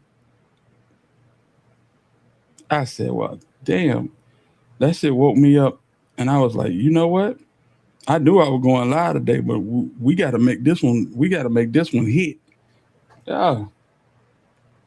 Shout out to the people that used to donate that's no longer here. The Yo-Yo Long Live Dogs and Paula Hall. She be here, but when she show up, she support the channel. I thank God for y'all. I ain't trying to get rich off nobody. I'm just trying to make my time equal what I'm doing. That's all. Real talk. Lalo, you done donated to the channel before. You know you have. You know what I'm saying? People feel like this. I ain't giving that nigga no $100. Man, I ain't seen $100 donation in a long time. The people that support the channel, they don't get a $100 donation. You know what I'm saying? Yeah. I don't even know how I got to this, but it's just like, yeah, it's just not easy work, especially when you trying to do it consistently. Yeah. You got to make it look like something. Not many motherfuckers on this app doing the same thing. Real talk. Real talk. Yeah. The only difference is the person that's actually bringing it to the stage. That's what makes a difference. Are they an asshole that set up and literally beg for donations and tell you what all shit they got going on in their life, so you need to donate to the channel for 30 minutes before they even start blogging? Or do they pop out and produce content and give you something to want to give to? You know what I'm saying? Because I done seen both of them. And the motherfucker that sit up and cut their camera on and ask for money for 30 minutes before they even start saying anything about the current events. Motherfuckers flood their pockets. They flood their pockets. I don't know what it is. But for the ones that do support and help, I thank you. Y'all matter more than you know. The ones that, you know what I'm saying, hit the like button every time they see a video. You know what I'm saying? The ones that hit me in the inbox and say, hey, bro, I just hyped the video. I'm like, you know what? I appreciate that. We don't even know what hyping do to a video at this point in juncture in YouTube. We just know that they asked us to hype the video, so we're going to ask y'all to hype the video. That's it. So the crazy part is you, the alone one I donate to, and can't nobody else get my money. I appreciate that. Real talk. And thank you very, very much. You know what I'm saying? I'm just doing what I can do. You'll never, I might joke on a big blogger, but you're not going to hear me, you know what I'm saying, assassinate nobody's character, come at them wrong or nothing. I just stay in my lane, do what I do, and keep my head head up and my eyes straight ahead, man. That's the best way to do it. I wish I could do more, but you my internet boo and the squad fam. Yeah, we fam now. Yeah. But you being my internet boo is enough. You know what I'm saying? And we ain't got them but 47 people in there. We just gonna keep that between us. We're not gonna let that get out. You know what I'm saying? Althea is my internet boo. We have been booed up for quite some time now. And that's more than enough. I appreciate you out there. Real talk. Oh. Had him up before the sun came out. What up, Sight? Yeah, we back. Yeah, man. So I don't have your IG or half of the folks at Cypress. I need you. It's the same thing. It's the Alabama Hitter. That's it. Facebook, Instagram is all the same. I don't do TikTok. I appreciate it, eBay. Hitter, and you do a great job on everything. Narratives, artwork. I try, man. I really do try. Yeah.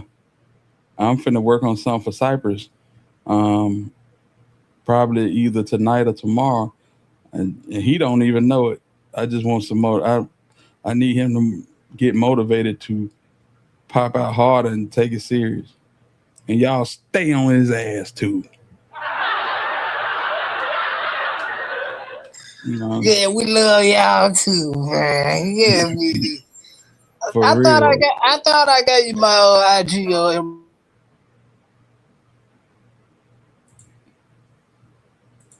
No doubt about it. So I wonder how much YouTube pays you per membership. And I feel for Hot Boy West. Yeah, that Hot Boy West, man. Listen, that's one of my favorite artists, man. Talented as hell. No guidance. He is the young nigga from Senatobia, Mississippi with the joggers on and the lighter leash. He just don't know no better.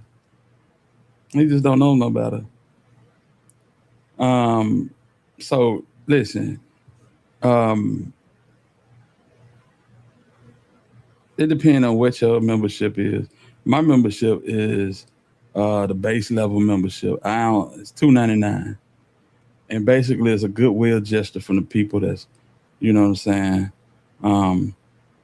that like the channel. Everybody like the channel, but these folk really like the channel, and they appreciate what I'm doing. So you know what I'm saying, they'll become a member, and every now and again I have some members on the content, but for the most part, and there's some content that I do live, and I'll put it on members, but they'll have access to that. Yeah, man. JB, salute. You hit a Cyber TV. I hit that like button. Pray everybody having a wonderful Sunday. Salute to you, homie. Appreciate you, J-Boss. Time is money, and it takes a real skill set at doing YouTube content. Yeah, man, because you can watch this shit all day, and you like, I can do that. And then when you get down to actually getting started doing it, it's like, okay. There you go, Enroll. Hit me up on IG, love. Yeah, fam. And listen, if y'all got content that y'all, you know what I'm saying, y'all see content somewhere else, and you say, well, damn, I wonder what Hitter opinion of this will be. I wonder how what Hitter think about this. Hey, clip that content, shoot it to my inbox, and shoot, most likely we'll do a video on it. You know what I'm saying? Or we'll add it to a live stream, bro. It ain't hard. That's just what we do. Yeah, we just gonna get on his nerves until he go live. Amen. Praise the Lord. Crazy. Althea says Cypress grew on me too with his lust demon, but I love you too, baby. Yeah. But you sound like Fred Sanford with that.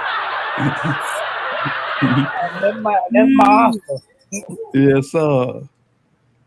Wait, was he with 1017? Yeah. You know what? So we just sit here chatting. I will bring him up, man.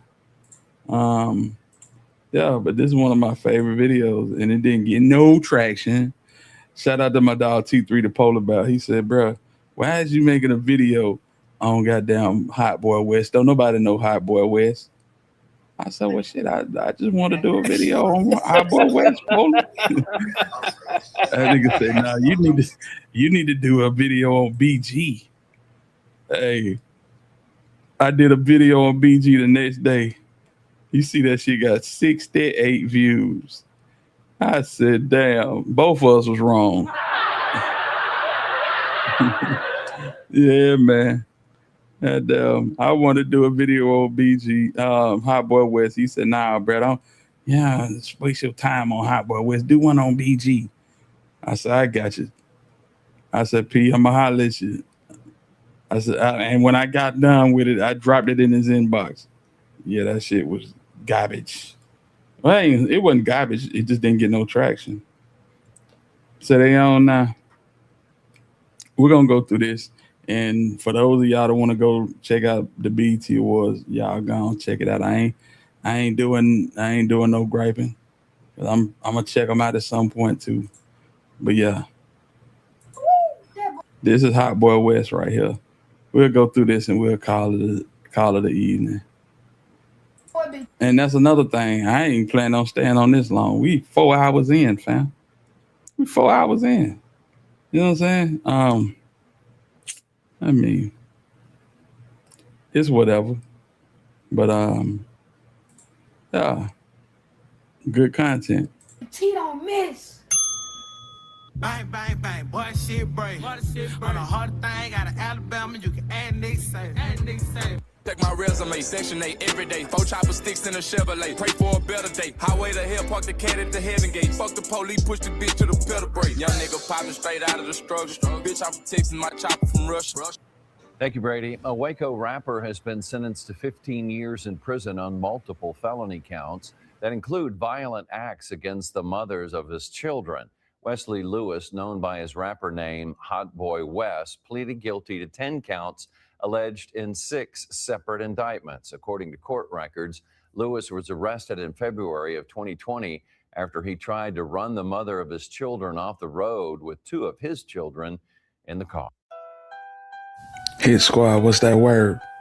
Hey, man. Appreciate y'all tapping in. I need y'all to hit the like button first and foremost. Hit the bell on the side to be notified on each and every time we decide to slide. And yeah, we finna go to Waco, Texas. Waco, Texas, home of 1017 rapper, yeah, Hot Boy West. You know what I'm saying?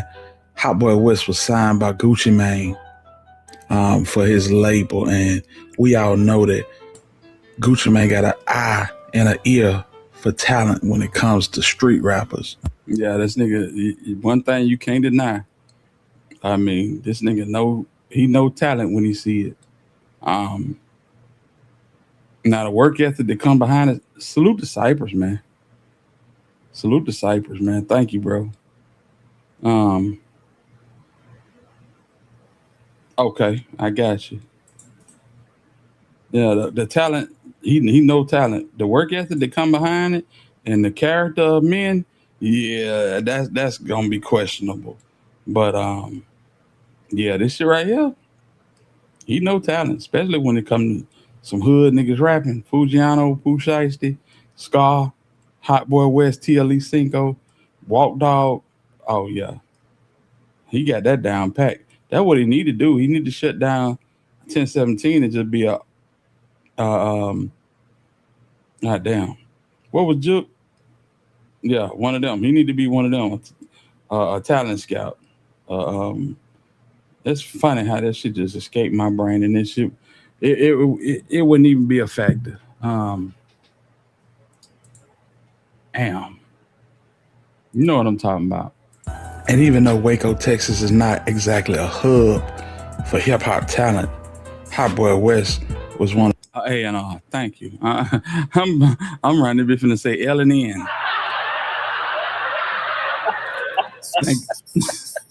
Appreciate you, J Ball. He had a damn nice crew. Shit, people don't know about Enchanting, man. Enchanting was talented as hell, could sing and rap. She just was in a daze, foggy, off them damn perks. Yeah. She Not passed just, away, right? yeah. Mm-hmm. Okay. Yeah, not just for talent, but for people fighting the same demons as him. You know what? I couldn't agree more, Divine Black Rose. 'Cause a lot of these people had issues. And y'all think the goddamn Pooh Shiesty just dumb as hell. I agree. But that young man got issues too. He got to have issues to do the shit that he did. But let's get back on West. The most talented out that city. So much so that he got befriended by Trap Boy Freddy and a lot of artists out of the Dallas area, you know. Hot Boy West, in my opinion, was doomed from the start. You know what I'm saying? Just like most ghettos in America, Hot Boy West came from circumstances that I would say really prevented him from being successful. You know what I'm saying? And check this out. You know, my mama was on drugs real bad, so you know what I'm saying? She'll really get clean, you know what I'm saying? Get back in the streets, get clean, get back in the streets. So, you know, mom out the way, you know what I'm saying? And Hot Boy West was adamant about saying that his mom and his auntie, you know, they kind of took turns taking care of him because both of them was in and out of jail, you know what I'm saying? But then I know people wonder, well, where his dad was. Where was his dad in the picture? You know what I'm saying? A strong man is always good when raising a son, right? Okay, check this out. My daddy was gone for like 15 years. Oh, wow. They locked him up since, I ain't seen that nigga since like my 4th Christmas. That's the last time I seen that nigga. He was telling me to open the police door for him. So this nigga said the last time he seen his daddy was 4 years old. And his last memory of his daddy was his daddy telling him to come over to the police car and open the door so he can get out. And then you wonder how niggas turn out like this. So Pop ain't in the way. Pop, you know what I'm saying, he doing 15 years. And it's odd because that's the same sentence that they just handed down on Hot Boy West. So it's like, how can you fault a man when he didn't really have a proper upbringing? The shit is crazy. And I hope for the best for Hot Boy West. The rap game probably out the way. You know what I'm saying? Because Hot Boy West is a career criminal. And shout out to DGB, Dirty Glove Bastard. If you watch his interview on Dirty Glove Bastard, he pretty much tell you he been locked up since he was 10 years old. But these are circumstances that, you know what I'm saying, we as OGs can't just say that these young niggas ain't on their game and they just wild and reckless. You know, it's a reason for some of these kids being so wild and so reckless. You feel me? When him and my mama got into it, he pushed my mama through a window. I was like, oh shit. On God, they locked his ass up. He was like, come open the door. He was talking to me through the police door. I was like, hell nah. So, you know, kids only go off of what they see. You know what I'm saying? That man just told you that his mama got pushed through a window by his old man. You know what I'm saying? Domestic violence. I mean, it's plain to see. I mean, did we forget what we just saw earlier? According to court records, Lewis was arrested in February of 2020 after he tried to run the mother of his children off the road with 2 of his children in the car. So, you know, you replicate what you see. That's why we gotta be, as OGs and leaders in our own community, we gotta set a good example, feel me? Because, you know, the way you raised, it's hard to shake that shit. It's hard to shake it. And Wes knew that he was on thin ice. Like I say, he'd been locked up since he was a kid. But when it's in you, it's kind of hard to get out you. He knew this shit. He knew it. But he just couldn't get right, y'all.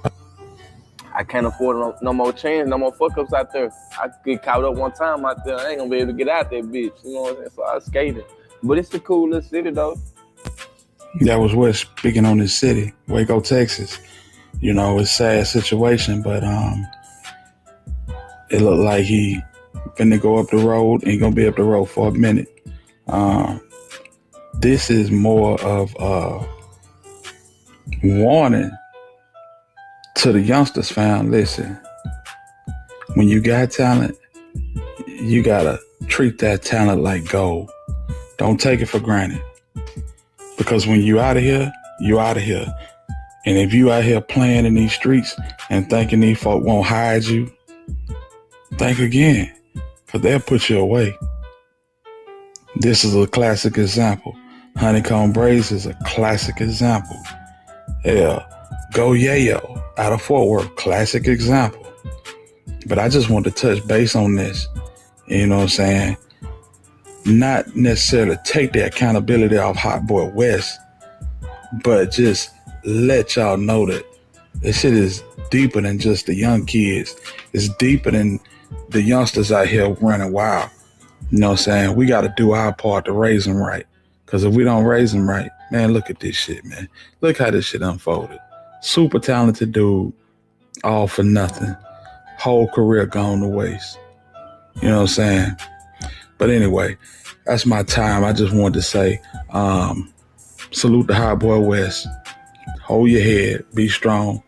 And to all the hitters, y'all hit the like button. Yeah, man. Yeah, man. That's what I'm saying. And when I see people like Hot Boy West, and then I look back and I see the little young dude from Senatobia, you know, the father of Cohen Wiley, it's like, this the same nigga, bro. It's the same nigga, bro. You know what I'm saying? Wow. No home training. You know what I'm saying? I don't care if you poor. I don't care if you don't have the means to get what you need. It's always a way. There's always a way. But it don't boil down to that 9 times out of 10. It boiled down to the structure in a household. People that, you know, actually give a damn. That's the baseline of it all. You got to give a damn. And I'm sorry, ladies, if your ass is in Walmart with pajama pants on, a goddamn pajama top and a bonnet, and it's on average, it's at least 100. We're just gonna lowball it. It's 100 people in a Walmart on a slow day, and you come in there looking like that. Yeah, somebody ain't teach you right. I'm sorry. Y'all can get mad at me. Y'all can say, "Hitter, you dead wrong, fat ass boy. I'm gonna cancel your ass. I'm gonna unsubscribe from this shit."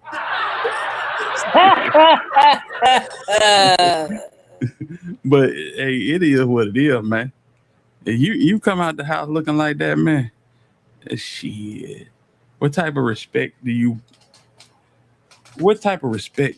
think you gonna command coming out of here with some goddamn Hello Kitty goddamn pajamas on and a damn bonnet on your head?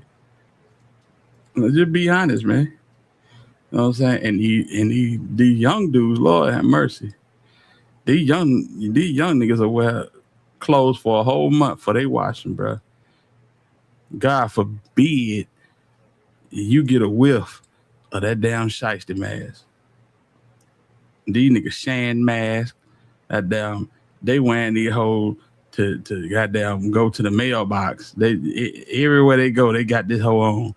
They ain't thought about no Dawn, no goddamn Purex, no goddamn Oxidol, nothing, no type of bubbles, no soap, no nothing. You ain't trying to wash nothing. Just thinking about the next drill and the next infinity decision for her. That's it. Neil said Texas stay cooking our young men. They know exactly what they're doing by design. And the European man is getting rich off their jail presence. Yeah, that's true. And the thing is that you know the play. We got to teach them. We got to teach them. You know, I was raised in the church. They say, "Fear of the Lord is your greatest strength." But motherfuckers pride themselves on not being scary.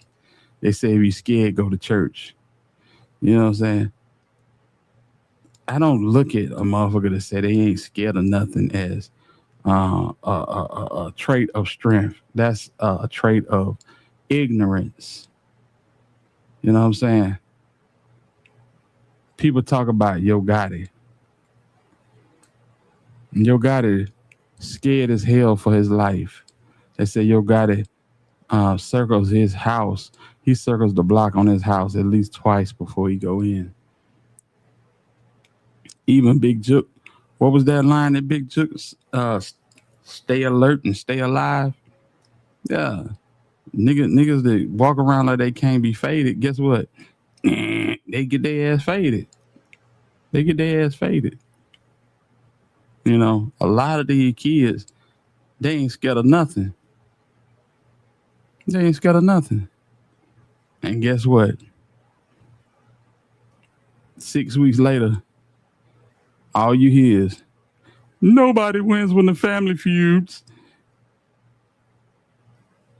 And prayers and condolences to their families. Because niggas ain't scared of nothing. Niggas ain't scared of nothing, bro. They go out here loud, wrong, and ignorant as hell. And end up in a box. Or end up like Pooh Shiesty with a damn gown on in front of a court of white folks. You know what I'm saying? Deciding yeah. Niggas ain't scared of nothing die fast. Huh? You see it every day. No. Nigga cuss you and your mama out. Get in them handcuffs and they, yes, ma'am. Yes, ma'am. You right, ma'am. Yes, ma'am. Yes, sir. And crying, they get in the courtroom waiting. Now they want to talk to mama and grandmama now. Yeah. They ain't even tried to wash out the sink. Wash out the sink for what? What they use the sink for? What they use the sink for? Half of these niggas don't wash their hands, let alone brush their teeth. Renegades, fam. Yeah. Salute, Mildred. I see you. I hope you're having a good day. Yeah, half of these niggas, man, listen. I bring this nigga up all the time because when I seen him, he wanted to be a part of something. Quez, the young nigga that was on the internet for a long time with 607 Unc, claim he stole 607 Unc chain and all this shit. Listen, I met Quez and his little brother Courtney through my good friend Miss Ernestine. Yeah, when you dealing with Miss Ernestine, shout out to Laylo. When you dealing with Miss Ernestine, that's your last resort. Motherfucker about to kill you or you about to go to prison. That's the only way you gonna deal with Miss Ernestine. You know what I'm saying? She one of them people in the community that got a name and Mike can help you. Like if you a kid and you dealing with Miss Ernestine in Bessemer, Alabama, you ain't got nowhere to go. One of your utilities are both turned off in the house. Somebody trying to kill you. Or you finna go do 10, 20 years in the state penitentiary. Yeah. I used to deal with real at-risk youth. So, yeah. The young nigga Quez and the young nigga Courtney, they talk all that shit on the internet. They talk about robbing 607 Unc and all of this. But them boys was real live scared for their life. Them headhunters in Bessemer and Jonesboro was on their ass. They was on their ass in a major way. You know what I'm saying? A lot of these young niggas, they don't want to live the life they live. They gotta live the life they live. That makes sense. AC Secure. Salute. I see you in the building. I hope you're doing well. I see you in the building. Yeah. If you messing with Miss Ernestine and that white van pull up in front of your house, yeah. You don't want to really deal with Miss Ernestine, because Miss Ernestine gonna tell you the truth about yourself. Bruh, you need to go to school now. Bruh, you need to watch your hygiene. Yeah, Miss Ernestine gonna give it to you rough, rugged, and raw. And the only reason that you dealing with her is because you know she telling the truth. You just don't want to hear it.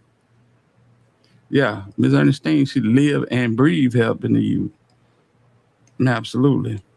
And she get on my nerves sometimes because she will blow my phone up. She will blow my brother T. I need you to come to church now. I need you to come to church, brother T. Yeah. Yeah.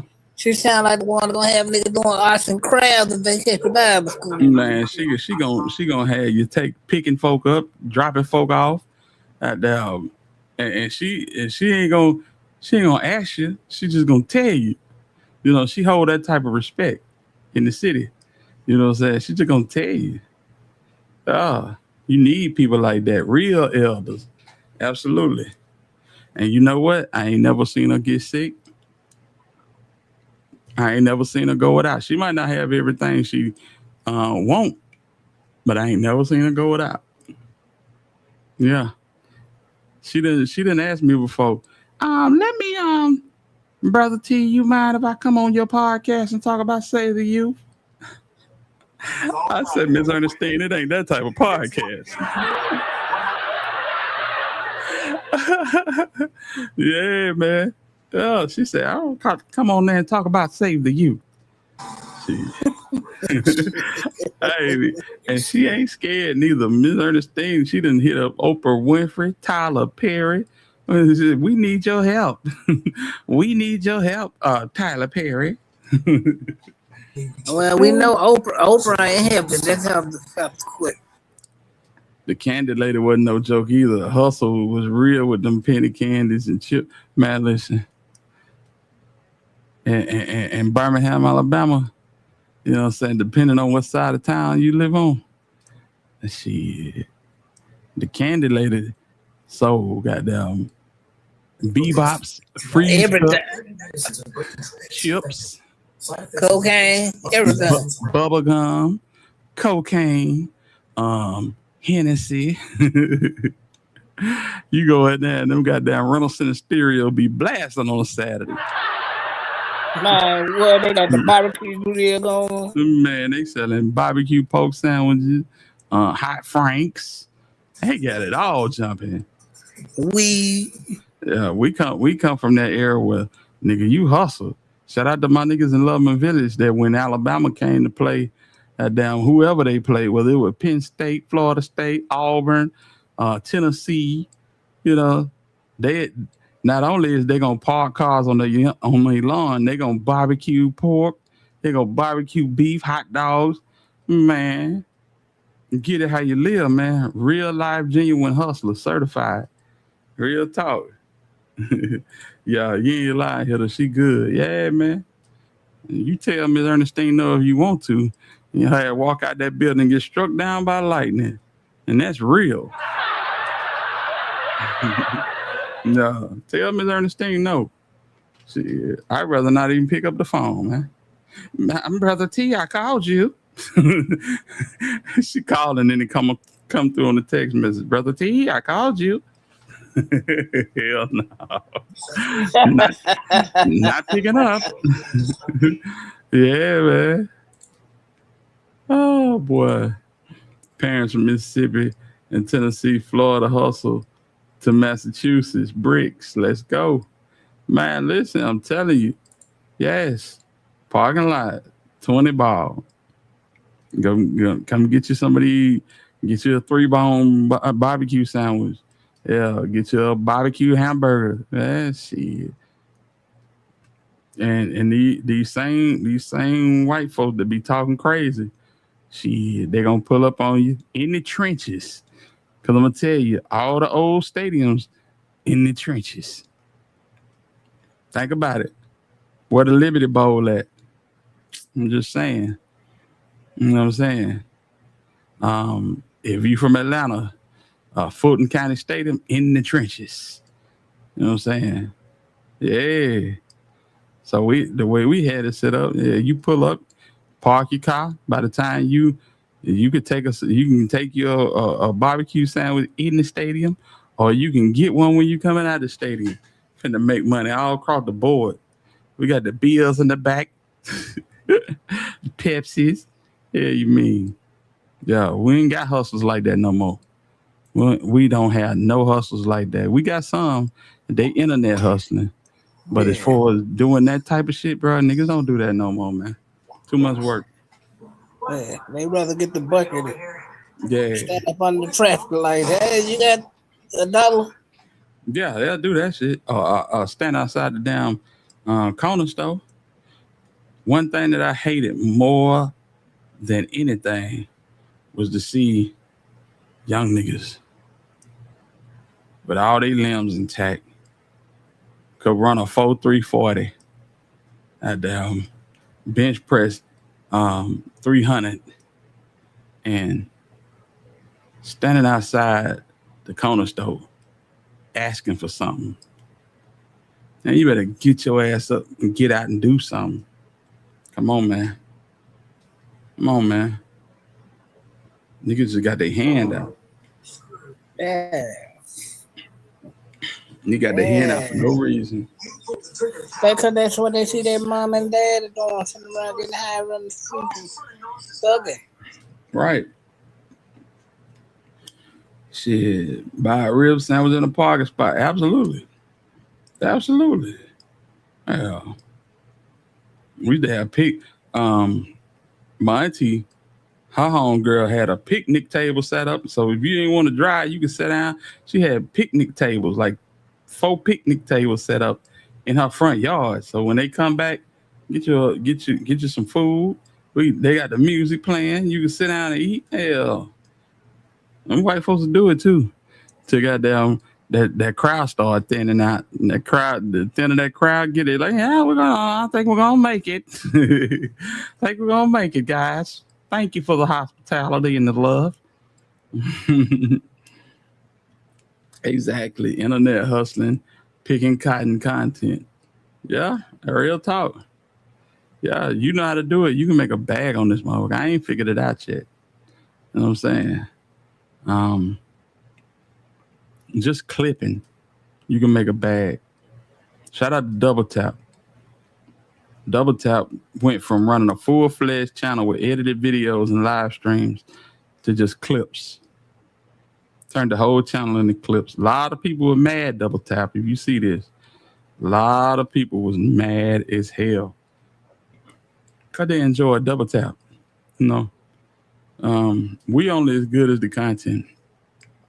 We only as good as the content and the personality that we convey.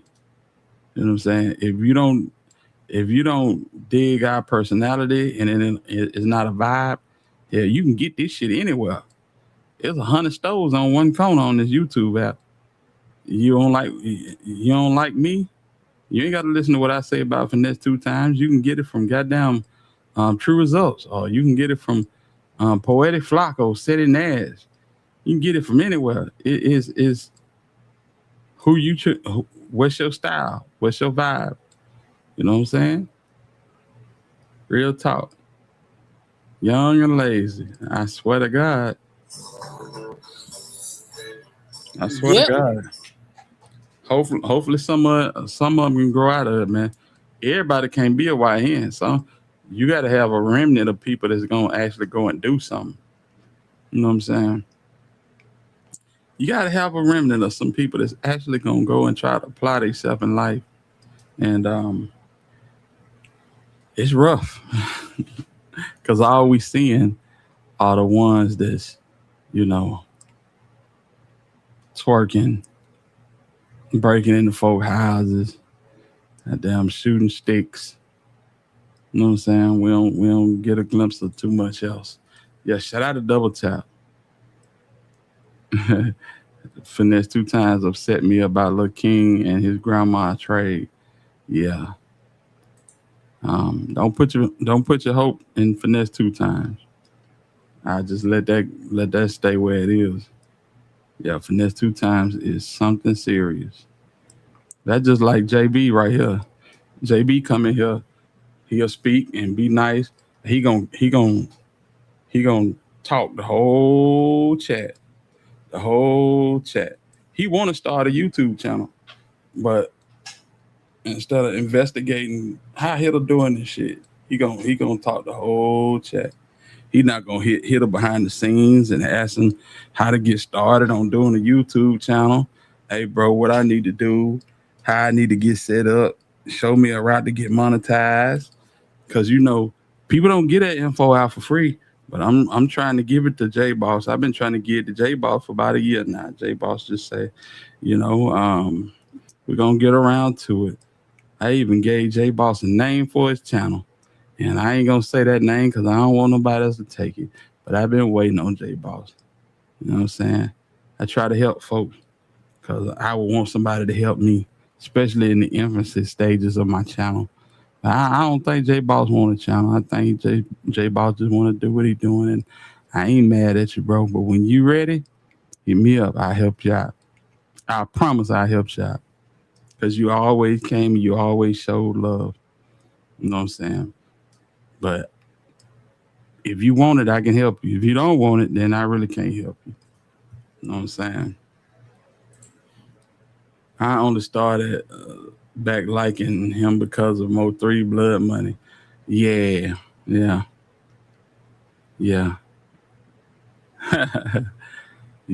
And them features, don't put no credit into them features.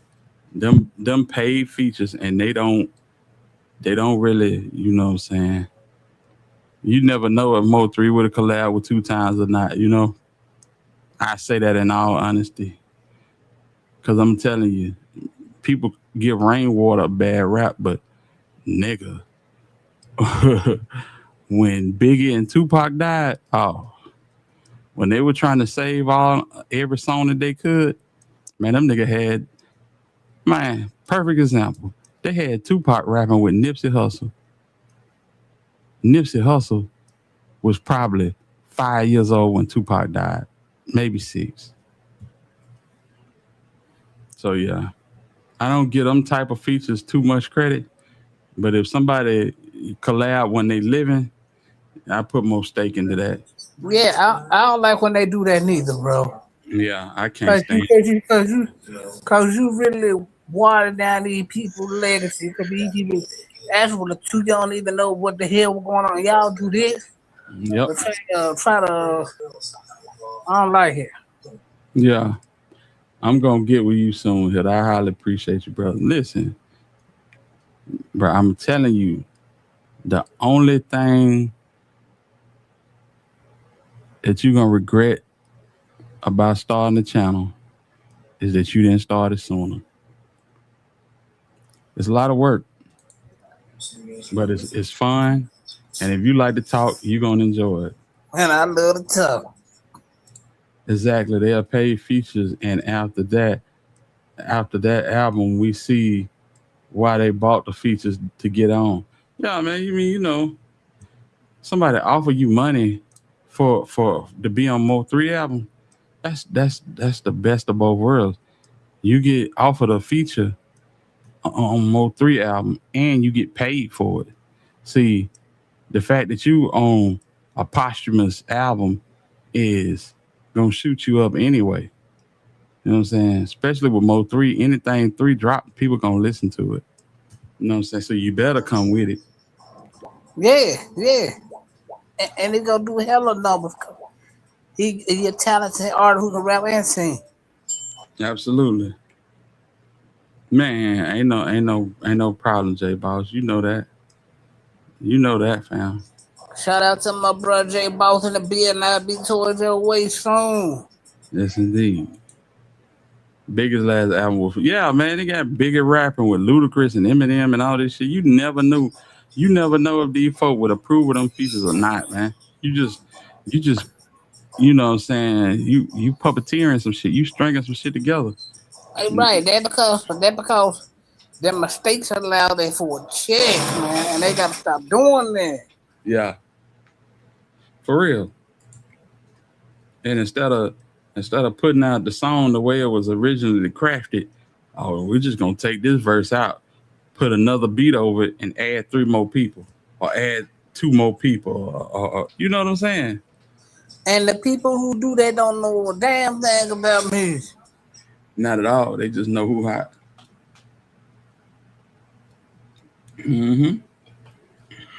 Like this. Tupac still performing with Dre and Snoop in 2026. Well, listen. And it irks me when I see Snoop on stage saying shit like, brother, we made it, and this, that, and the third.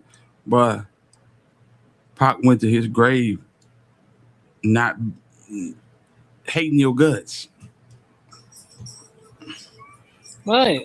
Like, and then he trying to do anything to stay relevant. Right. The nigga couldn't stand you, bro. Method Man and Redman was on was legit. Yes, absolutely. Absolutely. Yeah. He didn't like none of them niggas in the end. Why y'all think he dead? Real talk. So at the end of the day, it's like,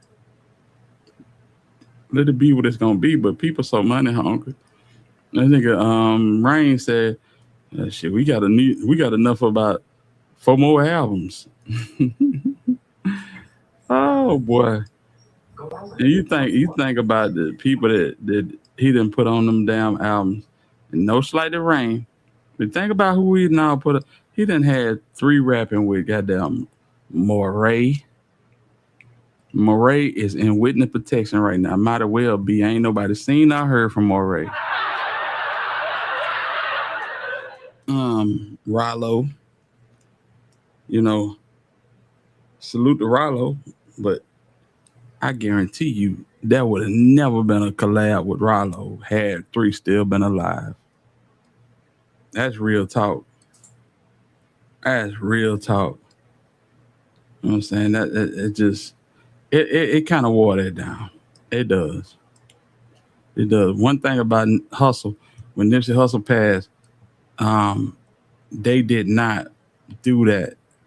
The unreleased songs that he had, they released them with the people that he originally collabed with. They didn't break them down and take niggas off songs. And yeah.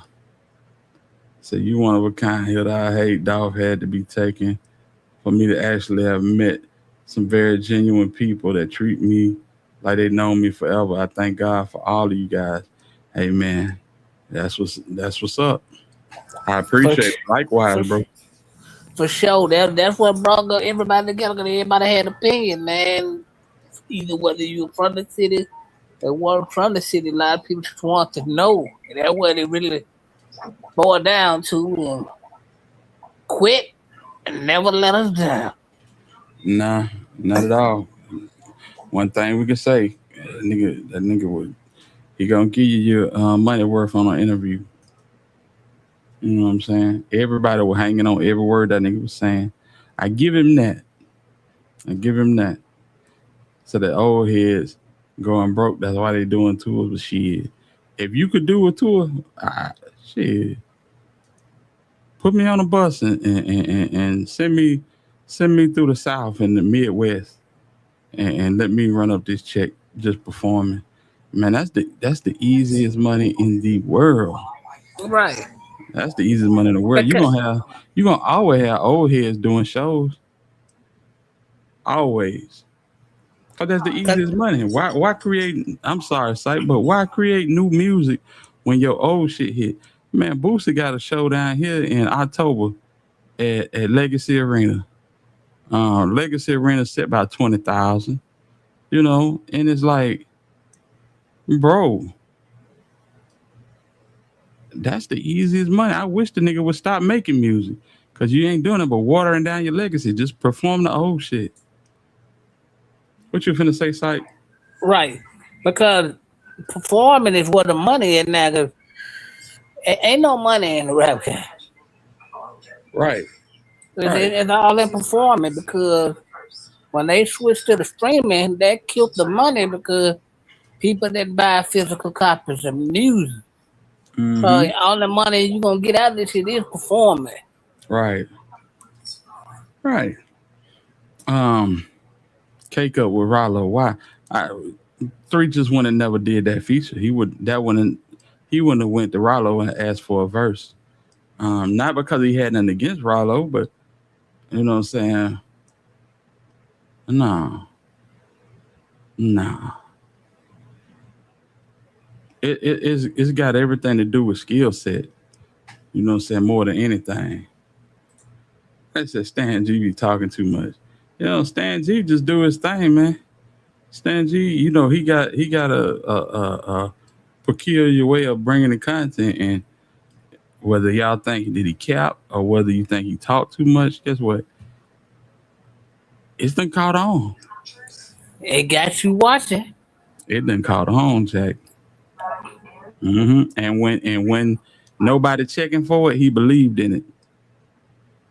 People said it true results, you know, true results, this and that, and he cap and he get drunk. But listen, he got it on autopilot. That's one thing you gotta understand about this YouTube, fam. You work your ass off in the beginning, but once you get that fan base and you get that subscriber base, you ain't gotta be the first to bring information. Nope. You can sit back and look at everybody else bring information and bring it 2 days later, and you still gonna get numbers. Yeah, but you gotta work your ass off on the front end. But as long as you stay consistent, that back end gonna be a motherfucker, man. I done seen it happen too much. You know what I'm saying? Really, when that news broke about 30 information being in the phone, I was probably the first video on YouTube with it. Shit, my shit ain't even do 1,000 views. But it's niggas that came later on that night and did shit 20, 30,000 views. Yeah. You know what I'm saying? Booster going to jail. He's not going to be there in October. Booster's not going to jail, eBay. See, y'all can hang it up. Booster ain't going to jail. Not for that. Not for that. I mean, we didn't see the video. He didn't even move. Motherfucker got hit with something, and the motherfucker that did it was standing by Boosie. Who you gonna sue? A motherfucker in a black tee and some Air Force Ones or Boosie? He ain't going to jail for that. Yeah, they gonna sue Boosie. Yeah, exactly. Yeah. A motherfucker standing next to Boosie hit me with something? I don't know. I didn't know. That was Boosie hit me with that shit. Hell no. Yeah. I was Boosie to hit me with that shit. Hell no. You seen it? That shit ain't going nowhere. And if I'm wrong, I apologize, but that shit ain't going nowhere, family. Oh boy. Yeah, man. Booster took the founder of the church early this Sunday. Yeah, man. He been staying consistent. He was going a lot before he ended up getting his decision on that case from San Diego. And he didn't keep it going. Yep. And eBay said he talked too damn much. You need to go sit down. He do. You know what I'm saying? I was sitting up here. Somebody was touring Boosie Estate, and I was sitting up here with my son. We was talking about it. I said, don't you know that man had the topless pool party? And he charging folks crazy to get in the door. He charging if you want your music played, that's a fee. If you want your video played on his big screen out by the pool, that's a fee. He got VIP seating, that's a fee. If you don't want to leave, you can rent one of the Airbnbs, that's a fee. It's something to be admired about Boosie, because Boosie hadn't been on a major label since he got out of prison. Feel me what I'm talking about? When did Boosie get out? I'm looking 13, 14, 15, somewhere in there. It's 26. Boosie came back without a major label and ran it up. Basically off house dates. You know what I'm saying? House dates, club dates. Yeah. It's something to be said about that, bro. When you got all that land, you done built a mansion for yourself, a house for your mom, several houses for your kids. They don't want to stay on your land. They want to go do their own thing. So guess what? Now they Airbnbs. Brand new houses. He asking for Jesus now. Yeah, absolutely. Shit. All his kids don't want to stay out there? Man, listen, them kids ain't staying out there for real. You think Tootie Raw want to stay up on them? Hell no. He said he got the children up early for church. Yeah, they got to get up. Come on now. And this new paperwork gonna keep them up early for church. You better believe that. Damn. Well, that's what the lawsuit money. That's the lawsuit money he collecting. Damn. Yeah. We talk a lot about Boosie, but shit, you sit back and look at that shit. Oh my God. Oh my God. And you ain't got nothing but ballers out there. This nigga bought a bunch of patio furniture, set up by the pool, called it VIP seating, and charging like a motherfucker. Yeah. Yeah. Shout out to 3. Cause she 3 blessed Boosie game in a way that nobody else could have did it, y'all. You know what I'm saying? 3 resurrected Boosie rap career. Nobody don't care about Boosie rap career. Who waiting on a Boosie album? Boosie drop an album, probably 2-3 albums a year. I ain't heard nothing. I ain't heard nothing. Help your dad. What that shit called? Love your family. Love your family. Hey man, ain't nobody checking for Boosie. But he relevant. And he don't have to be in nobody's business to do it. That's the crazy part. That's the crazy part. Yeah, man. You gotta love that. Then they put him on that Cash Money No Limit tour. Yeah, the Cash Money No Limit tour. He finna get a bag of this shit. Yeah, man. For y'all that's still in here, if y'all ain't hit the like button, take the opportunity to hit the like button. But look at this, man. This shit is miraculous for me. Shit. It's Boosie badass, man. Boosie ain't a major artist. He don't get invited to the big parties. He just started getting invited to the BET Awards like 2 years ago. You know what I'm saying? Yeah. That's his personal pool right there. That ain't even the pool that they do the pool parties. That is his personal joint. See what I'm saying? Man, this nigga got a whole basketball, full court, custom basketball court.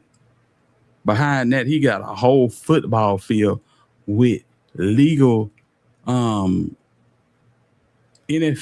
and college football size field goals. This shit is unreal, bro. For a nigga, you know what I'm saying, that ain't got a Grammy, You see what I'm saying? Come on, man. You can't hate on this shit. Yeah, that shit major. That shit major as hell. So I like Wipe Me Down featuring Jim Jones way back. Yeah, way back. Way back. Boosie Wipe Me Down remix was the only one I can get with. That's what I'm saying. But listen, it's some 30 plus year old women that against the Holy Ghost. That man said, Father God, I've been betrayed. Them motherfuckers go crazy. Boosie ain't playing. No. That shit is amazing when you really think about it. I just sat back and started admiring this shit. Till bodies started dropping around him again. Oh, man, shit, bodies ain't dropped around Boosie in shit 20 plus years. You know? Oh boy. Damn, where you getting money from the bill like that? Going doing shows. Think about it, y'all. You go to Louisville, Kentucky. You get 50 to do a show. You get 25 to do the after party. You selling verses. While you there. Niggas are pulling up, getting a Boosie verse. Don't have your camera crew ready and get a video out of too. You know how much money that is every weekend? The nigga do this shit every weekend, y'all. Yeah. He do this shit every weekend. So, yeah. Just think about it. He don't do nothing else. But go to nigga city, do a show, do an after party, do a couple of features, and come back home and stack that shit up. Yeah. Then you got back here, this nigga done built his kids tree houses and shit. You know, every kid wanted a tree house back in the day. He built their real life tree houses. They too old for that shit now. Then you got the kennels back there. You think he just breeding them as pets? That's money too. Pocket watching, Boosie Badass edition. Yeah, this nigga making money hand over fist. Yeah. You know what I'm saying? I'm not, the way I'm talking, you would think I'm a super Boosie fan. I'm not. Even in Boosie heyday, I wasn't, you know what I'm saying, a big fan of Boosie. Wipe Me Down with a nigga said smoking on purple color of the Ninja Turtles or whatever the shit he was saying. I didn't like that shit. I thought that shit was corny as hell. I respect the Boosie strictly off of CeeLo, Max Minnelli, Young Bleed, you know what I'm saying? Boo the Boss Player, all them niggas.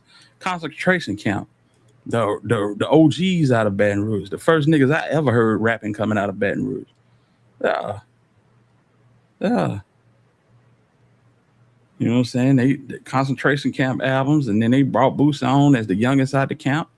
You know what I'm saying? This nigga put on and did his thing, and shit, lo and behold, this nigga done made more money than the boss man, CeeLo. And he done made more than Young Bleed. Rest in peace to Young Bleed. Max Minnelli.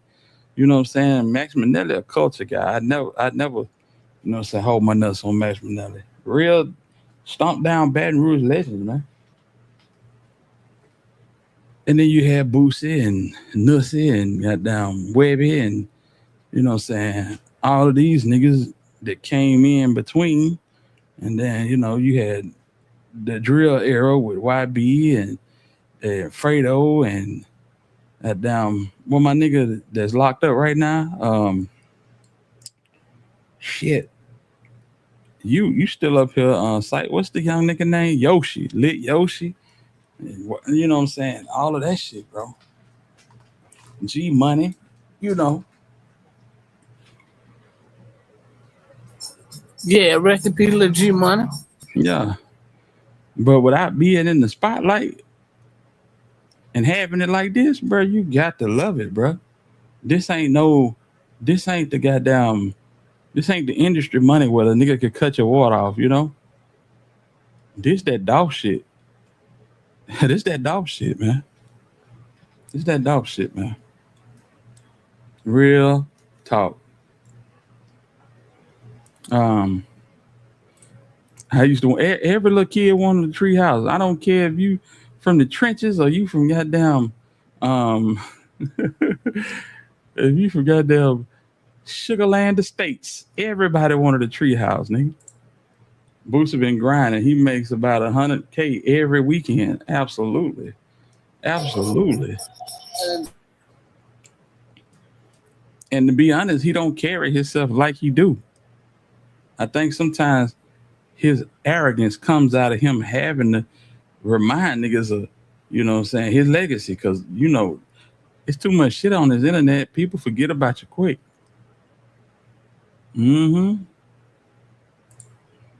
Sit down, Divine Black Rose. I didn't know he'd be making money like that because his rap music not hit no more. Exactly.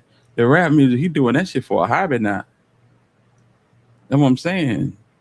I go back to AC old comment. Old niggas doing tours because they broke. No, old niggas is doing tours because that's your rite of passage. That's your rite of passage. God forbid that you have a bunch of hit songs in the late 90s, early 2000s that niggas know word for word. Wipe Me Down, Betrayed, Swerve. You got songs like this. F the Police. You'd be a damn fool. You would be a damn fool not to hit that road and get that money. You know why? Because you performing to a crowd that ain't on fuck shit. They ain't coming in there bitch with pistols. You know what I'm saying? The crowd is more milder now. When these songs were fresh and hot off the press, you had to worry about that type of energy. Now you just go in and vibe. I remember when Boosie first came out of prison, and you know, before he went to prison, he would do clubs. He got nothing bigger than a club in Birmingham when he came home from prison. You know, he had the whole campaign Touchdown to Cause Hell, and they gave him Legacy Arena.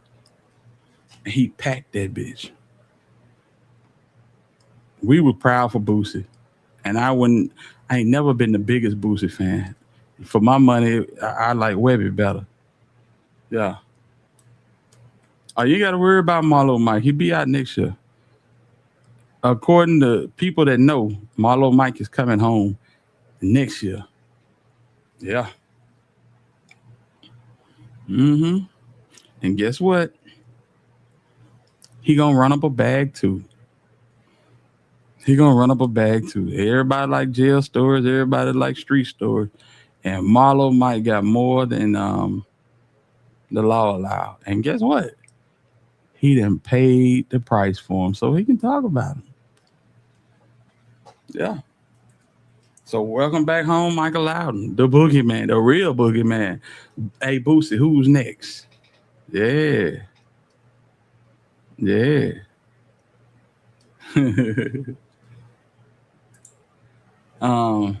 But he not marrying. He say he gonna stay engaged to a lad baby mama. Yeah.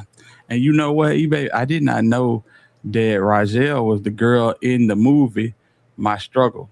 His little documentary, well, his biopic.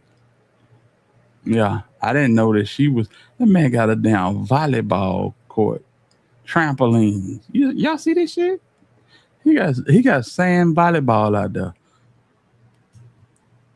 Wow. Yeah, man. But yeah, Rajel was in that movie. I didn't know it. And yeah.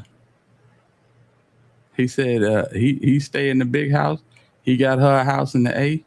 And you know what I'm saying? They co-parent with 7. And you know what I'm saying? They got a relationship, but they not finna Nah, he said he not marrying nobody. I'm trying to tell you. I be out there be shooting hoops. I be like a little kid. I be shooting hoops, swimming, kicking field goals. I can't kick for shit. I be kicking field goals like a motherfucker out there, man. Listen. Yeah. Talking about somebody working it off. I be sleeping good here at night. Somebody else footing the bill for this shit too? Yeah. I can't blame Boosie for not marrying. I ain't gonna even hold you, man. You know what I'm saying? In this day and age, you see what happened with Big Tigger. I'm just saying. Everybody love you till they don't.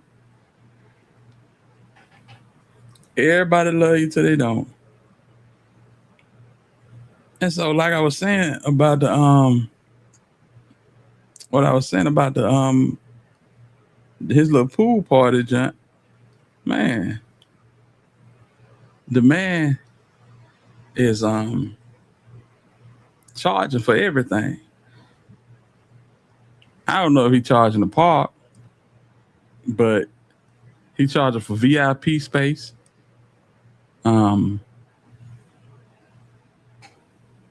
He charging for the Airbnbs. Hell, the man had set up shop in the kitchen and was selling $10 tuna fish sandwiches. Real talk. You know, if y'all don't know about Boosie pride himself on his whip game when it comes to making tuna. You know, so I love tuna too. I ain't gonna hold you. But yeah. $10 tuna sandwiches. Layla's wishing well. I'm not sure what that house is about. But yeah, he got a hustler mind state. Hit an IB on that basketball court every day. You want to see a man not miss a shot. I got that slide up. I'd like to see it. Homie. Yeah, but this is impressive. I don't care whether you like Boosie or not. This shit is stupid impressive. You got the trampolines. You know what I'm saying? You got the trampolines. You got the volleyball court, sand volleyball court.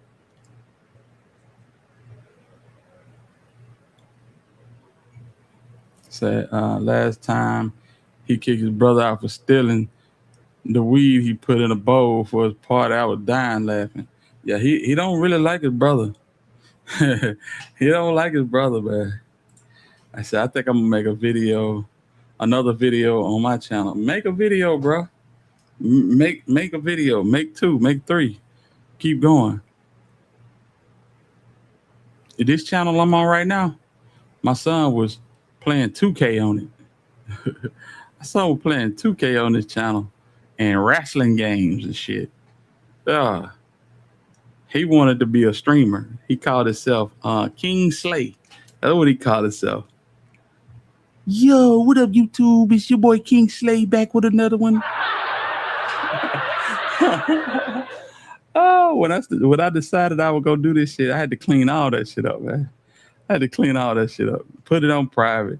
Only stuff I didn't delete was the stuff where he was talking to where I could hear that little voice. You know what I'm saying? Yeah, man, my boy voice deep as hell now. You know what I'm saying? Back then it was, you know, a little squeaky. Y'all hear him every video I drop. Yeah. Boy, Big T don't miss. It don't sound nothing like that now. Pop, let me get a couple dollars. There's a big difference. Yeah, man. I seen Boosie putting too much sugar in that spaghetti. Lord knows I would have had an attack. He put a whole box of it too. That's why there's a diabetic around here looking crazy. Listen. If you put any sugar in spaghetti, it should be a pinch just to counter that acid. That's it, man. I don't want no damn sweet spaghetti. And if you put sugar in your rice, you need to be studied. Grits too, same thing. We don't put sugar in rice or grits. Um, Come at me. I got time. I definitely got time. You know what I'm saying?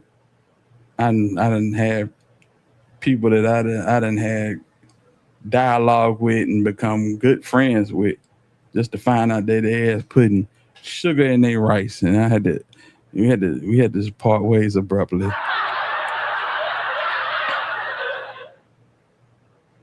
You know what I'm saying? If you put sugar in your rice, you'll commit an act of terror. I can't trust you. Real talk. My son asked for $20 just to go to the park and play basketball. I said, shit, if he goes somewhere more expensive, how much he gonna waste this summer? Yeah. I swear to God. I swear to God, man. Shit. Let me go to the Y, Pop. It's $20 to go to the Y, man. You know what I'm saying? Yeah, man. Can I wear your shoes?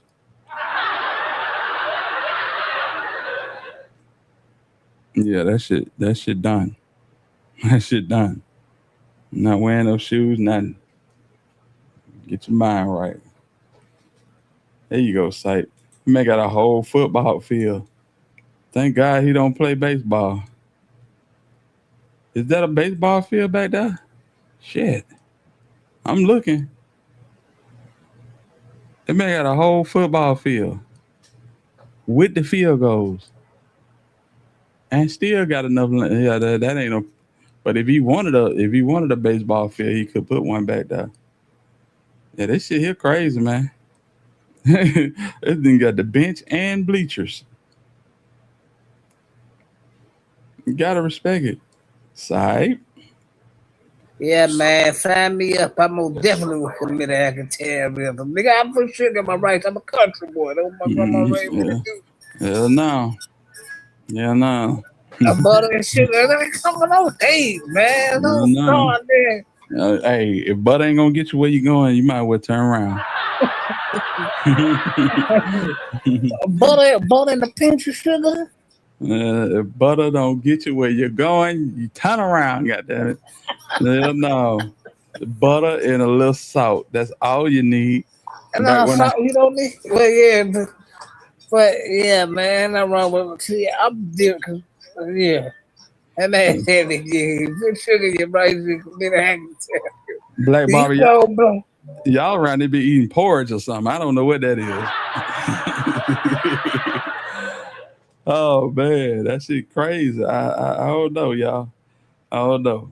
And Cyber talk about country boy. I put sugar in my man. Hell no. Man, butter. Okay, so a piece of sugar. That's how my grandma raised me to eat it, man. For real, man. I ain't gonna lie. You know what I'm saying? Might as well you do it that way. That's on you. I mean, shit. We do put jelly on the toast, so shit. You gonna get sweet somewhere. Yeah. I just me personally, I just don't keep no damn sugar in the house. Yeah. I stopped that a long time ago. Why you put no sugar in the house? You put sugar in your coffee? No, sir. That's you drink black jailhouse coffee. No, we'll do some damn stevia or something. I can't have that sugar in the house, man. You know how being a young fat boy, a young black fat boy, you know how that sugar used to coagulate at the bottom of the cereal bowl, fam? Yeah, with the Rice Krispies and shit, yeah. Man. Hey, you be like, fuck it, I'm drinking this shit. Oh man. Can't do that no more. Can't do that shit no more. If you come over my house, just know we don't have no sugar and we don't have no hot sauce. Oh yeah, so but goddamn, I'm from my own sugar. Yeah, bring it. You and Quit done ate the meatloaf. Lord have mercy. Butter, sugar, or salt and pepper. Butter and sugar or salt and pepper. No, we're gonna snatch that sugar right out the mix. Everything else is good. As a youngin', I used to put that pepper on there, but I don't even put pepper on my grits no more. You know what I'm saying? Man, look at this shit, bro. That shit beautiful, bro. That shit Man, beautiful. I wouldn't know what to do if I had a man like this. For real. I'd be cutting up every day. And see, niggas be calling Boosie heartless and all this. Boosie this, Boosie that, and yeah, man, listen. At one point in time, you got to realize a nigga that can get it like this and maintain it like this.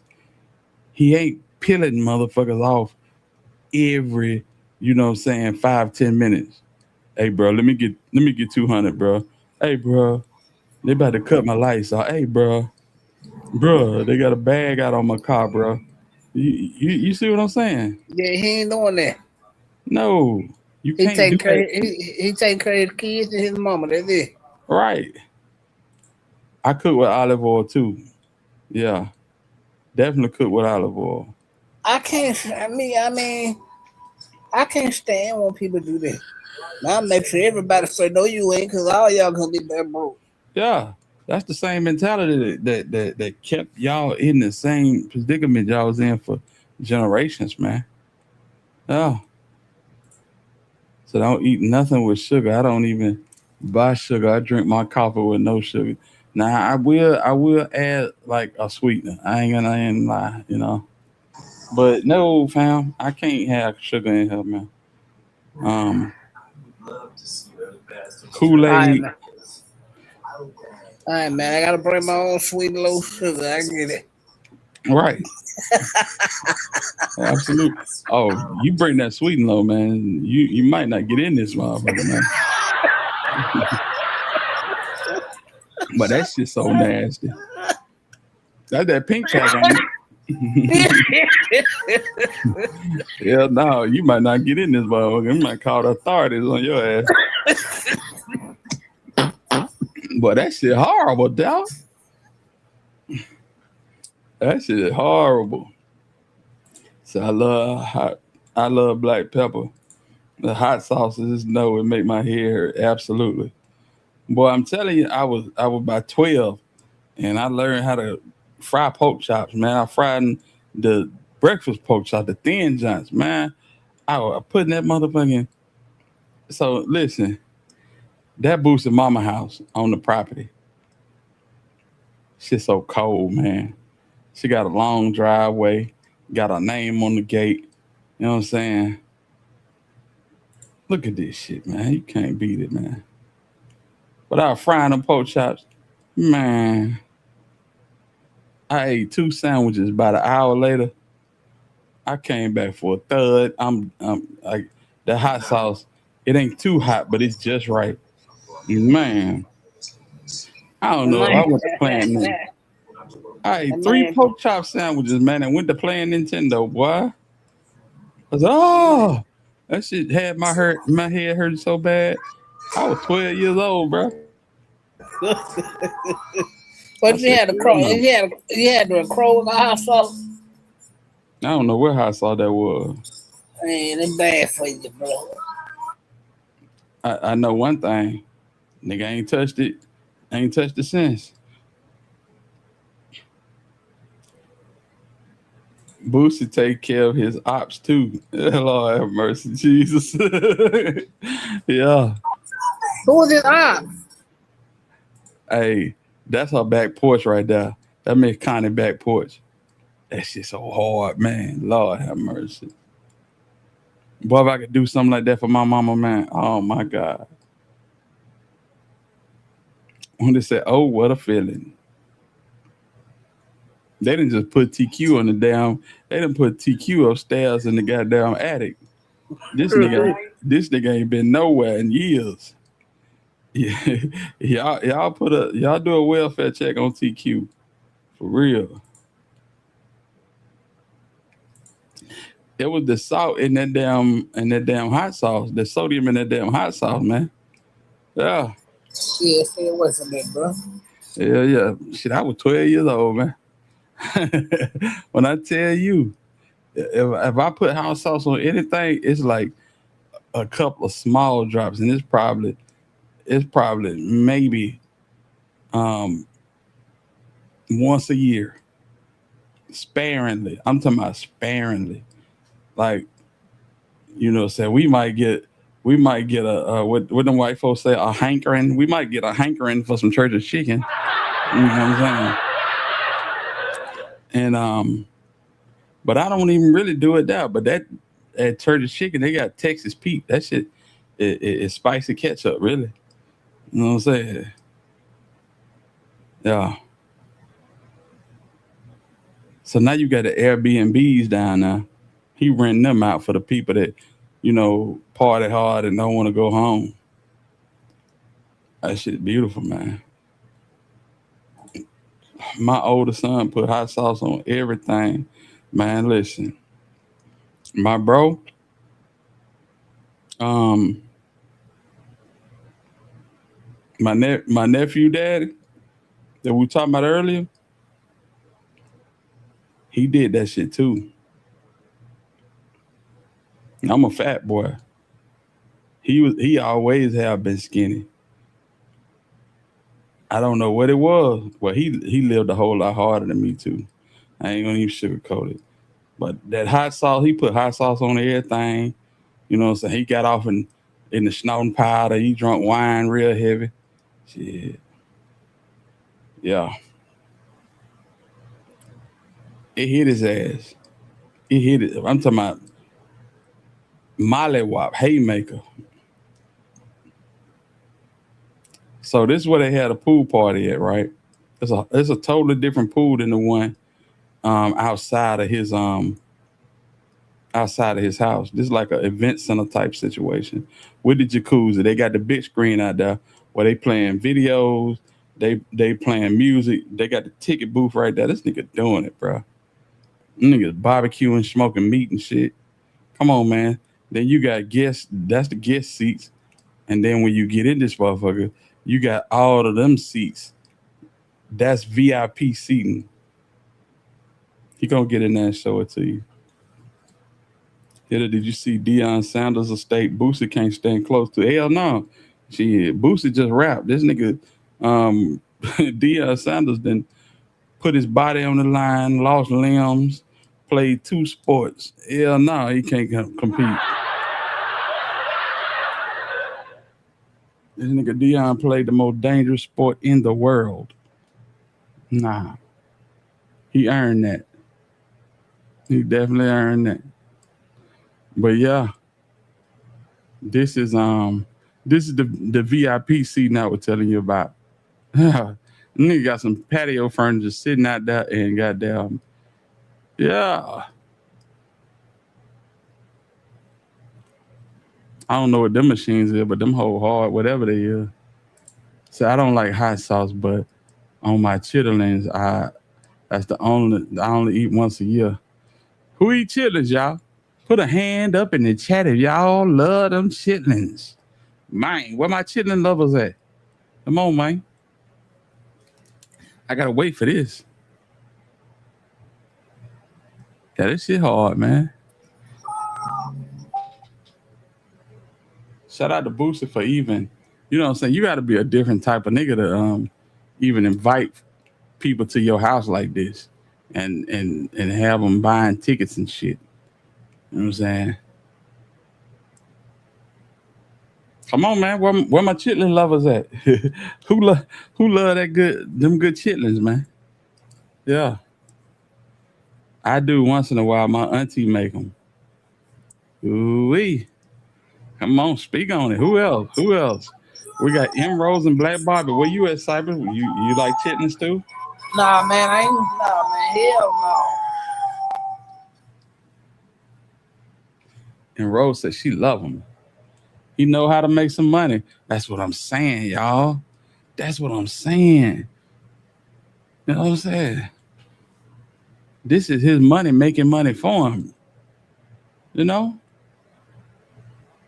This shit wild to me. I respect the hustle. One thing the nigga said, this nigga Jay-Z said, you can't knock the hustle. You can knock his hustle because this nigga, he's selling the whole culture out for goddamn Target. Yeah, man. So I haven't touched chitlins since 1985. We free, y'all. Really? No chitlins for you, Divine Black Rose? I guess don't nobody else. I see how y'all moving. See, that's y'all character. I see how y'all moving. Y'all don't want to tell people the truth. Y'all don't want to admit y'all eat them good chitlins. Well, I'm going to tell you first and foremost, when it come to them chitlins, I just got to let it be known, fam. Shit.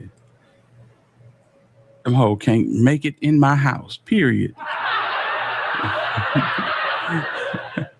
And if you eating chitlins, you can go too. You can go too. Man, never in my life have I ever even tasted a chitlin. Never tasted them. Don't know what they taste like. I know what they smell like, and that's enough. Yeah. You know what I'm saying? I'm old enough to come from the school where, you know what I'm saying?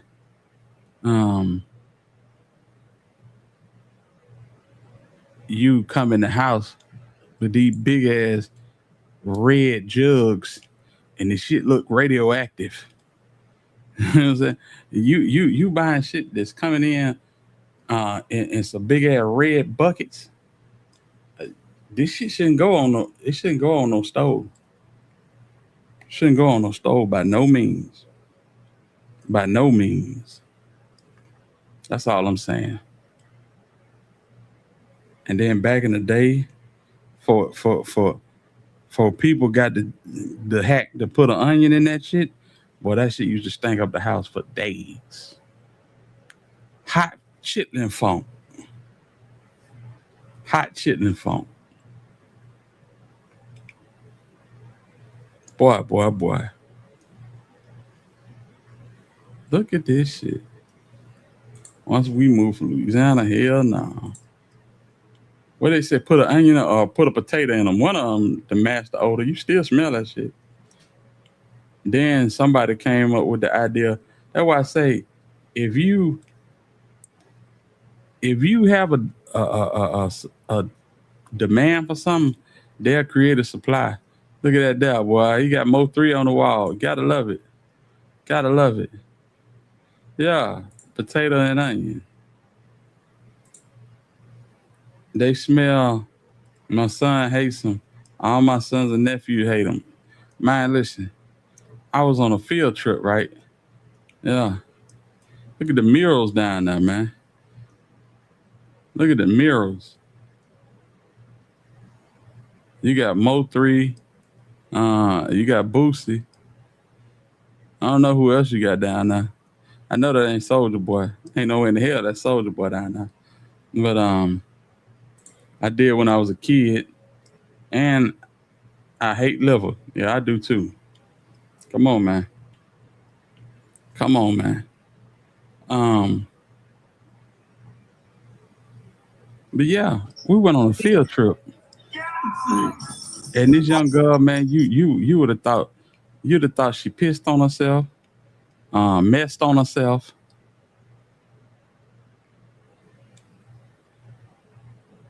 We got halfway to the field trip and her lunchbox started smelling. True story, y'all. This mother came back. The teacher came back and said, what's going on? Because everybody was talking. So her lunchbox stank. So what you got in there? This little girl pulled out a sandwich. So what kind of sandwich is that? The motherfucker had 2 chitlin sandwiches on a field trip.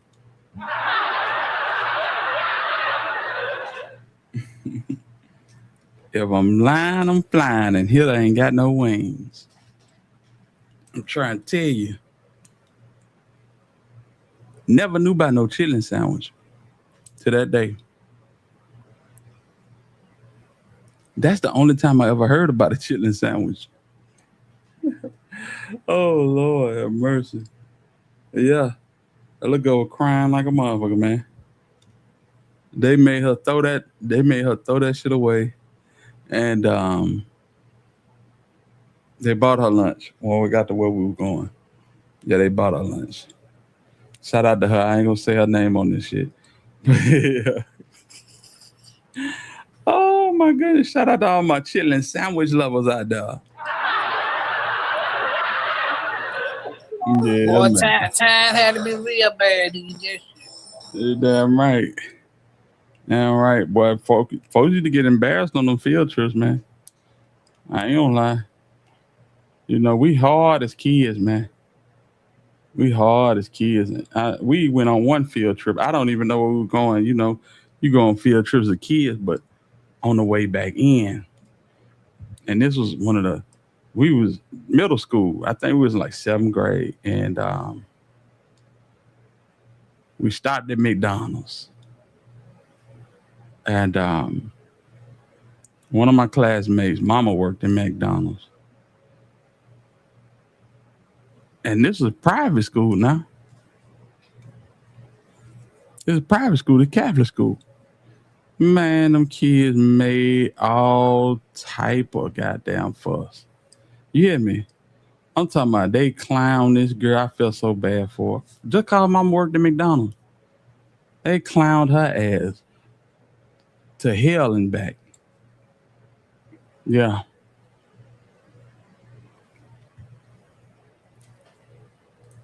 I knew I went to a private school. I knew I went to a Catholic school. I didn't know they were so bougie until that day. You know what I'm saying? Yeah. I did not know they were that bougie until that day. I love liver, especially in gravy. It's good for the blood. Hell no. I can't do it. I can't do it, eBay.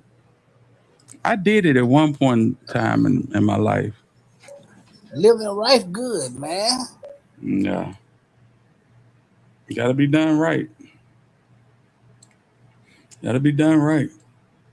Yeah, man. So you had the chitlin sandwich girl and you had the girl who mom worked in the drive-thru at McDonald's.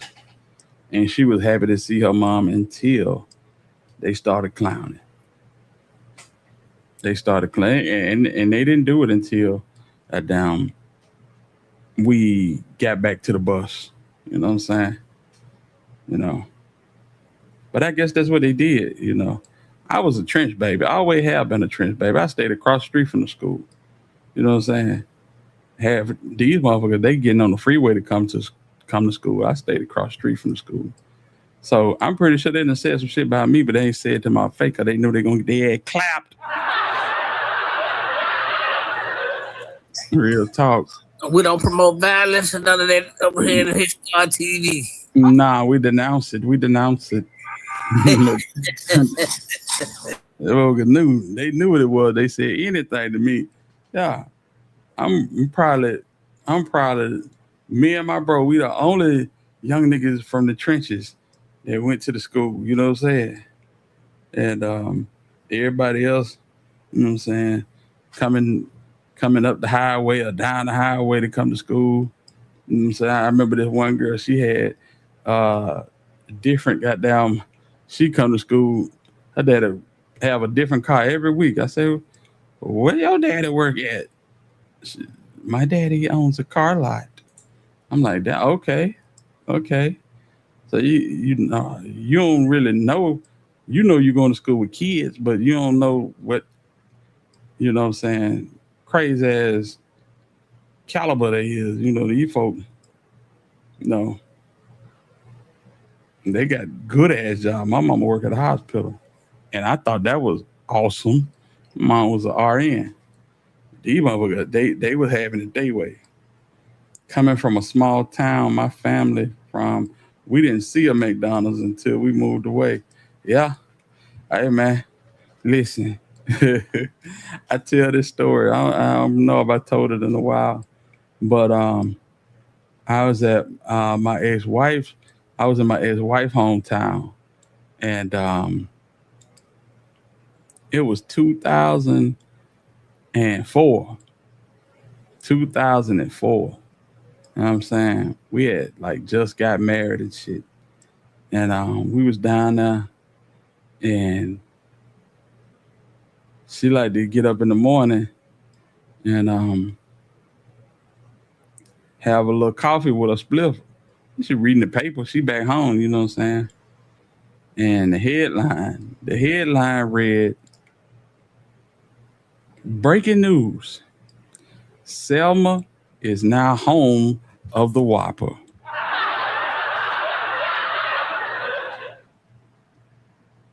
I said, this shit can't be real. This shit can't be real. Shout out to Selma. 2004, and you was just getting a Burger King. Just getting a Burger King, man. I said, well, damn. Like, they didn't have a Waffle House. They had, like, some other shit. A Waffle World, or it might even been Waffle Mania. It was something, but it wasn't Waffle House. It was like a Waffle House knockoff. Like, they didn't have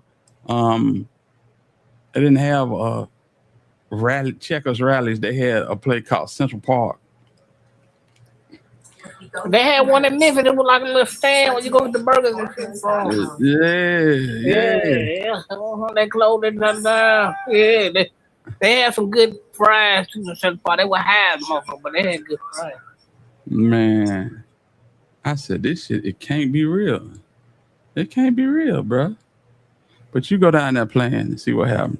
Get your ass blowed off.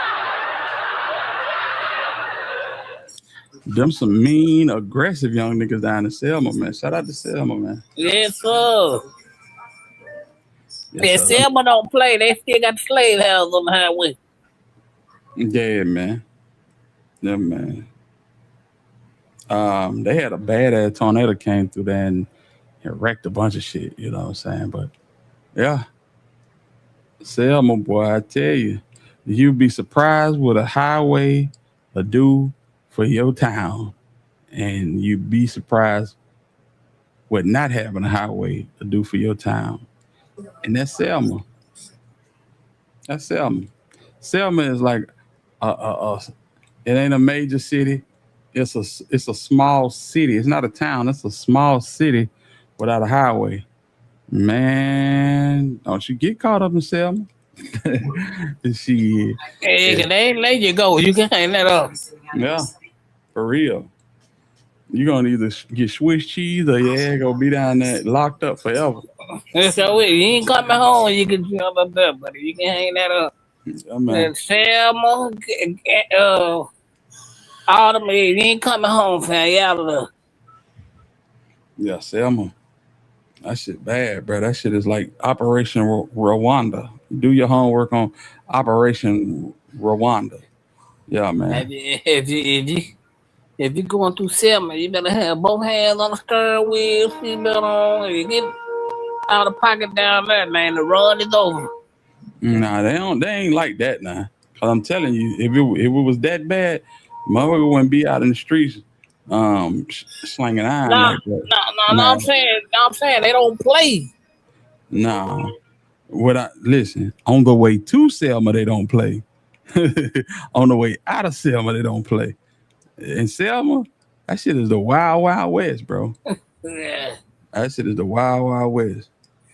Yeah. I never went that deep into it. Yeah. I'd come through there because, we're going back and forth to Panama City. You ain't got no reason to go to Selma. That's why I say. So what the fuck don't? Ain't no freeway near Selma. So if you fuck around and find your way to Selma, you was going there on purpose. You're not gonna ride down the freeway and be like, oh shit, that's Selma right there. Nope. Hell no. I'm saying though, you they got a list of all the little jumps down toward their way coming down. What's it? Coming up to what's that? 231 or long down? Yeah. Nah, that's what I'm saying. You may see it, but boy, you finna drive forever to get there. Yeah, I know. I ain't never trying to go into it, but you see it. But when you Yeah. get down into it, yeah. That's just like Troy and Pike County, all that shit, bro. That shit off the beaten path. It's they got 231, but shit, if it ain't 65, that shit off the beaten path. You know what I'm saying? That's just like 55. If it ain't off 55 or 55 don't run through it, you probably ain't trying to go there. You know what I'm saying? Yeah. Yeah, Troy. It's okay, small mother. I've been down to the. Yeah. But yeah, that's the home. That's the home of the speed traps and aggressive policing and go to jail forever. You know what I'm saying? Yeah, it's one of them, and you know it's one of them when you get there. Exactly. You know what they look like. Exactly. Hey, that's what I'm talking about, Rose. This nigga got land for days, man. This nigga got land for days. Yeah. He can build if they was into this shit, he can build a content mansion. Hear me out. He can build a mansion to where they don't do nothing but the shit that AB and Dean the Great do. Little parties, live stream, you know what I'm saying? The options is endless, fam. Where's boosted security? Who watching the mansion? Shit. I'm pretty sure he got a team. But you would think that he would have like an official team, you know what I'm saying? Like a guard shack and motherfucker walking the grounds and shit. But he don't. All that land. All that land. Oh, Lord, have mercy. Oh, man. Let's see. Let's see. Let me find some, y'all. Let me find some. Ooh. So let me go to X, because X gonna give me X gonna give me what I need, baby. Let's go. Man, I bet the taxes on this shit he is crazy. Yeah, buddy. Uh-huh. Yeah, I know he paying like a lot, way over like $2 million for more taxes for all this shit. All right, let's get to it. We'll come back to this. But we got a little breaking news, man. We got a little breaking news. We got a little breaking news, boy. Do we need to pray? Nah, we good. All right, bet. All right. Jacob Lane arrested in Dallas for threatening unalive Carmelo Anthony if he's found not guilty. Made bond, and he went to LA to protest today. So they really trying that shit, y'all. They really trying that shit. He went to LA, and this was the outcome.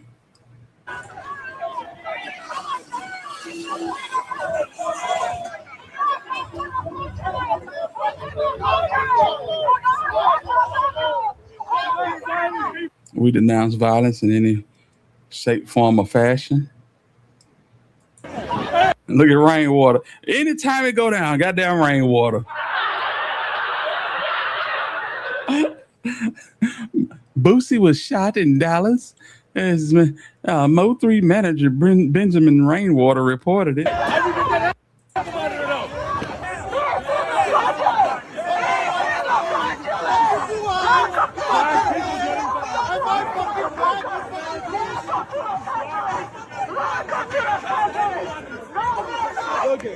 throw himself at me.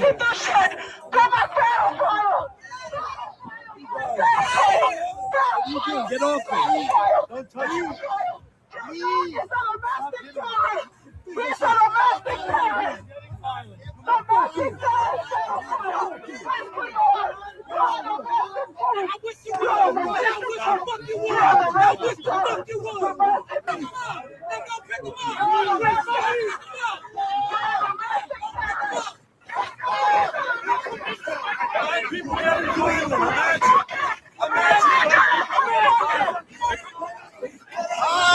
Bye! Get out of here.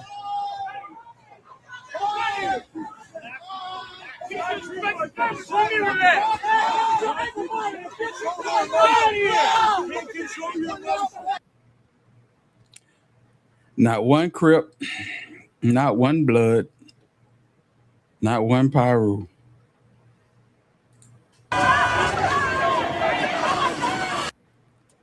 I was just nearly murdered by a violent black mob outside the BET Awards. They smashed a glass bottle over me that shattered and cut my face. They ganged up on us like a pack of hyenas. I'm bleeding badly and cut everywhere. And on the way home to the on the way to the hospital now. You know, these wicked motherfuckers want to start or incite a race riot. Why would you bring your rhetoric to the BET Awards? Why would you bring that racist diatribe and that poisonous dialogue to the BET Awards? No. People out here just trying to set it off. They're trying to set it off. And you know what's so sad? In a city where Drakeo the ruler was stabbed up at a concert, in a city where P&B Rock couldn't even eat chicken and waffles without getting murdered in cold blood. You got somebody that's dropping a low, telling you they're going to be there. This man say be in Los Angeles and gave the address, say he'd be there Sunday at 4 p.m. Nobody wanted no type of smoke. He probably there 2:30. They weren't gonna touch him because they know they going to jail. No smoke at all. All these fight crap. All these goddamn cowboy dancing ass gangbangers. These niggas said nope. Adam 22 is too good to us for us to go and violate this man. Well, yes, Spider Low. Well, yeah, man, what y'all niggas said. Shameful, bro. This shit is shameful. Yeah. That's why you can't, you know, BLM and all of that shit, bro. That shit is a scam. That shit is a scam. Because when it's time for people to show up, they never do. They never do. They never do.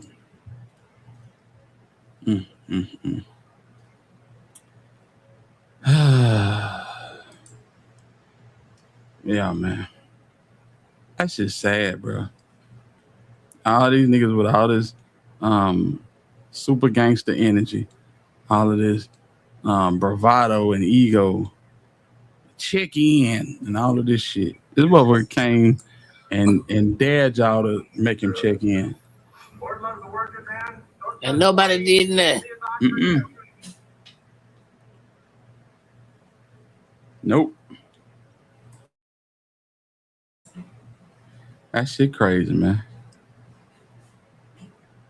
That shit is crazy. You good, man? Yes, sir. Say what's up to the squad. What's up, his squad? What going on? What else, Cypress? What going on? What going on, man? Yeah, man. That shit crazy, man. But All right, man. let that be a youngster or somebody who just let that be somebody that look like us. That's been all over that nigga. Yeah, for real. For real. Let them all come with that bullshit pulling up at the Academy Awards. You know what I'm saying? Clive Davis got folks showing their greedy character. I don't know. I can't put this on Clive Davis because this Clive Davis was still breathing when these folks pushing this bullshit. You know, Clive Davis was he was an old one. I just leave it at that. He was an old one. If you know what that means, then you know what it means. I know exactly what you mean. Yeah. I ain't gonna do it tonight, right here. Yes, indeed. So, hey, it is what it is, man. It is what it is. Yeah. Now, cause everybody that I know were kind of mad because everybody went down there to Mississippi protesting that 1-year-old. But if people get killed right there in Memphis, y'all ain't saying that. Nobody protesting, nobody mad, nothing. Right. Right.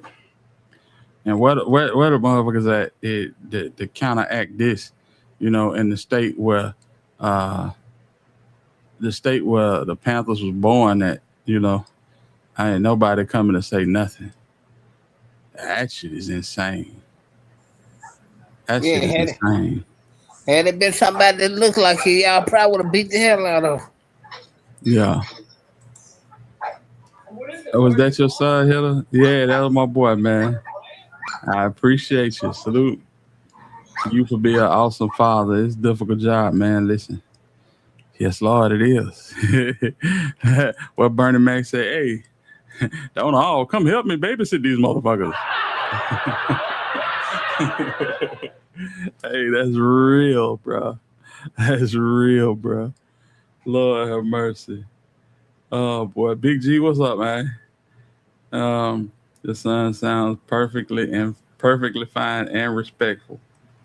Oh boy, yeah, man. He's a good dude, man. When he want to be, he got a streak in him that we trying to work out. You know what I'm saying? He got a mean streak, so we trying to taper that down. You know what I'm saying? We been talking about the what they call it, the frontal lobe that ain't developed until you get to a certain age. Yeah. Yeah. He'll be a junior this year. He'll be a junior in high school this year. Mm-hmm. Yes, indeed. I gotta get shoes, fits. They be on that fashion over shit, and you know what I'm saying. What I usually do, I don't tell my secrets, but I usually get the cheap shit that look good and mix it in with the expensive shit. It all come out in the wash. You know what I'm saying? Talk up, we can't hear you, man. I said I usually get the cheap shit and mix it with the more expensive shit, and it all come out in the wash. That's you need to hear you too. Come up a little bit. Listen to that shoe. Hey, but I'm gonna tell y'all something for real. If y'all that Fashion Over shit, do y'all homework on that shit, man. That shit is, bro. They say there's some shit in that Fashion Over shit that can. Yeah. Let me see. That's content. Let me see. Hold on, y'all. Hold on. Y'all gonna want to see this, cause I know we done all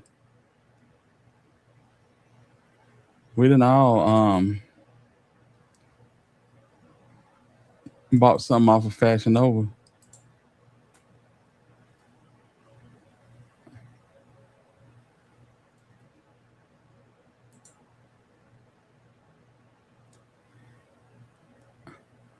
All right. So y'all don't think it's cap.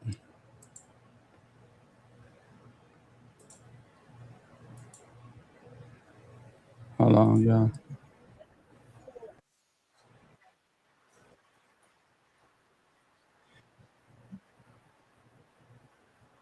All right, here we go, y'all. This is something that everybody can use. Real talk. So all you folks that be on Sheen and Fashion Nova and all these old sites, they got good looking stuff. You might wear it 2-3 times, wash it, and you know what I'm saying, might not be no good no more. Man, listen, y'all pay close attention. Honor, Alabama hitter from Huntsville, Alabama. Hey man, salute to you, George. I appreciate you. I appreciate you. Much love. Thank you for stopping in and rocking with us, man. Real talk. Hitter, I do the same. Mix it up. He on he 11 in sneakers, men's. Hell no. My boy 11 and a half. My boy 11 and a half. I said, well, you better not ever walk around and be barefooted. Yeah, buddy. Yeah, buddy. You come in here and start looking at the wall, talking about some, what can I not wear, Pop? And I'm like, it all. It all. And, coming in there, bitch, like it's Hibbits. Hell no, I take care of my shit. These kids, they go out and they just, you know how they is. But listen, Fashion Over, y'all. And not just Fashion Over, Sheen, they now. Some of the shit you get off Amazon too. Buyer beware. Check this out. 2026. It is the second month into 2026, and I've had 4 issues from clothing brands. And of the 4 brands that I want to rant about today, Fashion Nova, today's your day. Fashion Nova, count your motherfucking days. Like, I'm not even joking with you guys. I ordered a maxi dress, and you sent me a sequins jumpsuit. This is for Fashion Nova and for anyone who's bought from Fashion Nova recently. Who the fuck got the $1,000? Because this is a scam at this point. Like, y'all are playing, okay? Why did I just log on to my Fashion Nova? Because, you know, it's getting hot outside. We got trips coming up. I'm trying to shop. I know damn well I did not see a sundress for $70. All right, that ain't what I wanted y'all to see. That ain't what. This is what I want y'all Hi to see. guys, welcome back. Today I'm going to be showing you a haul that I got from Fashion Nova. Not sponsored, you know I am not that special yet. Alright, But we're gonna have to get down to it.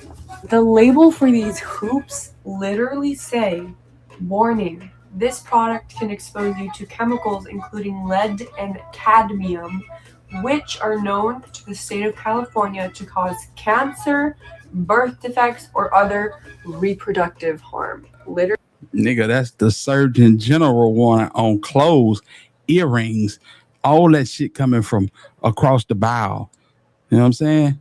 All that shit they got CN on the goddamn label when you get the pack in from the mailman or the FedEx, bro. All of that Fashion Over shit coming with the Surgeon General warning on that shit pretty much. That's the shit on the side of cigarettes, home. Yeah, man. This shit, fam. Since when did you buy clothes and you had to worry about, you feel me? Yeah. So a lot of these online do be lying about deals and shit and looks different online. Yeah, that's why we joke about Temu so much. But it's something in these clothes. I don't know if it's the dyes or what. But here we go. Really look at this. This is not even a 7GX, it's not gonna fucking focus. Well, you guys can trust me on that because it's what it says. Anyways, they're cute and whatever, so I put them in. Mexicans. So this next thing that I got was this Taurus necklace because I'm basic. Look how cute I am. I'm gonna go ahead and try this on, but this one I decided to gift to myself because I was tired of waiting for the guy to give it to me. But you know what? Screw that. I'm my own man. So this one is just a cute little gold one that says baby girl. Like this. Is that green? That's right. This is unacceptable! Which way is it? Is it gonna look weird if I do it like this because it's the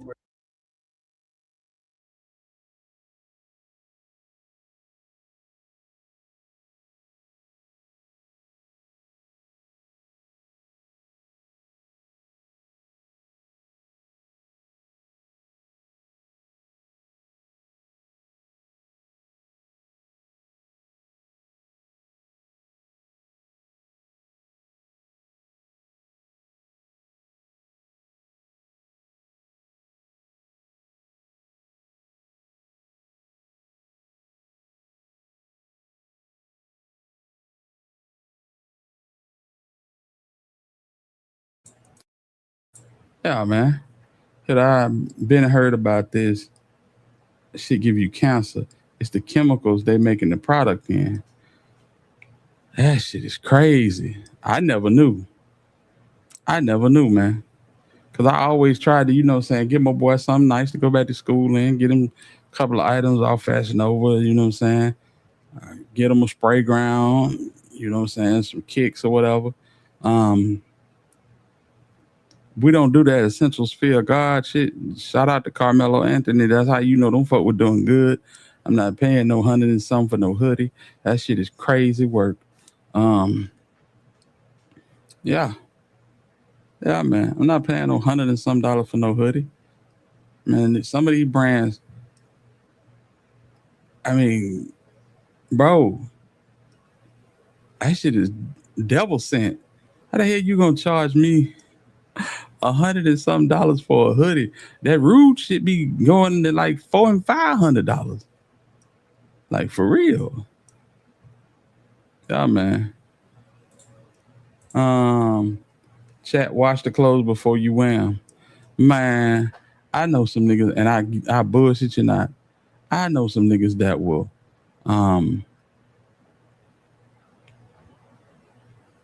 they will go in the store, try on a fit, and walk straight up out that motherfucker in the fit. Yeah. I know a lot of people, young niggas do it all the time.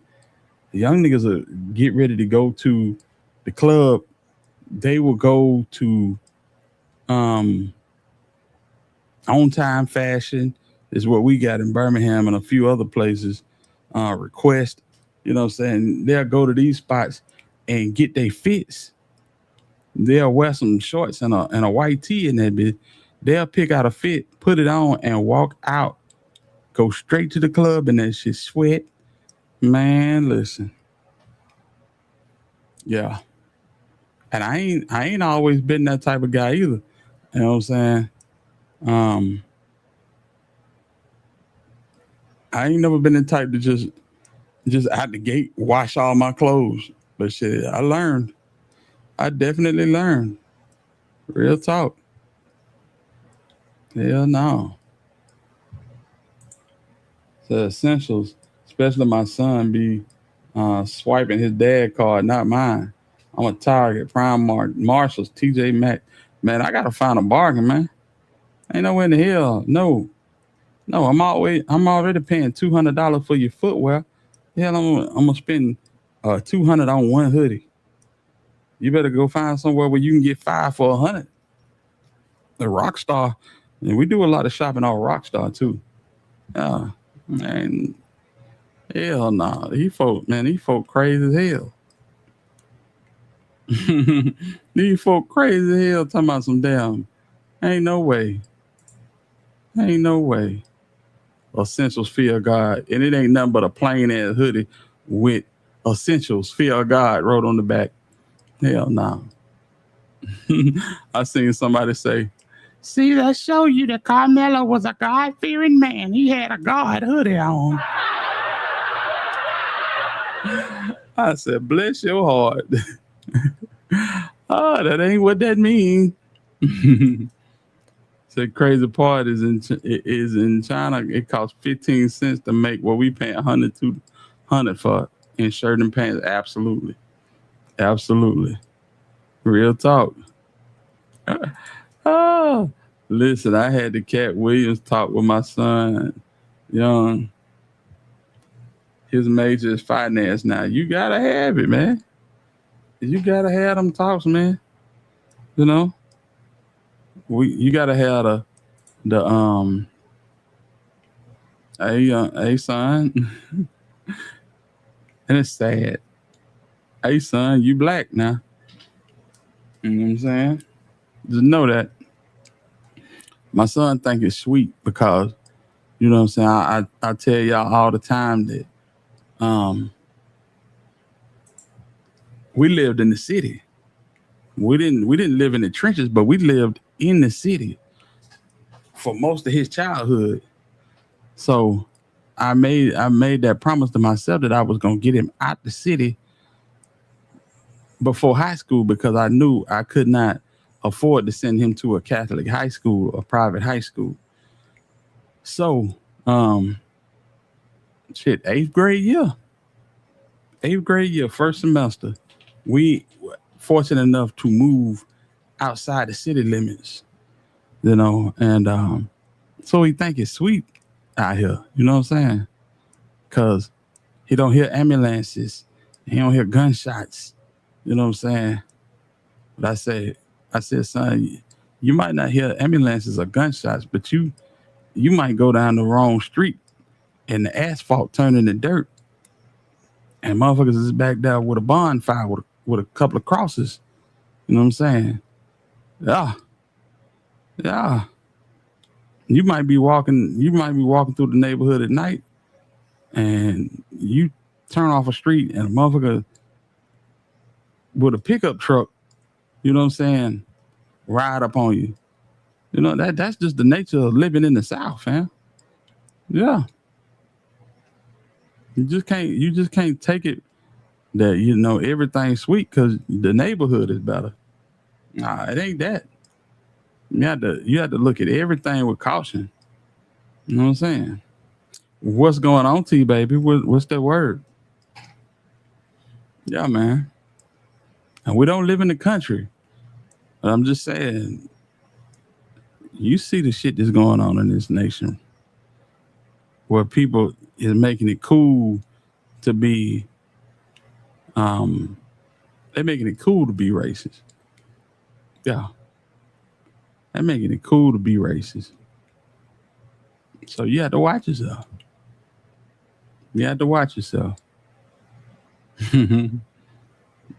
J Boss flirting in the chat. Ah, damn, J Boss. See, listen, you could turn your camera on and get your incense burning. You know what I'm saying? Have your nice background set up and just flirt with the whole damn chat.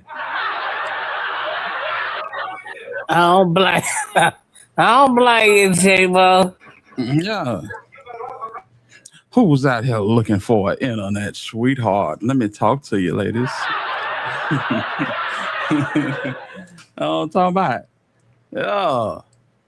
Yeah. And actually get paid for it. You know what I'm saying? That's a sweet part. You get paid for it. I don't know what you're waiting on. Me neither. Hey, man. I'm with you when you're right. Hey, man, it's fun to be flirting. Having fun, man. That's what we're here for. Yeah. I just don't, I'm cool. I'm cool because playing can get serious. And goddamn, next thing you know, you had to explain yourself. Listen. My dog Polar, he went through that. Shit, and that shit got ugly. Motherfucker try to take a channel down from the inside and the whole 9 yards. That's why we politic, we kick it as a vibe, we have fun, and then after that, shit. You know what I'm saying? Then you do that shit, and then the next thing you know, you got motherfucker trying to expose you and all that type of shit. I don't need exposing. I expose myself, man. T-Baby, what poppin'? Yeah. My dog had the polar kings and the polar bays, and them niggas was nothing but some polar snakes. Real talk. On my mama. How the hell your partners goddamn get into your YouTube and start deleting your content? That shit crazy as hell, man. Shout out to my nigga Polar, bro, but that was a wild time. I learned then and there, fam. Keep this shit professional, man. Keep this shit all the way professional. I be looking for booster shit. Emotions make you cry sometimes. Boy, I tell you. I'll try to tell you. Boy, listen. Shout out to H-Town. I tell you. Yeah, man. H-Town been a mess lately. Yeah, H-Town have been a mess. So is everywhere else. I swear to God. I swear to God, everywhere else been a mess too. What the hell?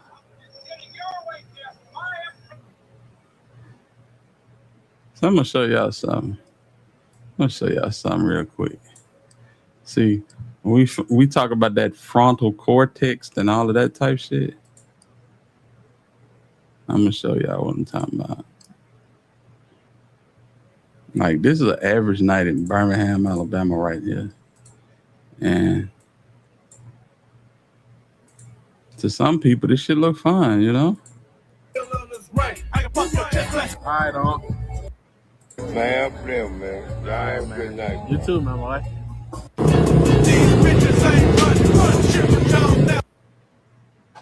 Hey, that shit look good fun. I can't wait till I get this hole to go out there with them niggas. You know what I'm saying? What is that? This is an average night in the city. What is that? Down at B-Head? Yeah. I could line up to get in the club. You know what I'm saying? It's like, bruh. But that's how H-Town look at spring break, man. Look at Unc getting down, fam. Yeah, man. You don't, man, listen. After midnight in my city. Yeah. Man, listen. If it was safe, it'd be all good. But it ain't been safe for a minute. So like, and then like down here they had to go on spring break, the one night stand challenge. I say, well, not oh yeah, the one night stand challenge was crazy. Yeah, everybody was going home and infected. Yeah. Oh, coming home infected as hell. Everybody got lumps and bumps on their mouth. I probably have been getting some of that heavy rain, strong winds. How y'all been holding shit? Hot. I'm talking about you walk outside, you automatically just say, yeah, it's like that. It was raining like hell last week, but shit, this week and the week coming up, yeah, buddy, you can cook breakfast outside on the concrete. It's like that. It's like that, Jack. I'm talking about for real. But yeah, we've been holding good, man.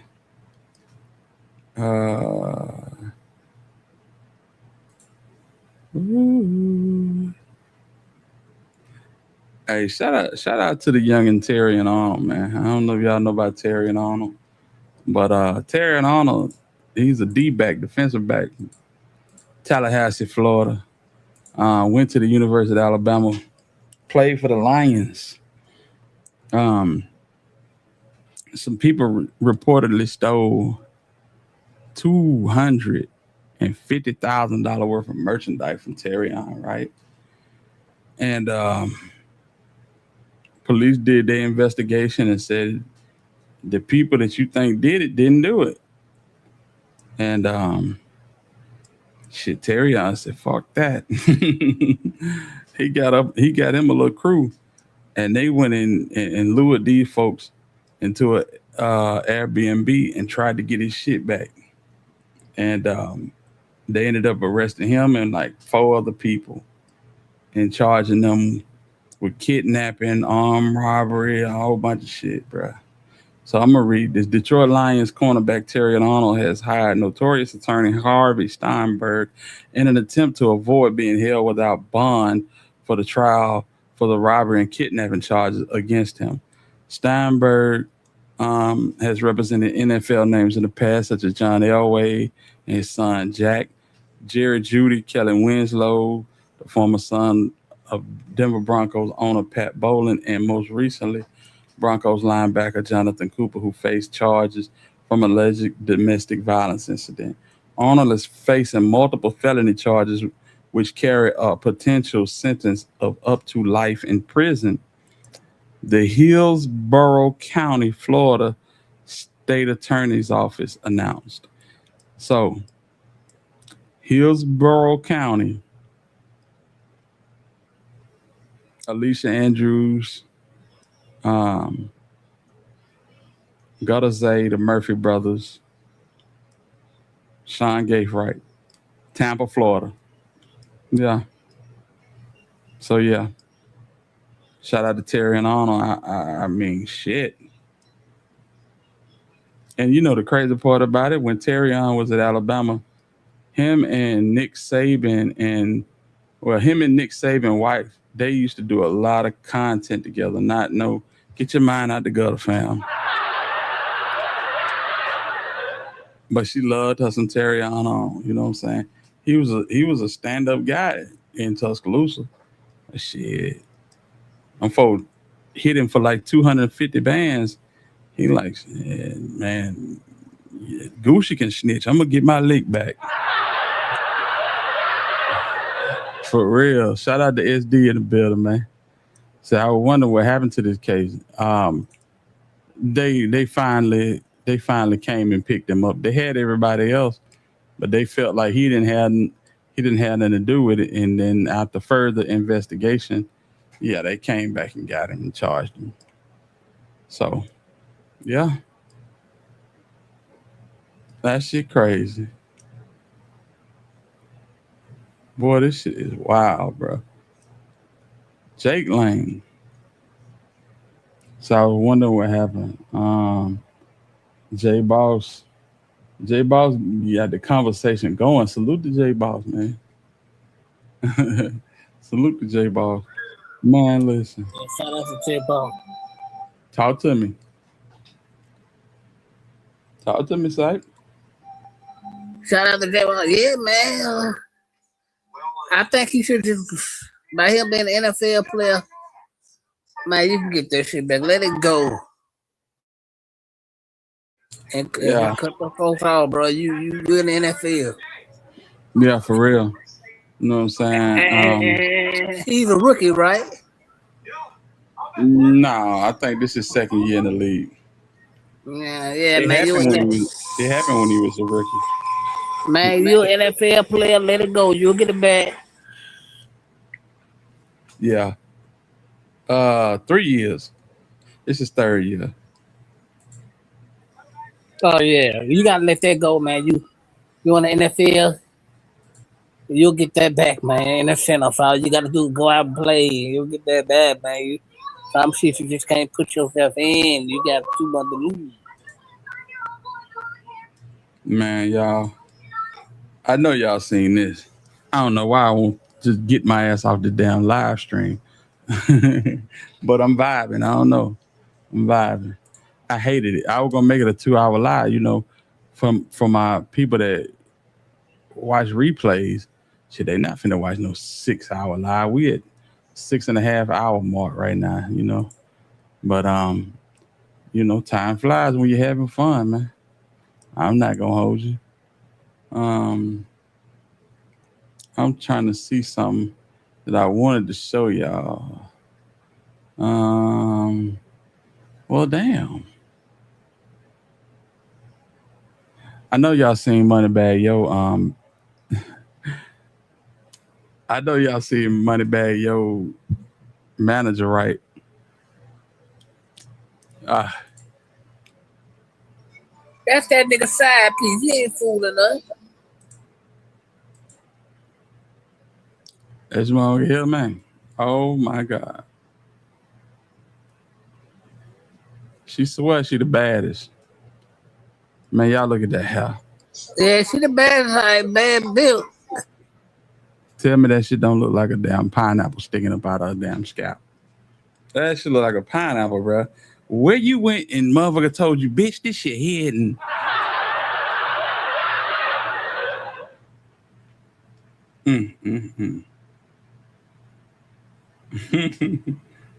And she 55, bro. 55. You can't have no kids walking around here looking like that. Man, that's like she 58 the way she built. Ah, dang, bro.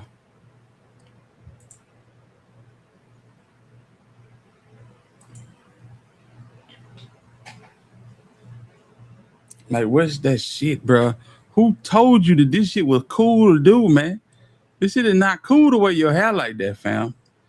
You get your hair, you can get your head tatted up, your body tatted up, and all of that. How you sit there looking like somebody goddamn grandmama? Look like you waiting on the bus. Is that the 48? I think that the 48. If that the 48, let me know, because I don't want to hop on the 12. I hopped on the 12 last time and had to get a transfer.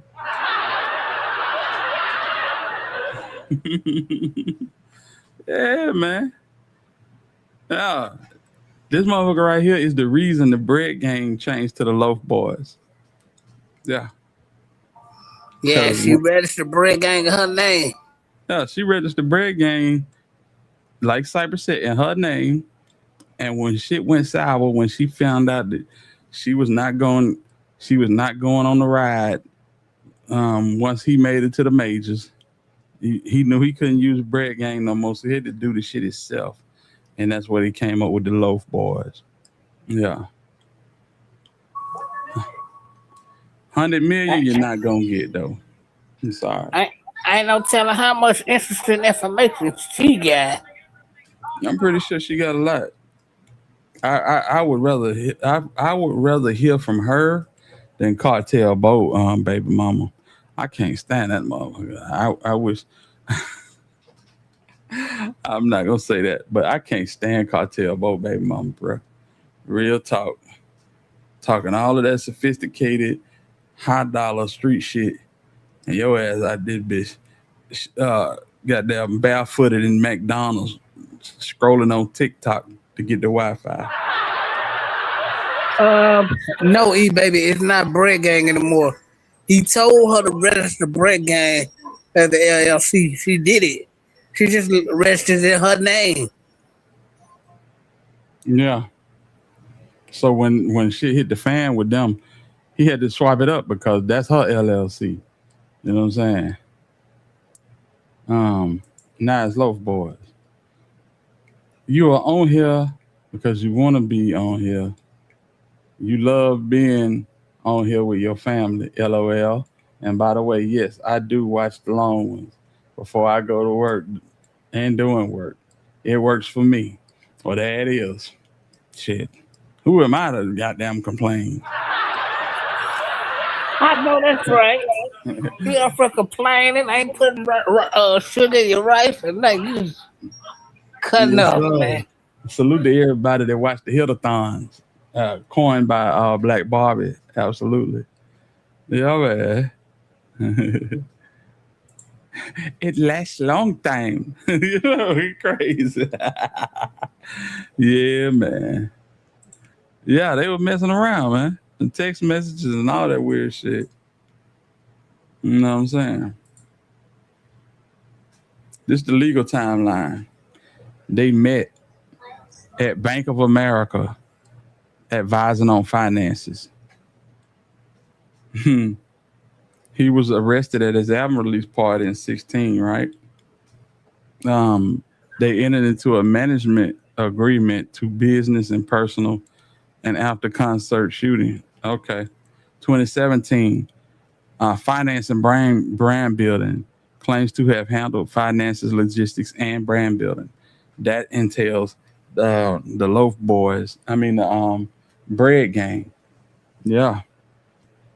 So she registered Bread Gang in her name. Alleges tour van. She financed the tour van. Reimbursement alleges shooting involving she financed.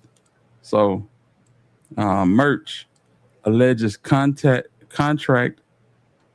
Did she say contract? Immediate buyout. They got to get their shit together. That's with Rock Nation. October 17th, image building alleges to have handled finances and logistics to brand building. So yeah, she financing all this shit. She bought a nigga a Rolls Royce in late 2017. She put down $125,000 used credit card to finance a promo car. Lawsuit details claiming she helped build his brand $600 million.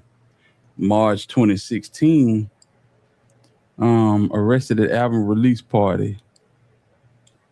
Alleged agreement to be personal and business manager after concert shooting. Tour bus incident. Alleged shooting involving a van she financed. So she bought a van that was shot up. So that she need to be reimbursed for that. Lil Rock concert canceled due to safety. She alleged she aided in image rebuilding. Oh Lord. Alleges Rock Nation contract. Alleges contract with Rock Nation. Email regarded buyout. Okay. Damn, they fucked this up. Initial lawsuit filed in Shelby County Court 2019. Amended complaint. Second amended complaint in 2022 filed in the lawsuit. 2022 is when they went from Bread Gang to Loaf Boys. So that's in the timeline. Ooh, Lord have mercy. And now Ari talking about they getting married next year. Like, I don't get it. Like, yeah, he's spoiling you now. This what I already have to understand. The man got 100 kids. That estate ain't gonna be like nothing if something happened to him. You just married him for nothing. Well, I mean, we in the content age, bro. She ain't marrying him to come up. When you really look at it, she not marrying him to come up. She marrying him to, you know what I'm saying, power couple type shit. But she got a bag too. Yeah. He can't. He ain't gonna be able to cut her water off. You know what I'm saying? So, yeah, it ain't on that type of timing. But shit, I mean, salute to them for even trying to get married, because niggas don't do that shit no more. No, let me. But no, you right. Yeah, nigga don't do that shit no more. I mean, I don't know if I could do that because, you know, I don't want to be tied to all the shit that come with it. Well, nigga, you wouldn't have had to have a bag. You feel the same way without a bag, bro. We ain't gonna act like like you gonna get married to somebody. If you didn't have a bag, you ain't finna marry nobody. You know what I'm saying? With you having $10,000 in the bank, you damn sure ain't marrying nobody with $100,000 in the bank. Sure ain't. You're right. Yes, sir. See, you gotta know what you know about your bro. That rhyme. Hey, man. Hey, Cypress ain't marrying nobody. If he worked at Home Depot, he ain't work. Hell no. Hey, man, I'm hoping God changed my heart, man. Yeah, man. What the hell? It's crazy. Yeah, man. Cypress ain't marrying nobody. We gotta get him together, ladies. we need a 20v1 Cypress TV episode, fam. Oh, yeah, they should have. Hey, I ain't gonna lie, they should be on the chain. Having some Gatorade bottles with some Coca-Cola in them like that. Yeah, they should be on the chain. Yeah, for real. That Coca-Cola light ice. That should be off the chain.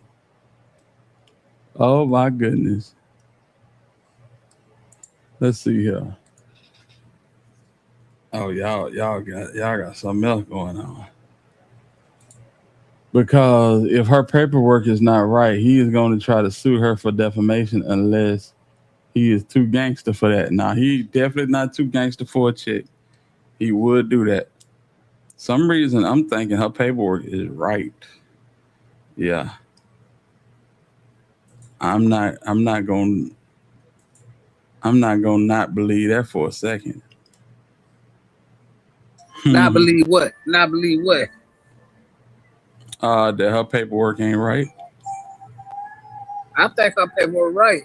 I do too.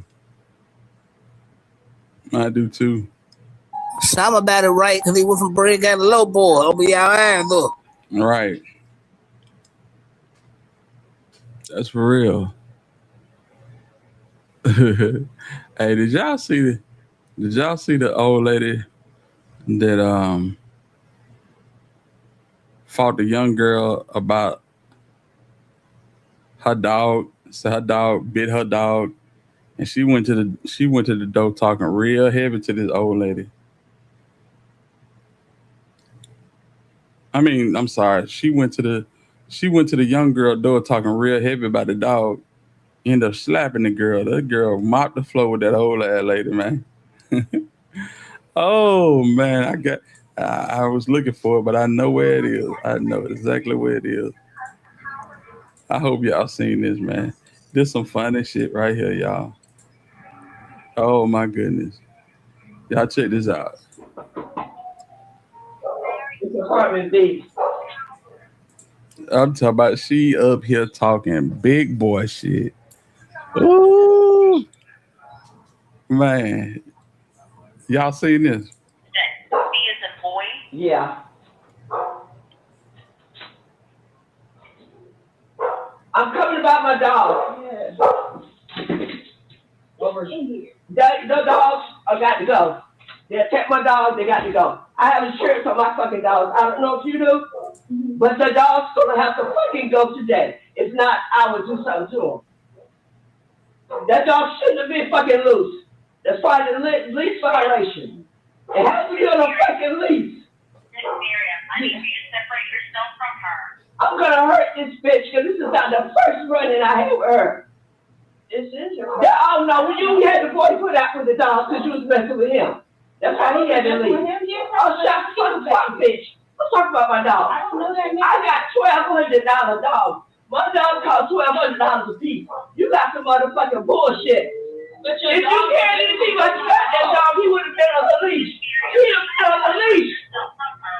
What? Oh, you damn right. I'm in your fucking face, bitch. I will fucking not fuck you. Hey, don't you hit me. Do it. Fucking hold me. What you hit me for? Say it with me, everybody. Y'all say it with me.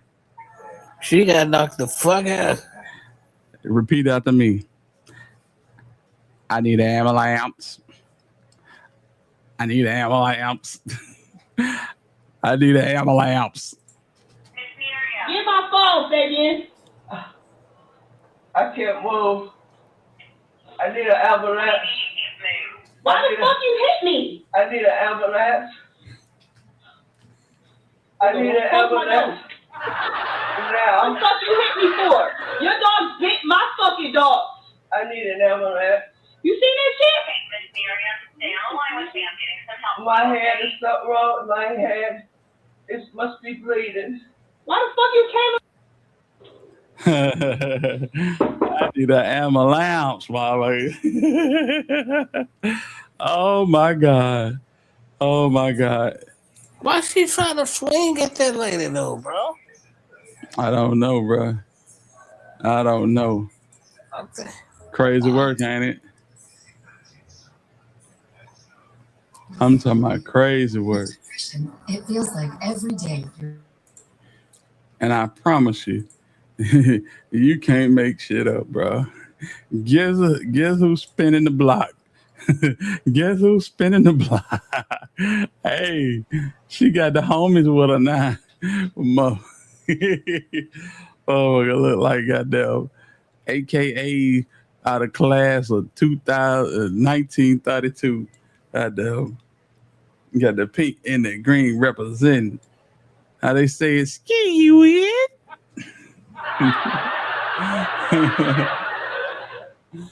Oh boy. They were spinning the block. They like, listen, we need to have a talk. and put this woman on crutches and a neck brace. Boy. It looked like an episode of Fred Sanford. I ain't even gonna lie. She came back, dog. And where she get the woman with the green? She got the woman with the green throw. She got the Andre the Giant one strap tighty on, and the green wig, bro. The green wig take the cake. Oh boy. Lord have mercy. What are those? You better be glad I can't zoom in. Oh, got some Yahweh sandals on. Golly. This is a civil rights edition. Here you talking about. Boy. She jealous, Herbo happy with a good woman, and she hating like hell on him. Yeah, man. Shout out to R. You know what I'm saying? Her and Bag don't even be together like that in public, but shit, I guess they love each other. Or I don't know, shit. These folk don't really love each other. They just, yeah, we finna go on a promo run, nigga. We call it marriage. They call it a promo run. Motherfucker gonna be married 6 months. Real talk, man. But yeah, man. Hey, I think that's gonna be it right now. We 6. By the time we in, we gonna be damn near 7 hours deep, man. I think that's about it. All she did was threw old girl on the ground. Hey, when you that old, we can slap your ass on the ground. It's gonna be hard to get up. I'm talking about life alert and all. I need an ambulance. That motherfucker got up with a neck break and some crutches. Lord have mercy. Got the Yeezys from the Family Dollar. You know what I'm saying? Got the pink socks to match the breast cancer awareness shirt. But she put that shit on. She definitely put that shit on. Oh, wait. She going in that green. Yeah, where the hell she going in that green? Yes. Looking like a motherfucker. You're rotten, Mr. Grinch. Like for real, bro. The lollipop kids they got down. What the motherfuckers is? Shit. The damn, bro. Hey, on the tip of my tongue, bro. It's on the tip of my tongue. Oh boy. I gotta figure it out. Golly. Hey, come here, man. Oh boy. He gonna know what it is. Running that mouth. That is quit laying on the side of the car that day. Yes, sir. Hey man. With them little girls that be on the cartoon and it'd be like 4 of them. They be one being pink and one being green, one being like blue. You remember them girls? I found out. I just looking at you, I figured the Powder Puff Twins. That's those Devo. Yeah, they the Powder Puff girls. Yeah, they used to come on channel PBS, right? Yes. Motherfucking Afro-American Powder Puff kids. Hell no. Hell no. And they still got that Jerry curl pack. You better believe it. See, hey Jordan, Trek, man, listen to me when I tell you. We black. Some of the old women don't never throw nothing away. Nigga, that's that Stay Soft Fro from 1979, nigga. Lord have mercy. If my mama was still alive, my mama would have bows from Country Crock from back in 1984. I guarantee you. Don't throw nothing away. Yeah, man. Black folk don't throw shit away, man. Listen, man. You get finished with that Waffle House, you put it in this sink. We can use that again. I can use it on lunch day. You know how we are, man. If that bitch plastic and it snap, oh hell yeah. Welcome to the family. Welcome to the family. We're getting about 5 years of use out of you. I ain't lying. My grandma was the worst, bro. Bro, listen. Granny wouldn't turn that air conditioner on until damn near middle of third week of July. We might get some AC in that bitch. And when you got it, you appreciated it. Like, y'all wanna go over Babymama house? Hell no. You know what I'm saying? My grandmama she had her regular living room, and she had a den in the living room. That shit was all plastic throw rug, plastic on the furniture, plastic on the windows. Hey, you better not think about sitting in there. Hell no. Then you go in the den, it's all leather. And leather couch, leather seat, you know what I'm saying? And now just imagine the only air you got coming in. My granny had a damn fan in the kitchen, turned the damn opposite direction so the air was blowing out. She was blowing the hot air out and bringing the hot air through the house. It was the most asinine shit ever. And that was the air conditioning. That was the air conditioning probably up until the third week of July. Third week of July, we get some AC. Yeah. Now the only way we got AC before the third week of July is if Granny had company. Now my grandma had company, she gonna set it out. She gonna turn that AC on. Woo!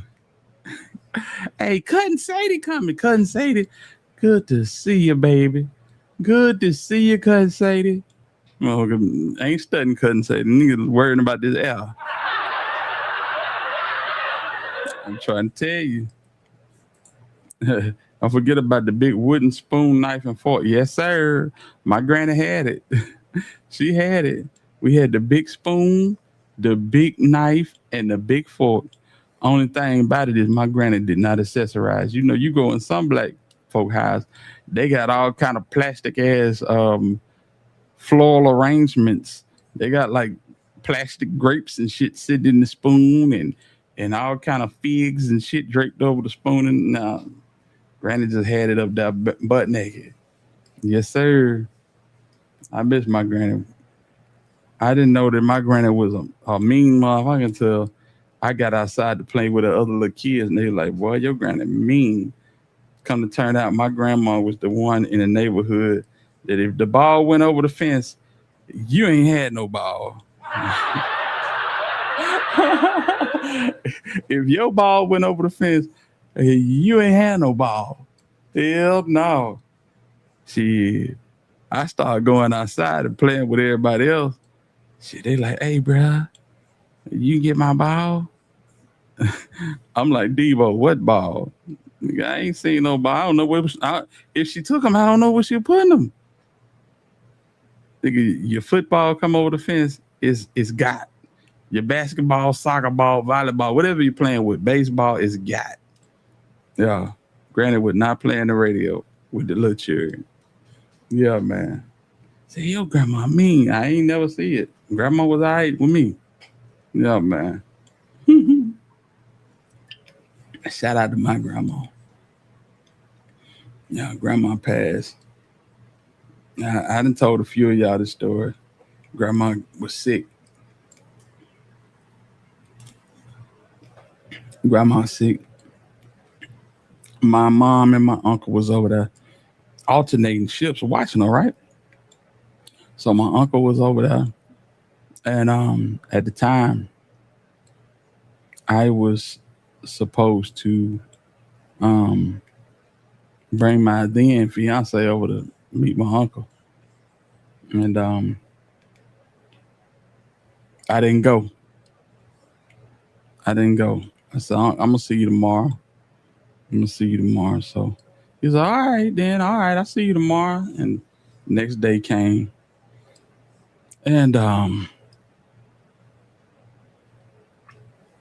And just like always, he's in there watching my grandma.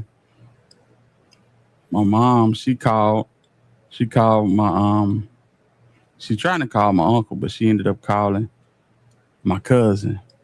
So tell your daddy that I'm on the way. And I think Alabama Hitter coming too. Yeah. So we both en route. And when my mama got there, she's like, I tried to tell him. And she just broke down crying. She said, we wouldn't wake up. So yeah, my Uncle Bay died before I can get there. Died for my mom can get there. Died in his sleep. And when my grandma seen all the paramedics and stuff, and I'm pretty sure she thought they were coming for her, but they were coming for, my uncle. And I never forget, she looked in there and she just said, oh man, kind of real soft. And 2 weeks later, we were burying her as well. You know what I'm saying? That was a lot on my mom, though. I ain't gonna hold you. That was a lot for you to lose your brother and your mom in the same month. That's heavy. That's heavy. Yeah. Very. Mm-hmm. Yeah, that shit played on my mama's mind for a long time, bro. Yeah. Absolutely. But yeah, man, this is a little story. You know what I'm saying? Rest in peace to my aunt. Rest in peace to my mom. Rest in peace to my granny, man. Yeah, buddy. Yes, indeed. But anyway, man. Yeah, we right there at that morgue, man. Sight. You popping out tomorrow? Yeah, for sure. I'm gonna definitely pop it out tomorrow. I got you, man. All right, there. Stay right. All right, bro. Hey, salute to everybody. J Boss, Althea, E-Babe, Emeralds, George, Divine Black Road, Black Barbie, all the usual suspects. J Boss, Neo. You know what I'm saying? We had a few people stop through, man. And it was good to get acquainted with some new chat members, man. A few folks from the city, few folks from other places, man. I appreciate y'all, making your voice heard, man. Ain't nobody gonna bite your head off if you make a comment. You know what I'm saying? Shout out to SD. Shout out to T-Baby. I don't ever see T-Baby. And for her to pop out tonight was dope. I appreciate that. Yeah, T-Baby pop out, that mean you somebody. You know what I'm saying? Shout out to T-Baby, man. Yes, indeed. But yeah, man, listen. And before I go, listen, I wanna send a special shout out to Cypress TV for the donation. I want to shout out eBay, Emerald, Bicap, Anissa. Thank all of y'all for the love, man. Y'all made it worthwhile for a youngin' to pop out, and I appreciate the love for real. For sure.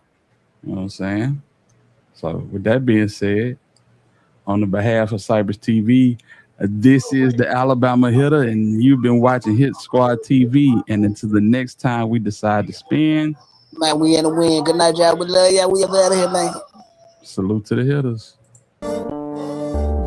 Like I've been hearing niggas speaking on my name, like all that he say, she say shit, like I don't know what the fuck going on. I heard them niggas want them problems, I'm not really worried. They want me to join my partners in the cemetery. Hearing gossip, niggas plotting on my obituary. They don't know we got them choppers like the military. I can't let a nigga take my soul. I can't let a nigga take my. You say what? Hey, y'all be quiet, What you say? You for sure they are? Alright. You had to rearrange my base, I hustle hard for this. I see niggas coming for my safe, it ain't no robbing this. I'm from the jungle, bitch, where it get real cold. That's on my mama, bitch, we live by the code. I know that I want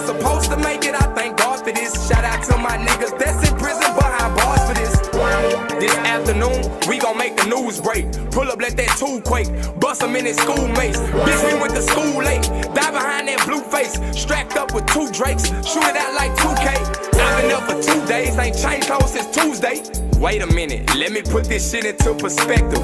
No exaggeration, been a felon since 11. Ain't never fucked with 12. At 13, I was stepping. At 14, that's when I seen my mama get addicted. I had dropped out of school, she kinda needed assistance. At 15, I came home from juvenile detention. My uncle gave me a gun, I put that bitch in my britches. I heard them niggas want them problems, I'm not really weary. They want me to join my partners in the cemetery. Hearing gossip, niggas plotting on my obituary. They don't know we got them choppers like the military. I can't let a nigga take my soul. I can't let a nigga take my role. You know I had to rearrange my base, I hustle hard for this. I see niggas coming for my safe, it ain't no robbing this. I'm from the jungle, bitch, where it get real cold. That's on my mama, bitch, we live by the code.